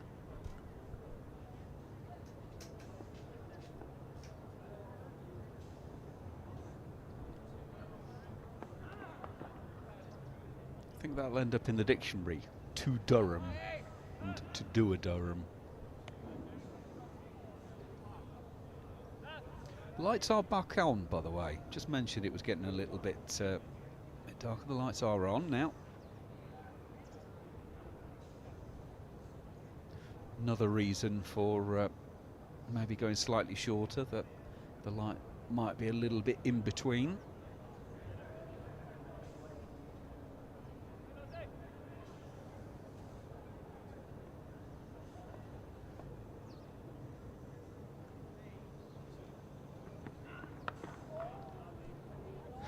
Seemed to happen in slow motion, didn't it?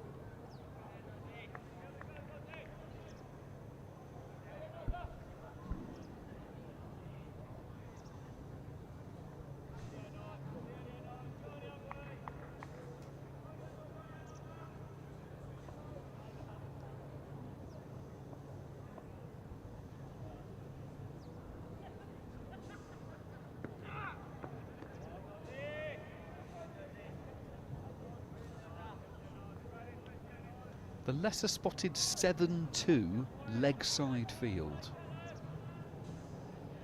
Wide gully or backward point and short extra cover, the only two fielders on the offside.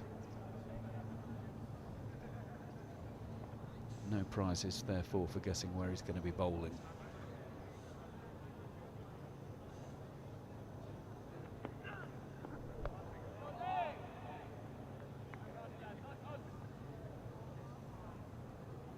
End of the over, 242 for 6. Deficit still in 3 figures, but only just now.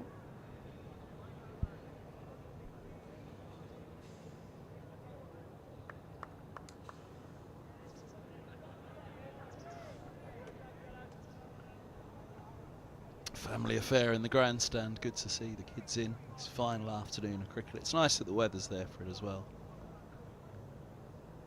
Warm finish to this week. Good that things aren't decided by the weather as well.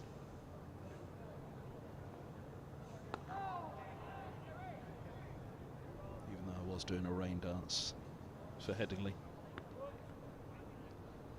Durham down, if you've missed the news. Hampshire's defeat this morning didn't matter in the end. Durham capitulated at Headingley, and they're destined for Division 2 next year. Gloucestershire the other team down. Leicestershire up as champions. Glamorgan going with them.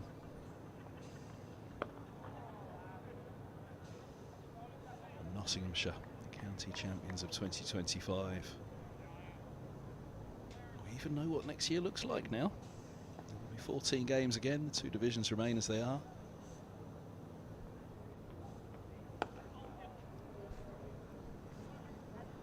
And before the last bowl of the summer, these bowls, we're all licking our lips for April 5th already.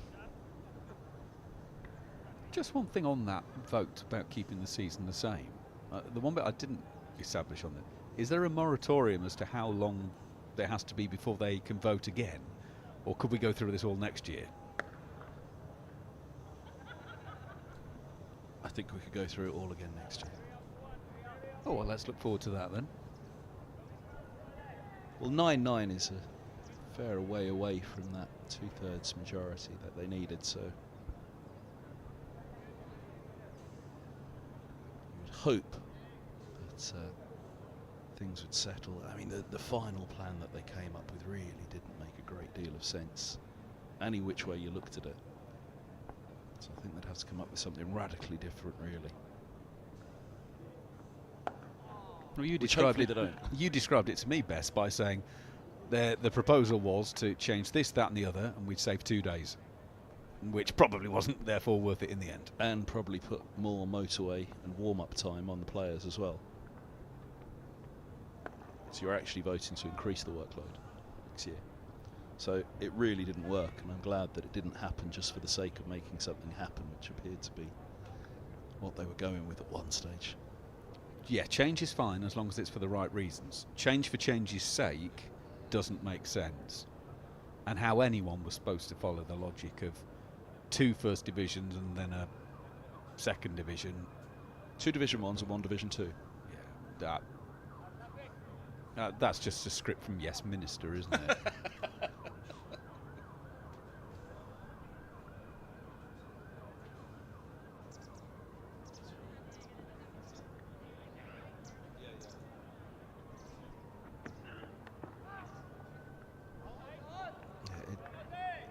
whole thing just didn't make sense. It was only going to increase player workload. There'd be more training days and there'd be more travel time. 2 more one-day cup games to take off. A couple of blast games and 1 championship game, but that's a couple more trips that have to be made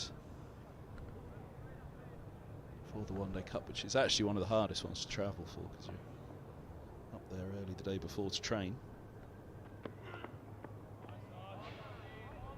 Anyway, let's enjoy what we've got left of this summer. And well, it won't be long until, what, November 21st, roughly, the 3rd week of November, when the fixtures come out. We can all start planning our trips for next season. I can call Guy Swindles and tell him when he's going to Chesterley Street.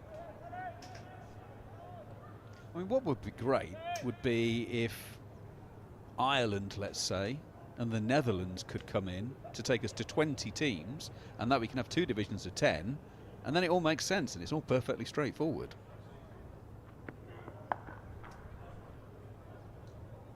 Yep, I'd very much second that. There wasn't too long ago that was the talk of extending the counties in that way.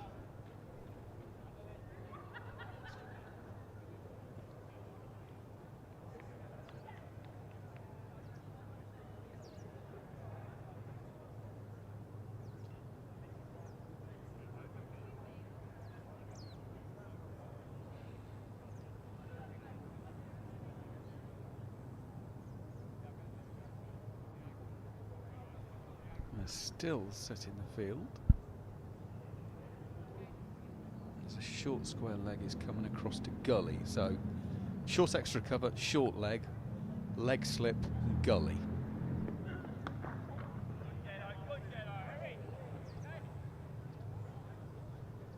That wasn't a mile away from Ged, is it? Under the helmet either.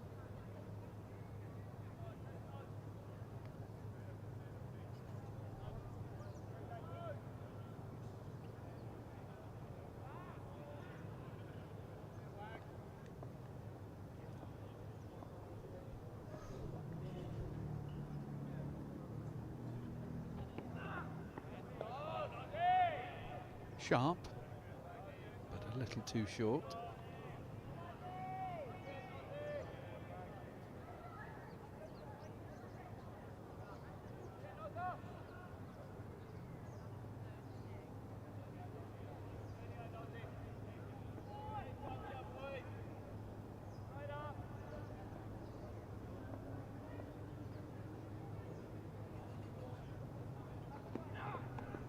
Ow! Well, he certainly got it going a little bit here and made it uncomfortable, hasn't he, Cornwell?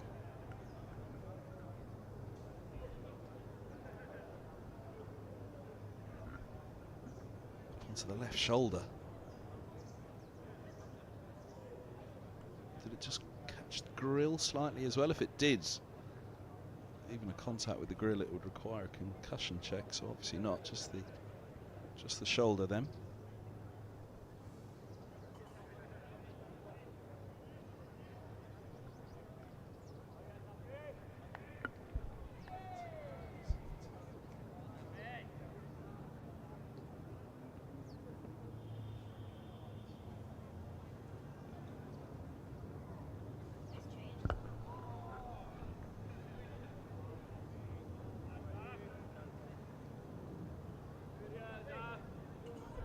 In the first innings for Gohar, 1 so far in this.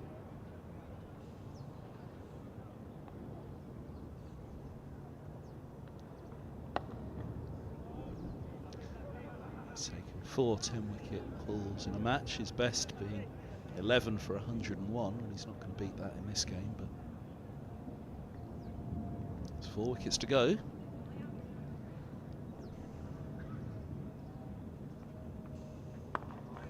His first 5 for at Lords could be followed up by his first 10-fer.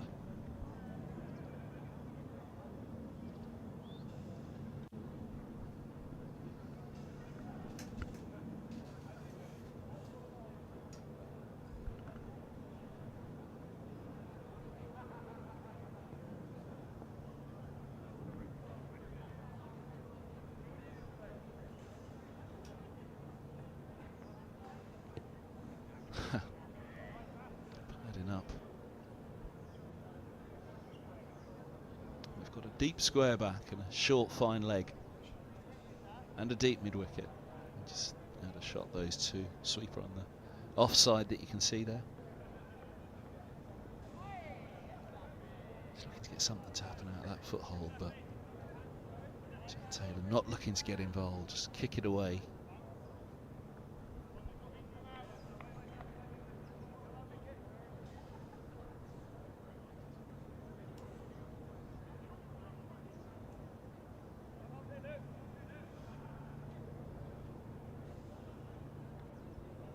Well, it's everyone coming in now. 2 men deep on the leg side. Coming in to try and prevent a single to keep Matt Taylor on strike. And as this would be the final ball of the 80th over, is that because they're planning on taking the new ball straight away so that they can go at the less experienced batter? Well, that is the over. 246 for 6. 80 overs bowled. Second new ball becomes available, which you can't imagine they'll wait at all. And there you go. Tobias Skelton, Roland Jones rips off his sweater. Ready to go at the pavilion ends. New ball is signalled to the scorer's box and to the ground.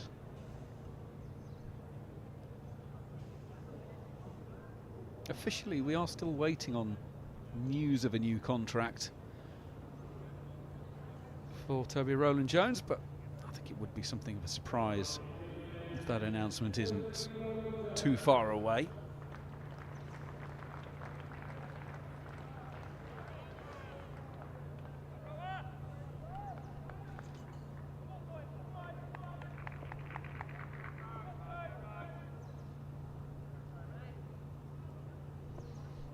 Final time then. Final blast.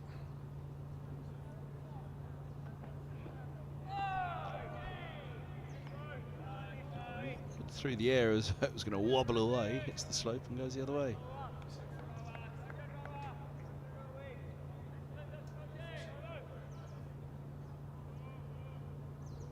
There you go. Looks as though it was going to start swinging and go up the slope, and we pitched and came back down it.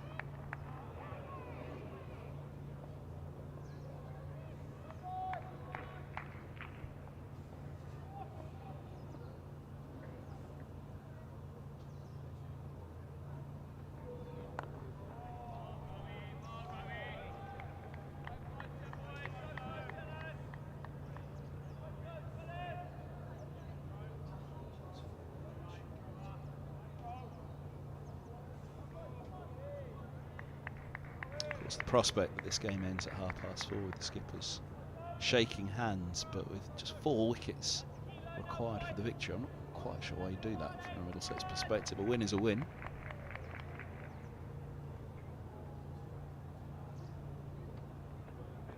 Albeit everything done and dusted for the season. I think too many more of those, it might be taken out of your hands, because if you get a couple more, you're going to be obligated to keep going, aren't you?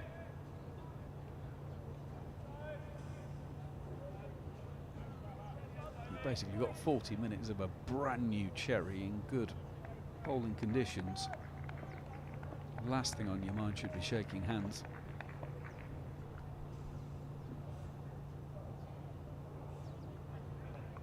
Gone. Taken at second slip.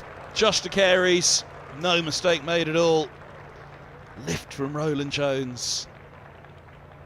Wonderful side at the end of the season to see him going strong, still as he is.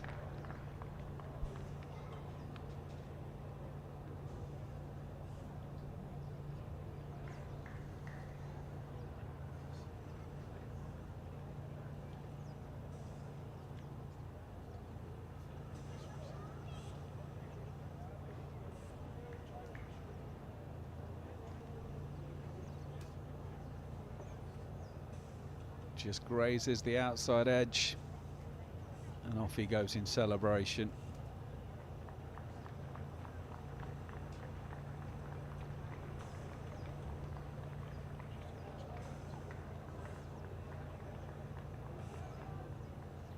Good effort by Matt Taylor, 3 from 57.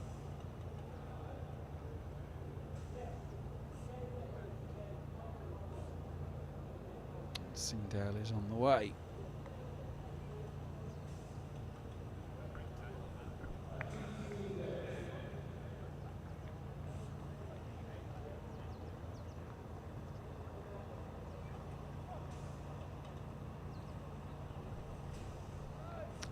Two wickets for Ryan Higgins this season. Roland Jones pushing along. 3 more in this innings.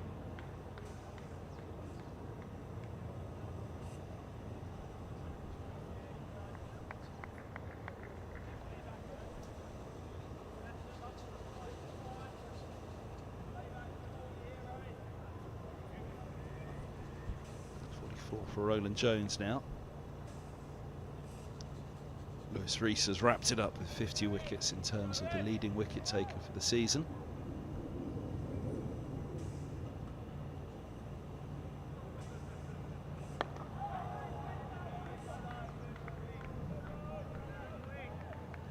It's a battle for second spot between Roland Jones and Higgins. They'd have to take the last 3.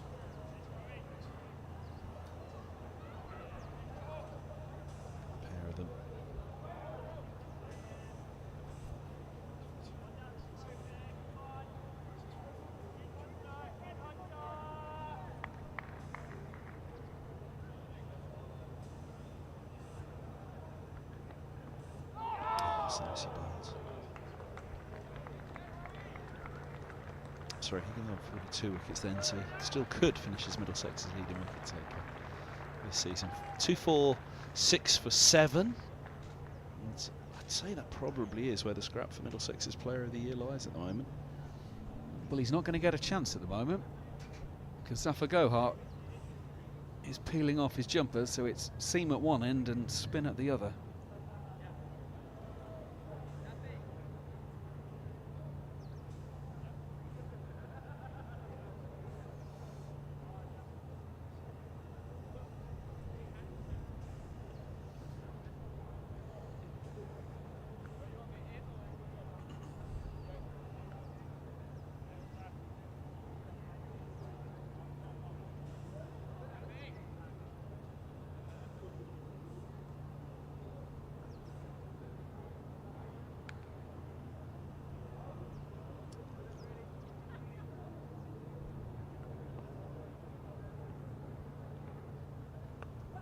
Stretched away for that.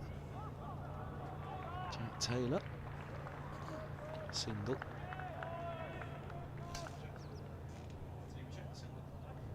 Actually rejected the single.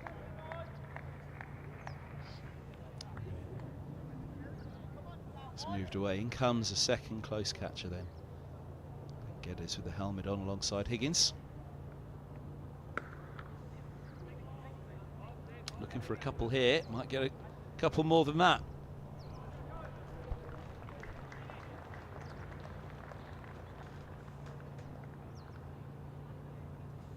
Fortunately, it just started too wide, didn't it? And turned further. And the 250 is up. As Taylor goes to 44 with that boundary.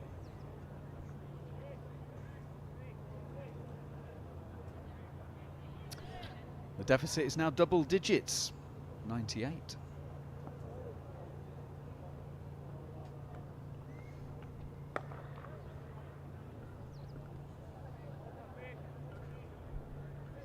Yeah, leading run scorer this year, Lewis Deploy, past 1,000 in the first innings with his 263 unbeaten, average of 56, 21 innings.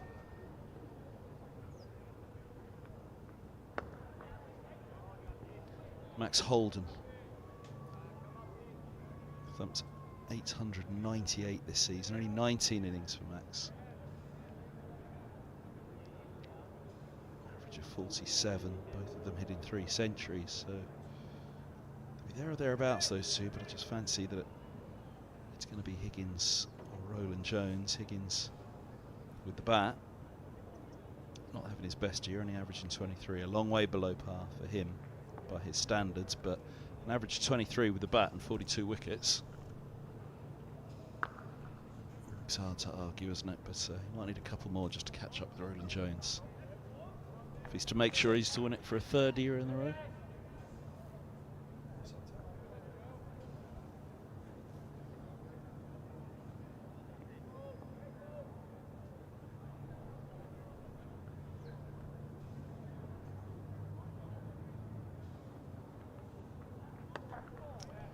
Tucked up a little by that one. Taylor. 250 for 7, 98. We'll trail by Gloucestershire with 30 overs remaining, a minimum of.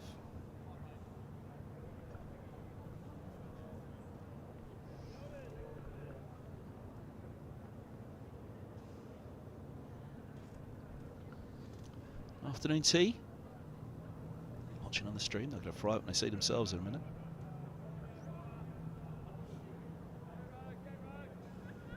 Look what happened to Durham.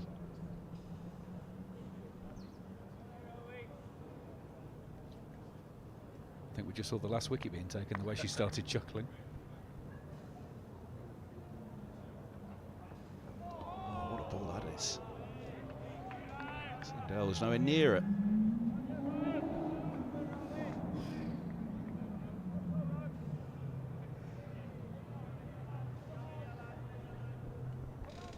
Mentioned the Middlesex averages. Some bloke called Williamson did top them with 133.5 as his average. 2 innings. 267 runs, a high score of 153. 2 innings, 2 centuries. Is that what you call a backdrop? Decent return, isn't it? I think that's why so many of the members were so frustrated he then was unavailable. But hey, what can you do? Injuries are injuries. Does make you think what would have been possible. Ben Geddes impressed in his first season. He indeed had more innings, or as many innings as Higgins. Nobody had more. 22 the pair of them had. Ooh, another stretch there for Singdale.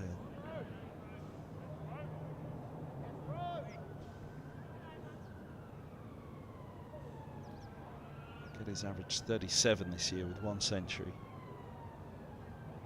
6 50s.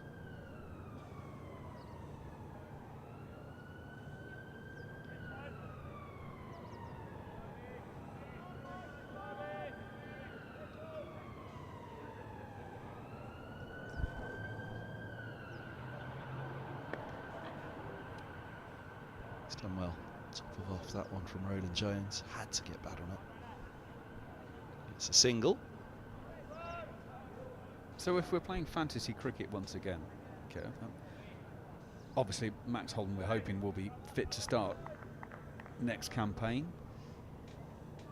He comes in and bats at 3 for Luke Holman. I can't see many other options unless they have a complete reshuffle.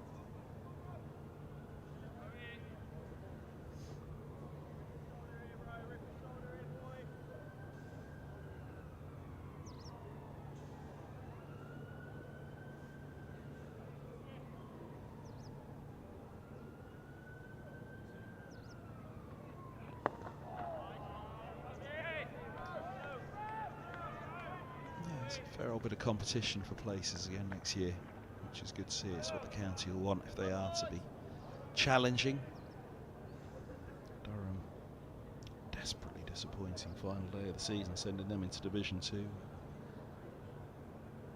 look a pretty strong outfit, Durham, despite their Division 1 disappointment this year.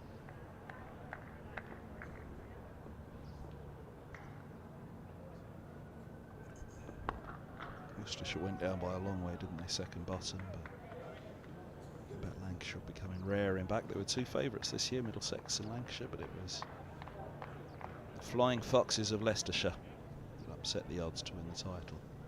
So what will be interesting, will one of the other counties have a little nibble and try and get Matthew Potts out of Durham? Obviously he's been in and around England squads and test matches. They always say it doesn't matter if you're playing in Division 2, but we all know it kind of does. So will one of the Division 1 sides try and extricate him and say, well, look, your best chance of getting back in the England reckoning is come and play with us. That might affect their chances a little bit. That'd be brilliant if Leicestershire did that. Well, it would reverse the trend, wouldn't it? Because normally Leicester should get their players poached in inverted commas, obviously, for legal reasons. I have to make that perfectly clear. Normally their players head up the A46 to Notts as well, rather than up the A1. But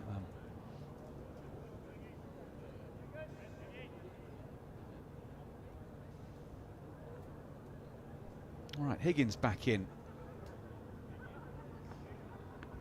Oh, that's close.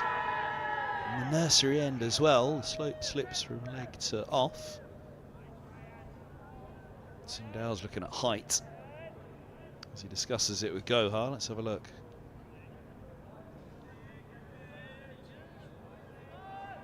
Hit high up on that back leg, didn't it? Only thing that saves him. Well, it's certainly not going wide of off all leg, is it? Can only be height.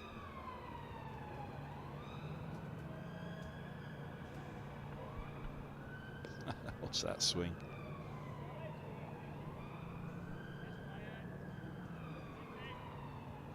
Oh, I think Cracknell's got that on the end of the finger.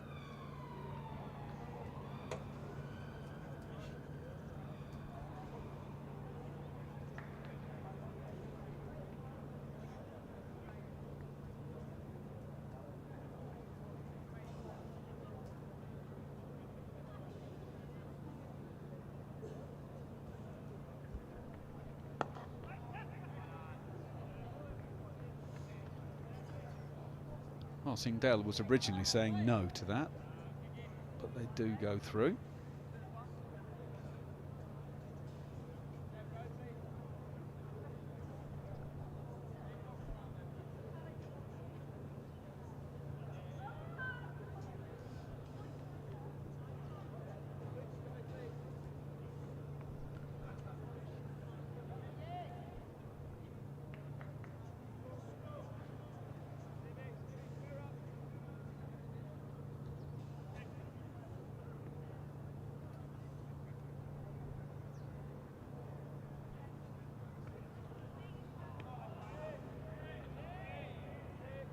Shape again from Higgins, just starting too wide.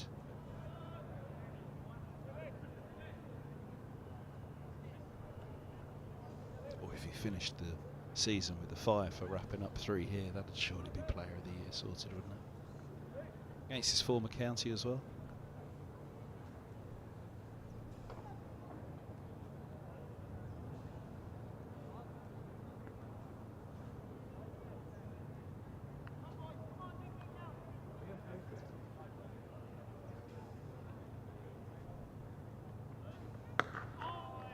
Smothered by Taylor, but for a moment there was a gap there. With this ball swinging around, you do need to be careful it doesn't get back through that gate.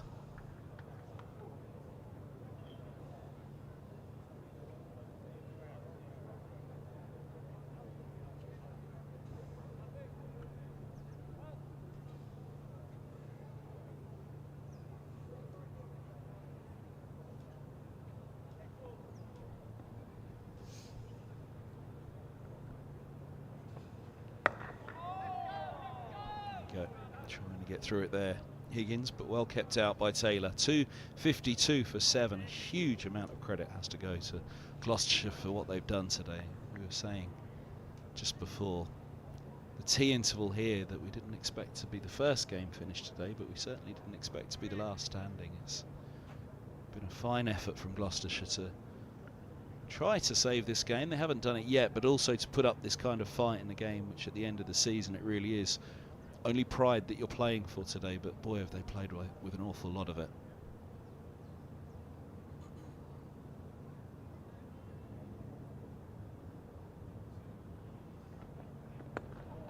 Oh. Could have been a costly mistake by Singdale in many ways. He was searching for that ball on the off stump. Taylor to have a chat with him. Twofold, I'd imagine. One would be down from and where it ended up. He's looking to get a thick outside edge on that, and then nearly that scampered run.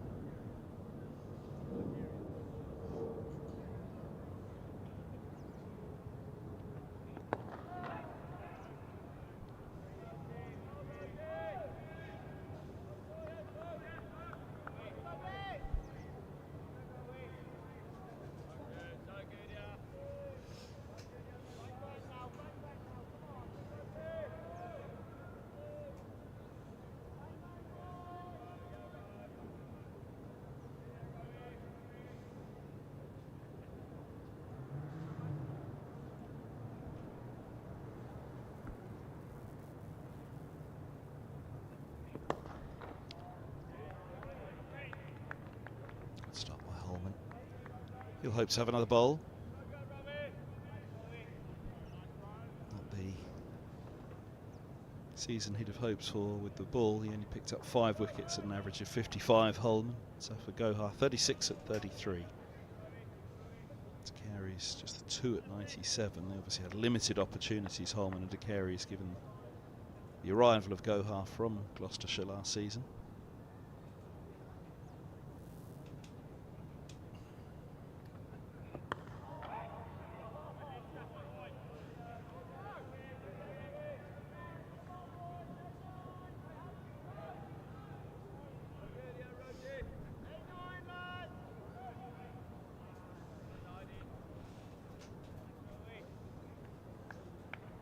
Who's going to be the Leicestershire Division 2 next year, Macca? Who's going to upset the odds? Middlesex, Lancashire, Durham, Worcestershire coming down. They've got to be regarded as the favourites, haven't they? Derbyshire have done well to finish high up this year as well.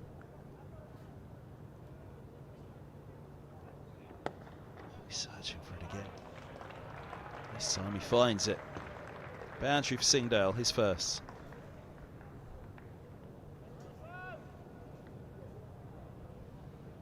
It's a good question. Recruitment, of course, will play a big part. Retaining players. We know some of the deals that have been announced, but there's bound to be more over the course of the winter. And then, of course, is who can you actually get in as overseas players and for how long? That'll have an impact as well.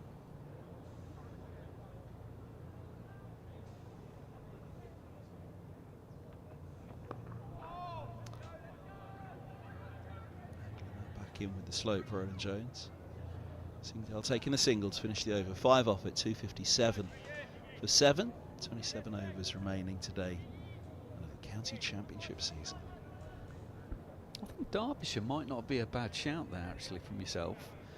I mean, there's always the thing about, yeah, you know, Worcestershire and Durham have come down from Division 1, but the reason they've come down is because they're not winning games. And I'm a big believer that winning and losing, unfortunately, in sport can become a bit of a habit, and it's how you break that cycle. So Derbyshire, if you like, are the next best side in Division 2 as it stands according to the table this year. Where's that gone? Short of the cover and through him.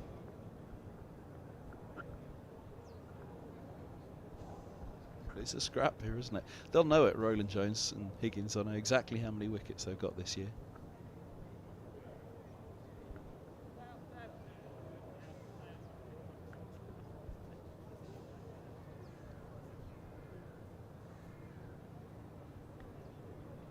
Change your plan. I think we're going short. Long leg out, and Holman going across to the leg side. How far is he going to go at mid-wicket? Halfway.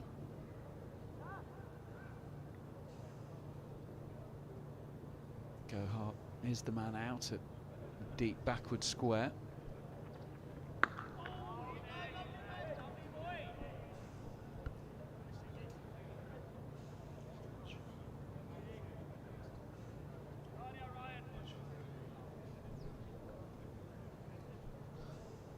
You see the shadows out there at the moment around those players. There's some brighter skies in the distance though, and we've got some heavy cloud immediately above us, but the blue sky that's behind the grandstand in the morning might just keep us going. Lovely drive. Through it goes. Swinging away from Taylor. Swinging the bat with the flow of the ball. Cracking shot. And he goes to 48.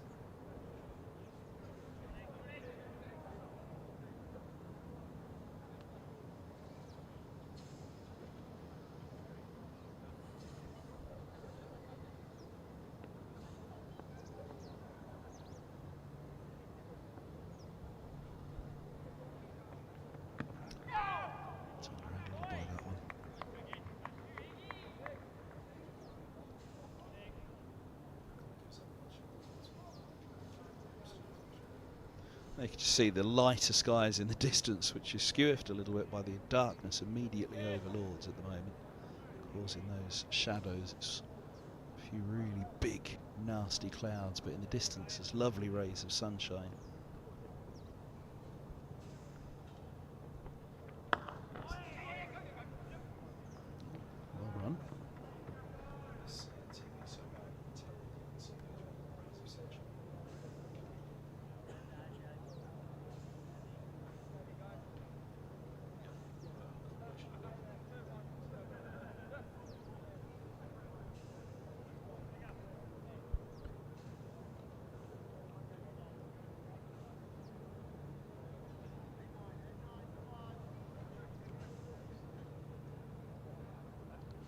Having gone halfway back, Holman has now gone all the way out to a very square, deep mid-wicket on the boundary. So there are 2 out on the leg side.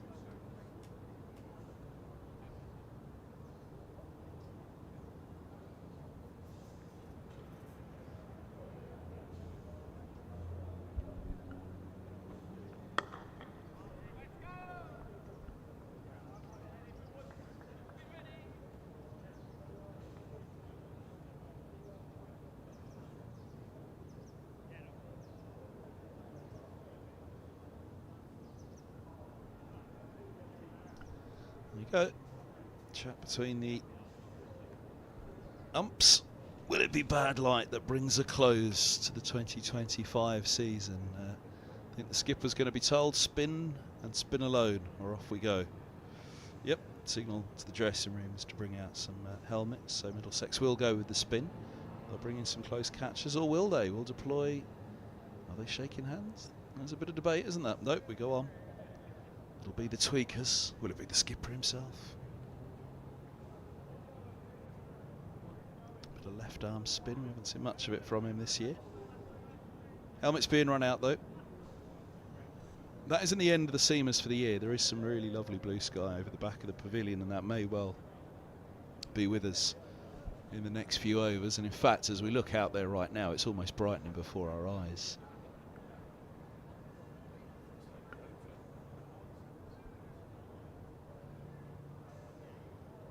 It would be quite amusing if one of these blue patches around Lords right now did all of a sudden just offer a little bit of sunshine. It should switch the situation instantly, but yeah, there's enough blue sky all around. Can you go over the top of the Father Time from the camera below us, please?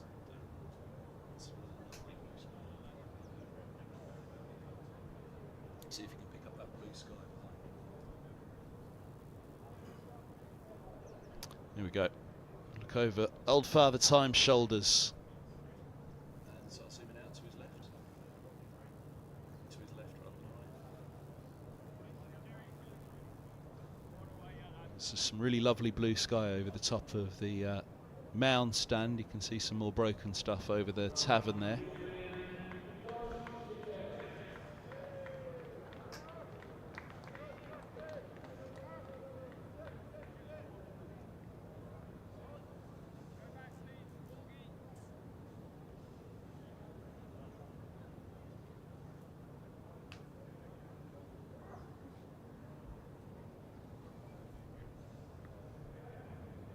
Decaris then to come on and bowl. To Taylor is 49 not out. Field very well spread. 2 out on the offside, 3 on the leg. One of them long on.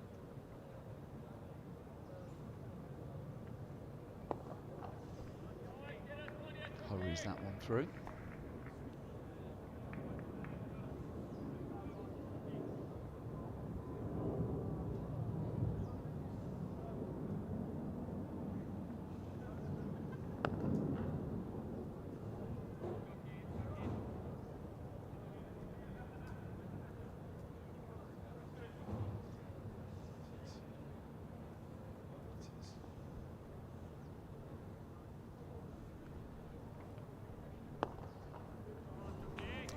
Out in the middle, it's changing a lot, but it's that funny end of season feel, isn't it, with the sun just a little lower in the sky earlier in the evening. But we're genuinely not far away for some really beautiful blue skies that could roll in. Problem is as well, we're up here in a lofty position in the media centre looking back across at the pavilion, and we can see all that surrounding, but when you're down at pitch level there, as the umpires are, you're looking up not just over the grandstand and the mound and the tavern and this media centre in the pavilion, but also some of the flats that creep up over the top, peeking into Lord's.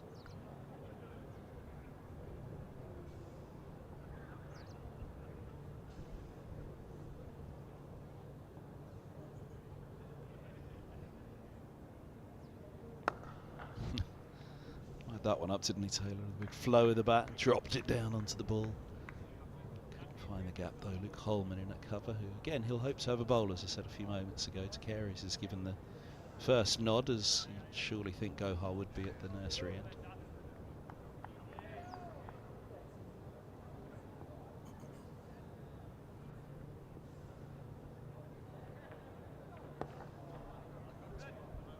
Dot ball to end the over.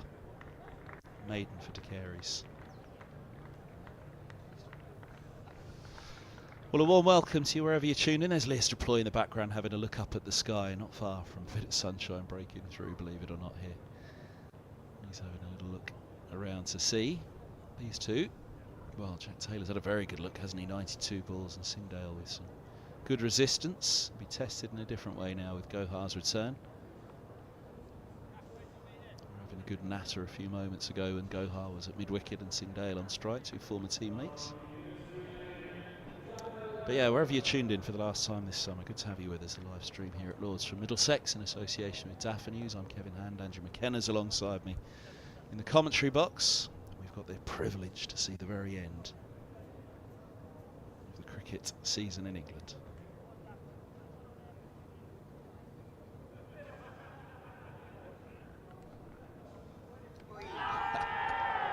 That's not bad, is it, from Gohar? I think most would have struggled with that, let alone Singdale.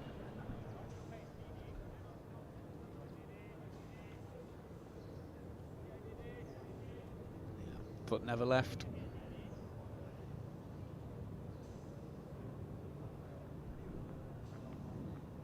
Ooh, lift.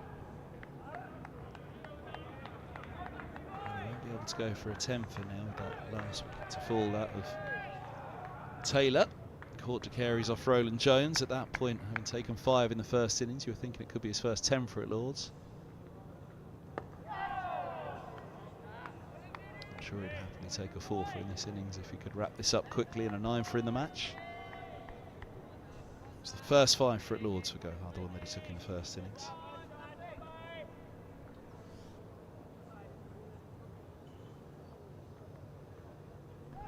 The September fixture here was the Derbyshire match a couple of weeks back, which was heavily rain and light affected. Disappointing 4 days at Lord's for that fixture, but fortunately we've been lucky on this one.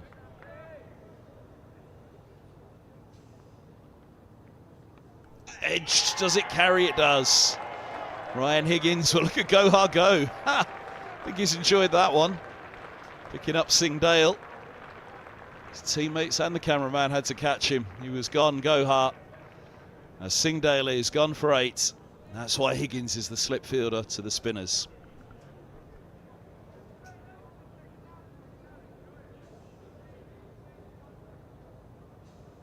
It only just gets there. It's a great grab again.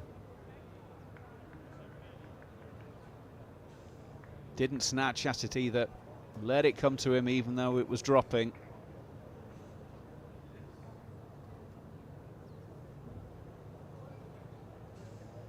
Lovely stuff.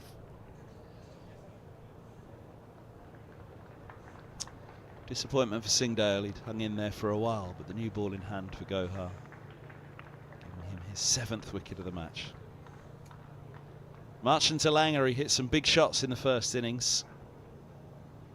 Well, he looked to go out with a bang at Lords. And these final few overs of the season. It's just a proper spin bowler's dismissal, that, isn't it?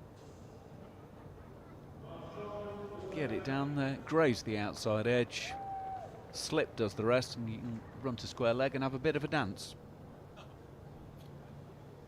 Is that how you used to do it, Macca? Dancing in the tavern tonight. End of season. They'll be dancing in the streets of NW8 tonight, to paraphrase Bill McLaren, the great rugby commentator. Well, now De Lange, 85 behind. He only knows one way, doesn't he? And that's probably what they're saying to him. Come on, Marchant, you can have a rip at this. Get yourself a hero. 2 slips, leg slip, short leg. Short mid-wicket not far away, orchestrating. Is Josh DeCary's there at second? What do they want? They're bringing across that mid-wicket now. Here he comes, silly mid-on. What De Caires is saying to Lairs Deploy is about Lairs Deploy at mid-off going deeper, because he thinks Marchant De Lange's going to have a swing regardless. So just give yourself a few metres for when he gets underneath it.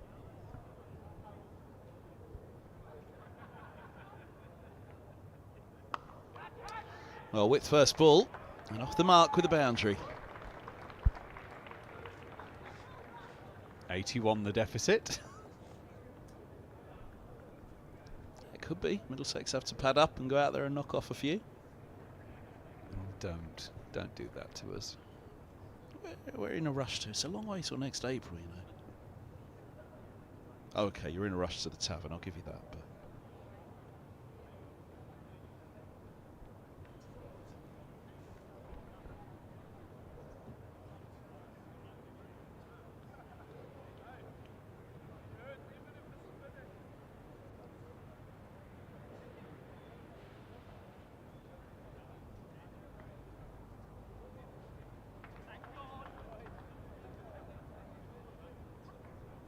it is light enough for some more Toby Rowland-Jones, which is why he's just sprinted in from the boundary, taken his jumper off, just to make sure that that cloud doesn't move a little bit and just take us too dark again. Now what would be interesting is, do you keep Zafar Gohar on regardless?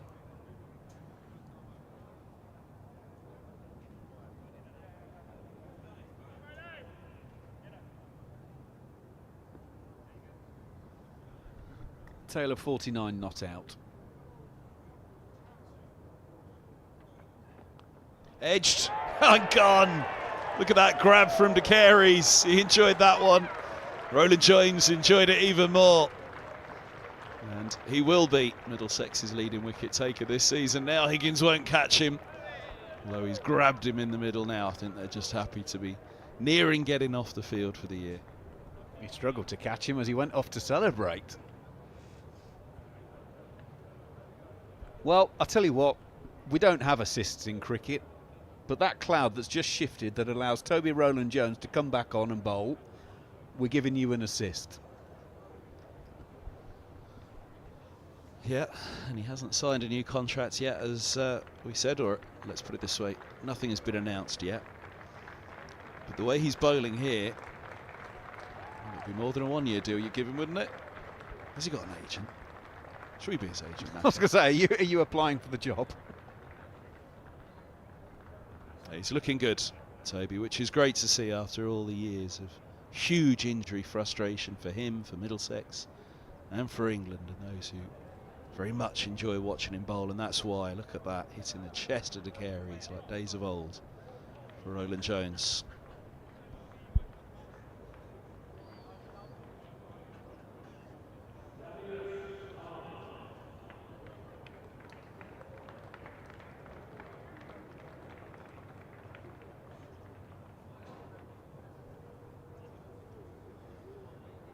Well, he was injured while bowling in the first innings. Came out with a runner in the first innings, and he's coming out with a runner in the second innings.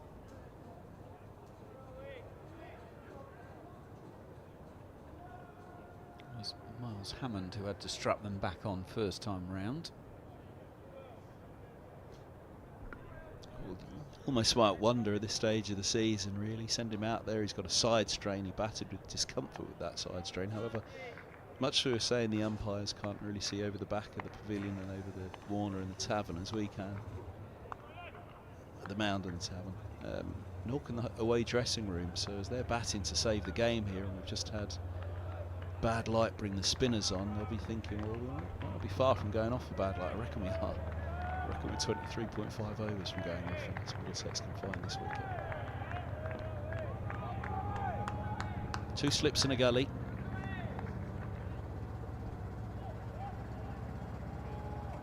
Almost a wonder they haven't put another one in, especially after that last ball, the way it lifted and took the edge as it did.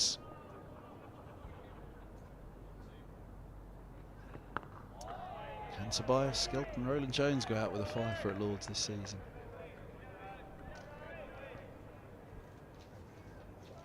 He did say in an interview after a game a few weeks ago, I asked him about it, he said, look, I'll happily play on for as long as the body allows, so whether it is just another one-year extension that he's given, he'll keep playing for that extension each year. And when you look at him now, firing at the end of the season like this, going for another 5, you really do think he's got a few years left in him. There aren't many better than Roland Jones when he gets going. Hasn't got the zip of old, but as we saw on that last ball to pick up Taylor, he's still got more than enough of what it takes at this level.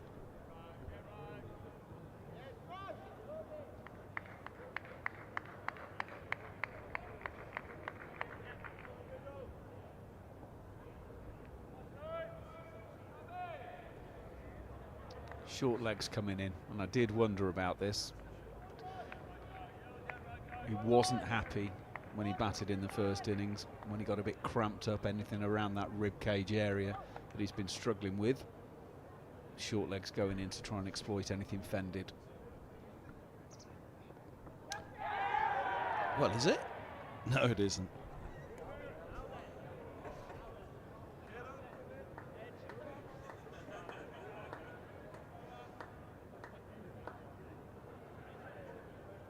Everyone else led the charge for that one. Toby Roland Jones bailed out fairly quickly himself.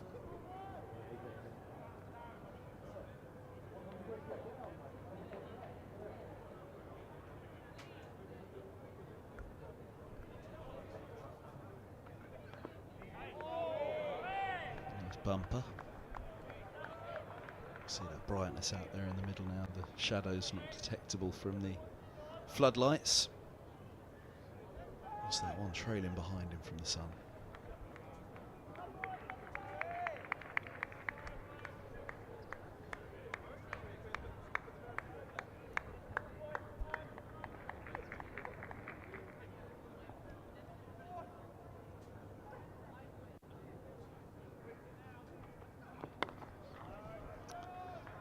Back on the off stump, 2, 6, 7 for 9. 89 bowls, 9 on the second new ball. 23 remain of the season, 1 wicket for a Middlesex win and 81 for Gloucestershire to make Middlesex bat again.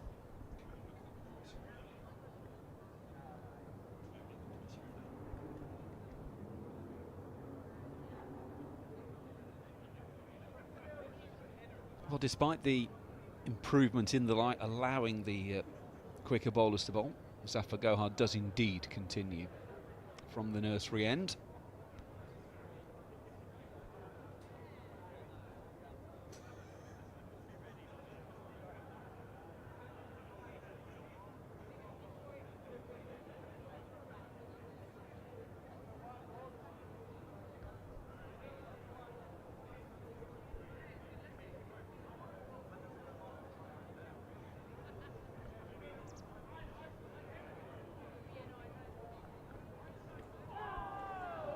Lofted again.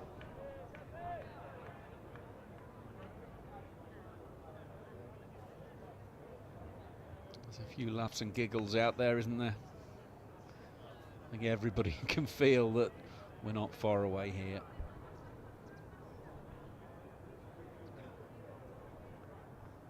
Oh, and that was very close. DeLange backing up to a full ball from the spinner. He's almost playing French cricket there, isn't he? Both feet pointing down the pitch, back on the stumps.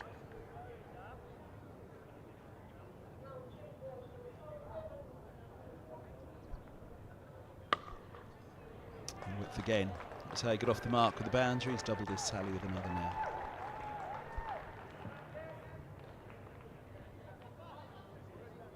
Throwing it back and just freeing those arms. And he knows from the point of contact straight away it's away for 4 and just stands and admires it.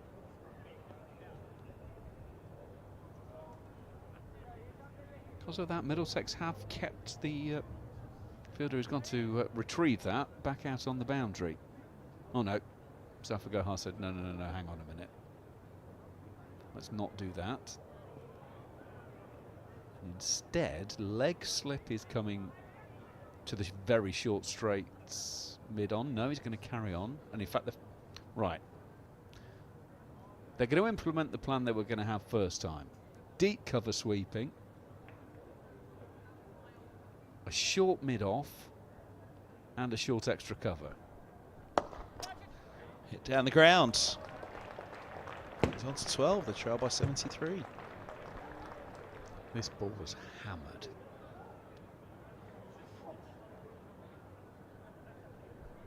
Be a real blow for Sam Robson or Josh DeCaries to go out one more time this season and get out, wouldn't it? Get out there and get a red inker, of course. That'd be nice. A little 20 or 30 if needed.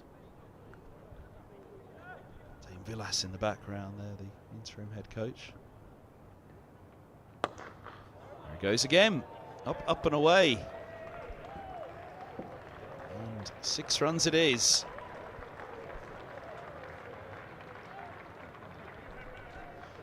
Who said the cricket season's over yet? Don't know why I've suddenly got flashbacks to Kapil Dev in 1990. That test match again. Oh my goodness, I'm having to go scurrying up there. Do you remember Kapil Dev managed to avoid the follow-on for India, putting Eddie Hemmings into the building site that was this end of the ground? Now, 67 runs is an awful long way away, but DeLange really does strike a very clean ball. What was that Durham collapse today? About 3 down when they were doing right, 2 down. 8 for 20, wasn't it? Hello. It's a meerkat.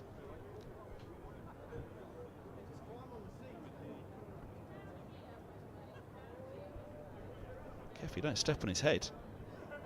Oh, this isn't going to end well. Is he miles off? Hunt for the red ball might take until October.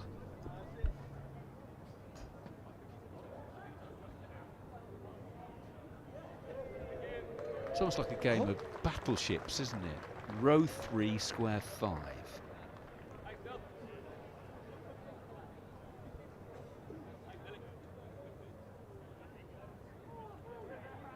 Go on, March. Put another one in there.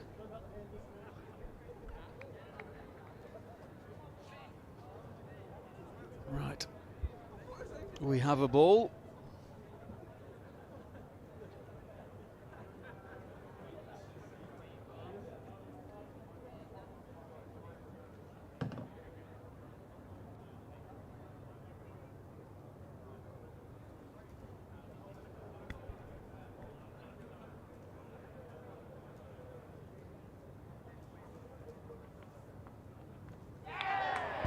Has he? He has. Well, there ends the county season for 2025. The English cricket summer is over with a wicket for Zafar Gohar, 3 for 63, 8 in the match, 281 all out Gloucestershire, trailing by 67 still following on. As Cracknell takes the catch behind, DeLange, well, looking for that cut. Little tickle through to the keeper. The Middlesex have their win to end the season. Not to be promotion, but ending on a high here with a pretty emphatic performance led by that double ton and highest first-class score for Lewis Deploy.